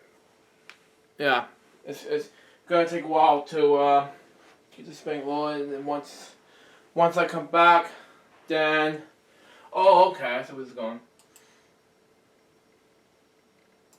Let's quit. Once I come back, then all we have to do now is get this 2-hour thing loaded. And just right from there. Be right back.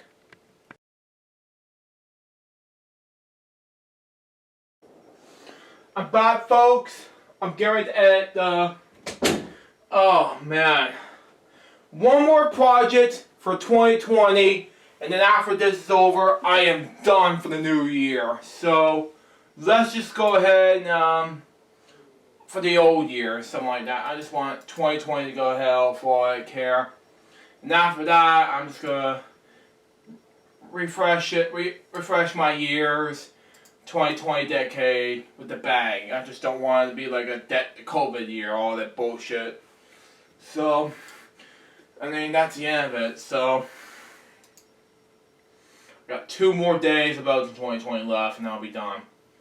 So stand by. We got this out of the way. He's like, no! We only got 2 more days left. So there you go. Let's just go ahead and do it now. So we got. I know people will be wondering. People were like, no, but anyway, let's just go ahead and do it now. See if they, okay, oh, hang on, let's see how long this is. Recaps in 2020 taping, okay, how long is this gonna take? An hour, 13 minutes? No, that's not gonna take that long. Okay, it's gonna be a fascinating than that, okay.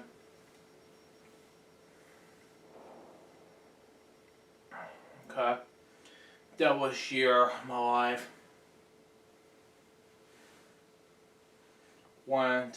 2020 to go to hell.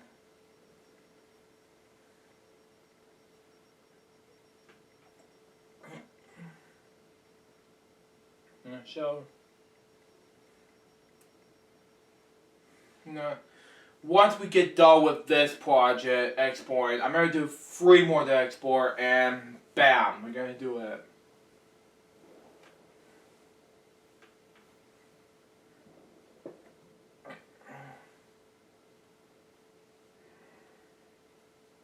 Yeah, it may take a while because even though Billy has his own thing, and right now we got covering, I'm saving it for the covering the new year and everything, so there you go.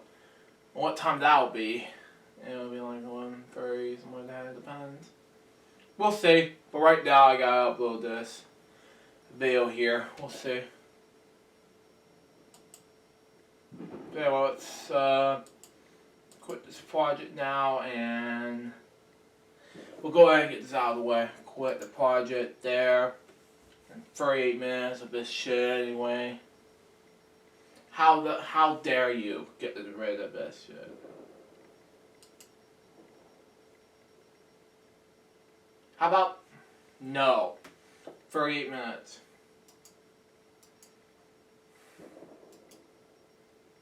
I'm sorry, but we're gonna export one more project. We'll get this out of the way before I go to sleep tonight, you know.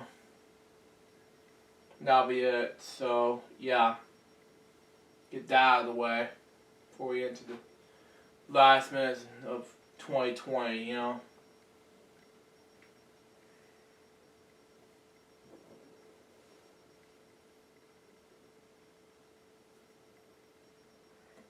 Yeah, break changer for me.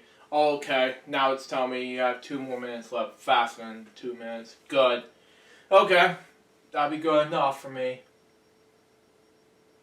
One of the highlights of this year.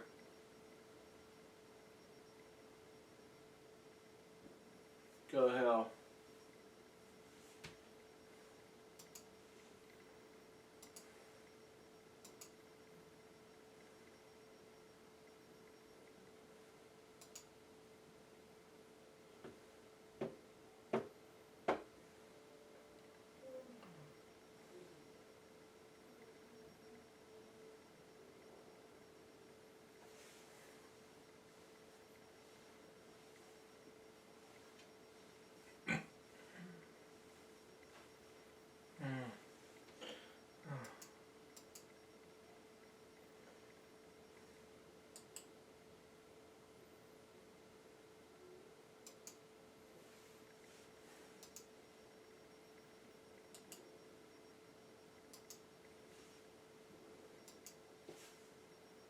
Oh, well, I forgot we're gonna do 2 more videos by the end of the day. We'll see. But anyway, Everyday News Day, we'll have to do why I'm not tributing the videos to Kobe Bryant. And, we'll see. We'll have 1 more video about AZ's Power Up 2021, and then we'll figure the things out. And we'll see. How long is this gonna take? Good. It's a faster range than an hour. Good. Okay. Good. Next.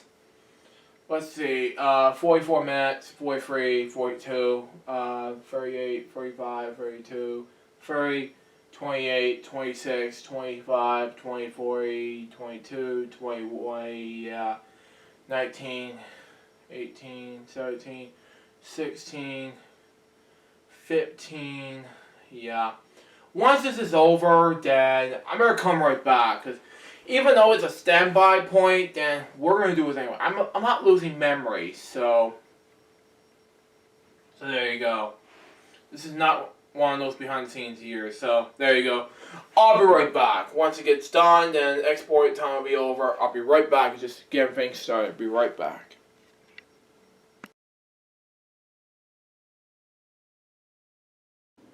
I'm back, folks. We're going to do one last video here because 2 more scenes left for LJ in 2020. Day number 367. We'll wrap up 2 more days of LJ 2020 and we're done. So here we go. We got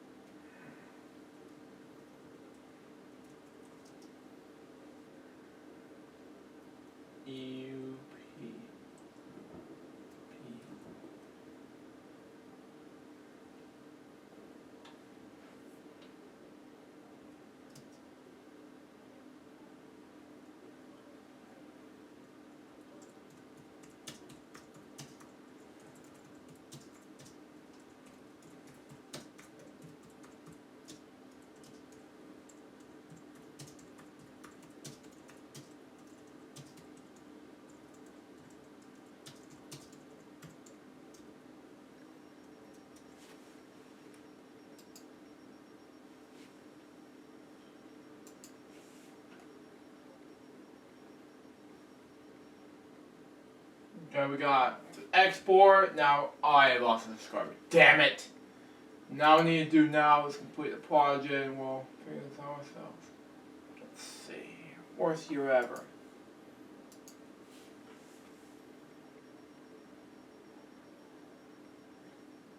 I lost most of the furries of my subscribers, damn it. People dislike my videos, whatever the hell that means.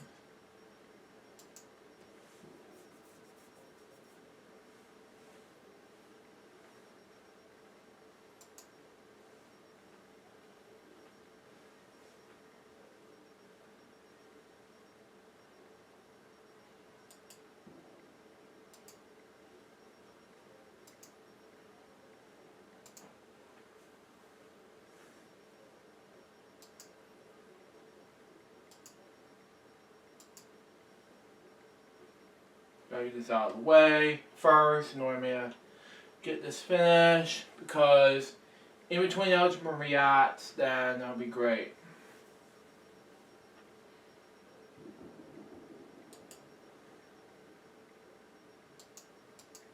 And then we'll wrap things up.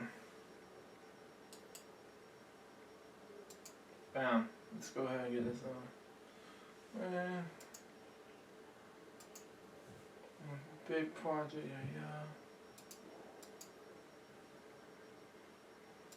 yeah. Okay. I'll be done for the night, I swear to God.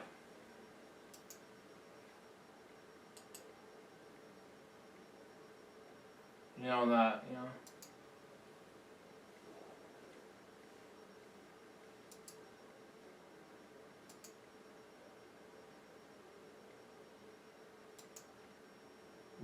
There. Okay. Export there. Let's get 564 in mind there.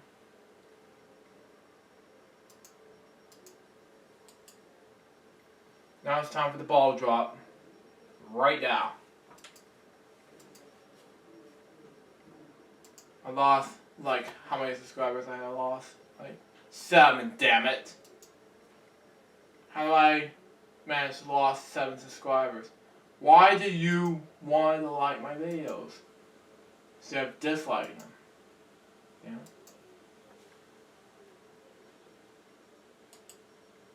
But anyway.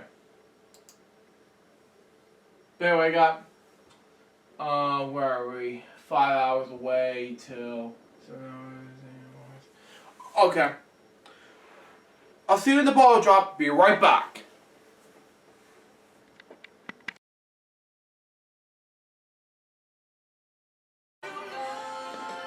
I'm back, folks. We're getting ready to cover the new year right now, so hang tight. We're going to do this right now. So we got, shall we? So we got to cover the. Okay. Wow. Just wow. Having the new My WW Plus to help me through this crazy time has been amazing. Let me get my drink. We'll fast forward these midnights up. I'll be right back. You don't have to give up your life to lose weight. You can still eat the foods that Who's drinking? I've lost over 9. What's a new year? I feel the best I've ever felt. Try ways to feel better. There are times of now. The new My WW Plus. More holistic, more personalized, more weight loss. Your blanket's great. Watchers reimagine. Lose weight on us this It's a good winter. 3 months free. And it's January 4th. You are, without a doubt, the biggest pain in Minnesota.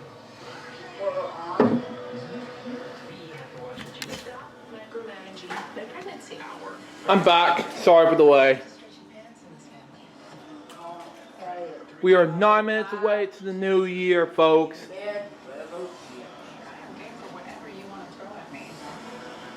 The Rookies premiering season premiere on Sunday on ABC. Okay, that's fine. Oh my God, that's okay. I'll make sure.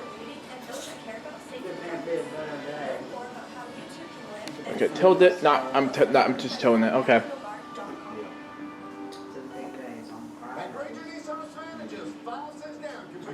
We're almost done here.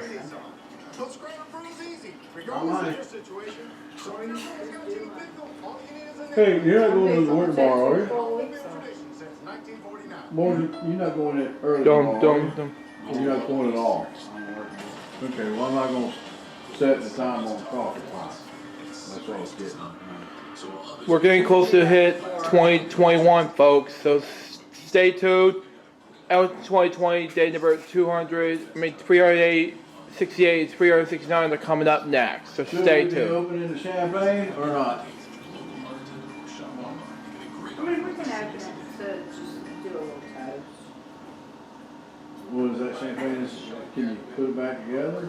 I just want to thank all of you for staff and volunteers. I'll have a little stop. Here at this site, we share the Los Let's put a stopper, you can't put a refrigerator. as well as all of This is gonna be heavy. have been working so hard to be that part of this component of testing. So Let's go Sean Penn, though. now that we're so close with the vaccines coming online, getting through this dawn into the light, I just want to wish everybody a very safe. Thank you, Sean Penn. Dodger Stadium, one of the largest COVID-19 testing sites in the nation, that administered more than 30,000 tests per day. Really remarkable. You go to abc.com to learn more about Sean's incredible charity, CORE. Thank you again, Sean. Watch this, Ryan Seacrest, for you. Yeah. On there, yeah. On the left, yeah. On the right, it was different.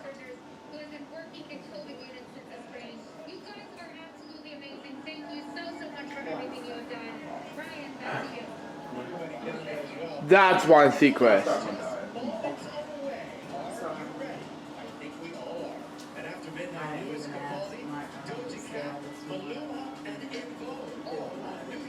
Wow, okay. Here we go for the ball drop almost. We're getting close, so commercial break, here we go. So we're gonna stand by for that, and here we go. For Mapfleck commercial. Oh boy. Maybe catchy, but whatever.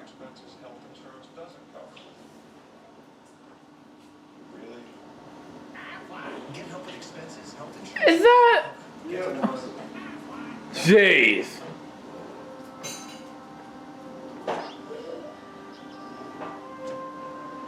I heard like commercial from.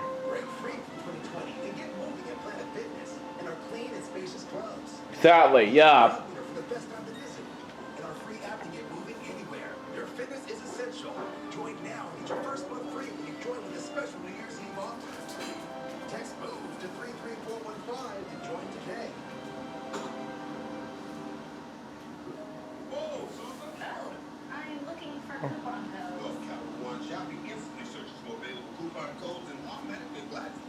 Shopping smart?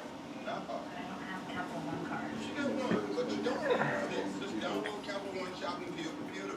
It's free. Ooh, save me some cheddar. So, what's the word? I love fondue. Really? I never joke about hot cheese. Me neither. Capital One shopping. What's it? Wow.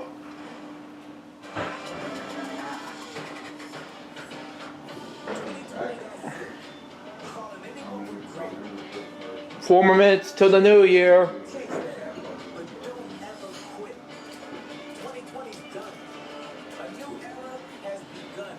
So be prepared.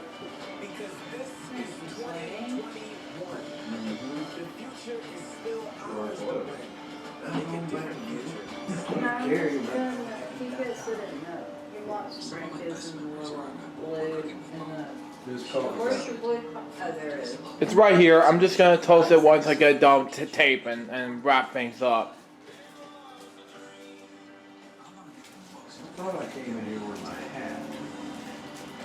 It's right here. My hat? Yeah, it's somewhere in here. Oh, there's no bedroom. Yeah. Today, find a Northwestern Mutual advisor at nm.com. Monday. The only thing that I'm missing is something to share a lot with. We gotta find out who Miss James is. It's not gonna be easy. The journey begins. Wow. Better be some, folks. Fireworks in the background. Have a bunch of them here tonight. Here's your choice, Georgia. Kelly Loveland's trying to make you afraid of me because she's afraid of you. Afraid that you'll realize we can do better. I'm Raphael. You work tomorrow? Elect me to the Senate.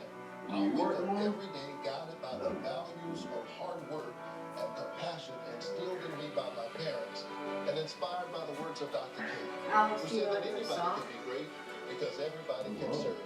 I approve this message and I humbly ask for your vote. Well, I got them all, Well, here we go, folks. Pull them all the way up to here. We get this. And act like support of The ones that this is old songs. Only 2 more minutes left in the new year. Because I couldn't find those in every one every song that I have. The only reason why they're not so tight here is because We're very excited about this. With 1 million plus, but nonetheless, all is going to drop. Our socially distanced gathering of frontline workers are so ready for the big moment at the end of this year. Here we go for the ball drop, folks. We're going to cover this in a few moments. We're about to get ready, so here we go. I'm here with Jimmy, and he's amazing.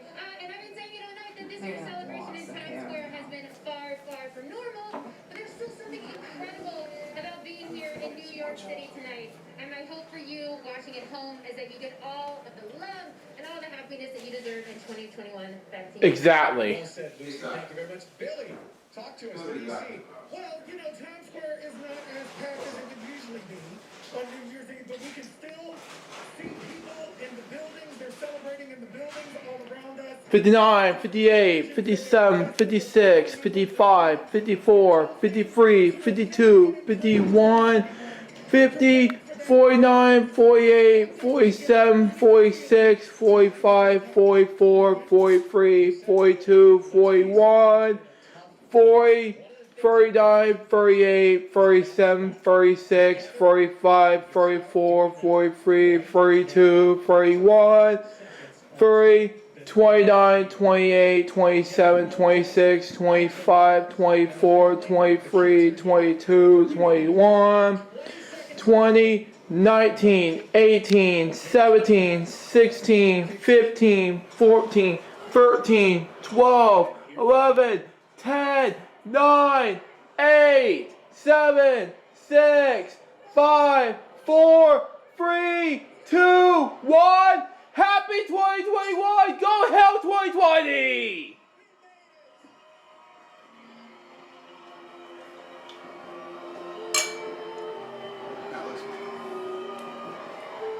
Where you at, Luke? Come over here. There you go.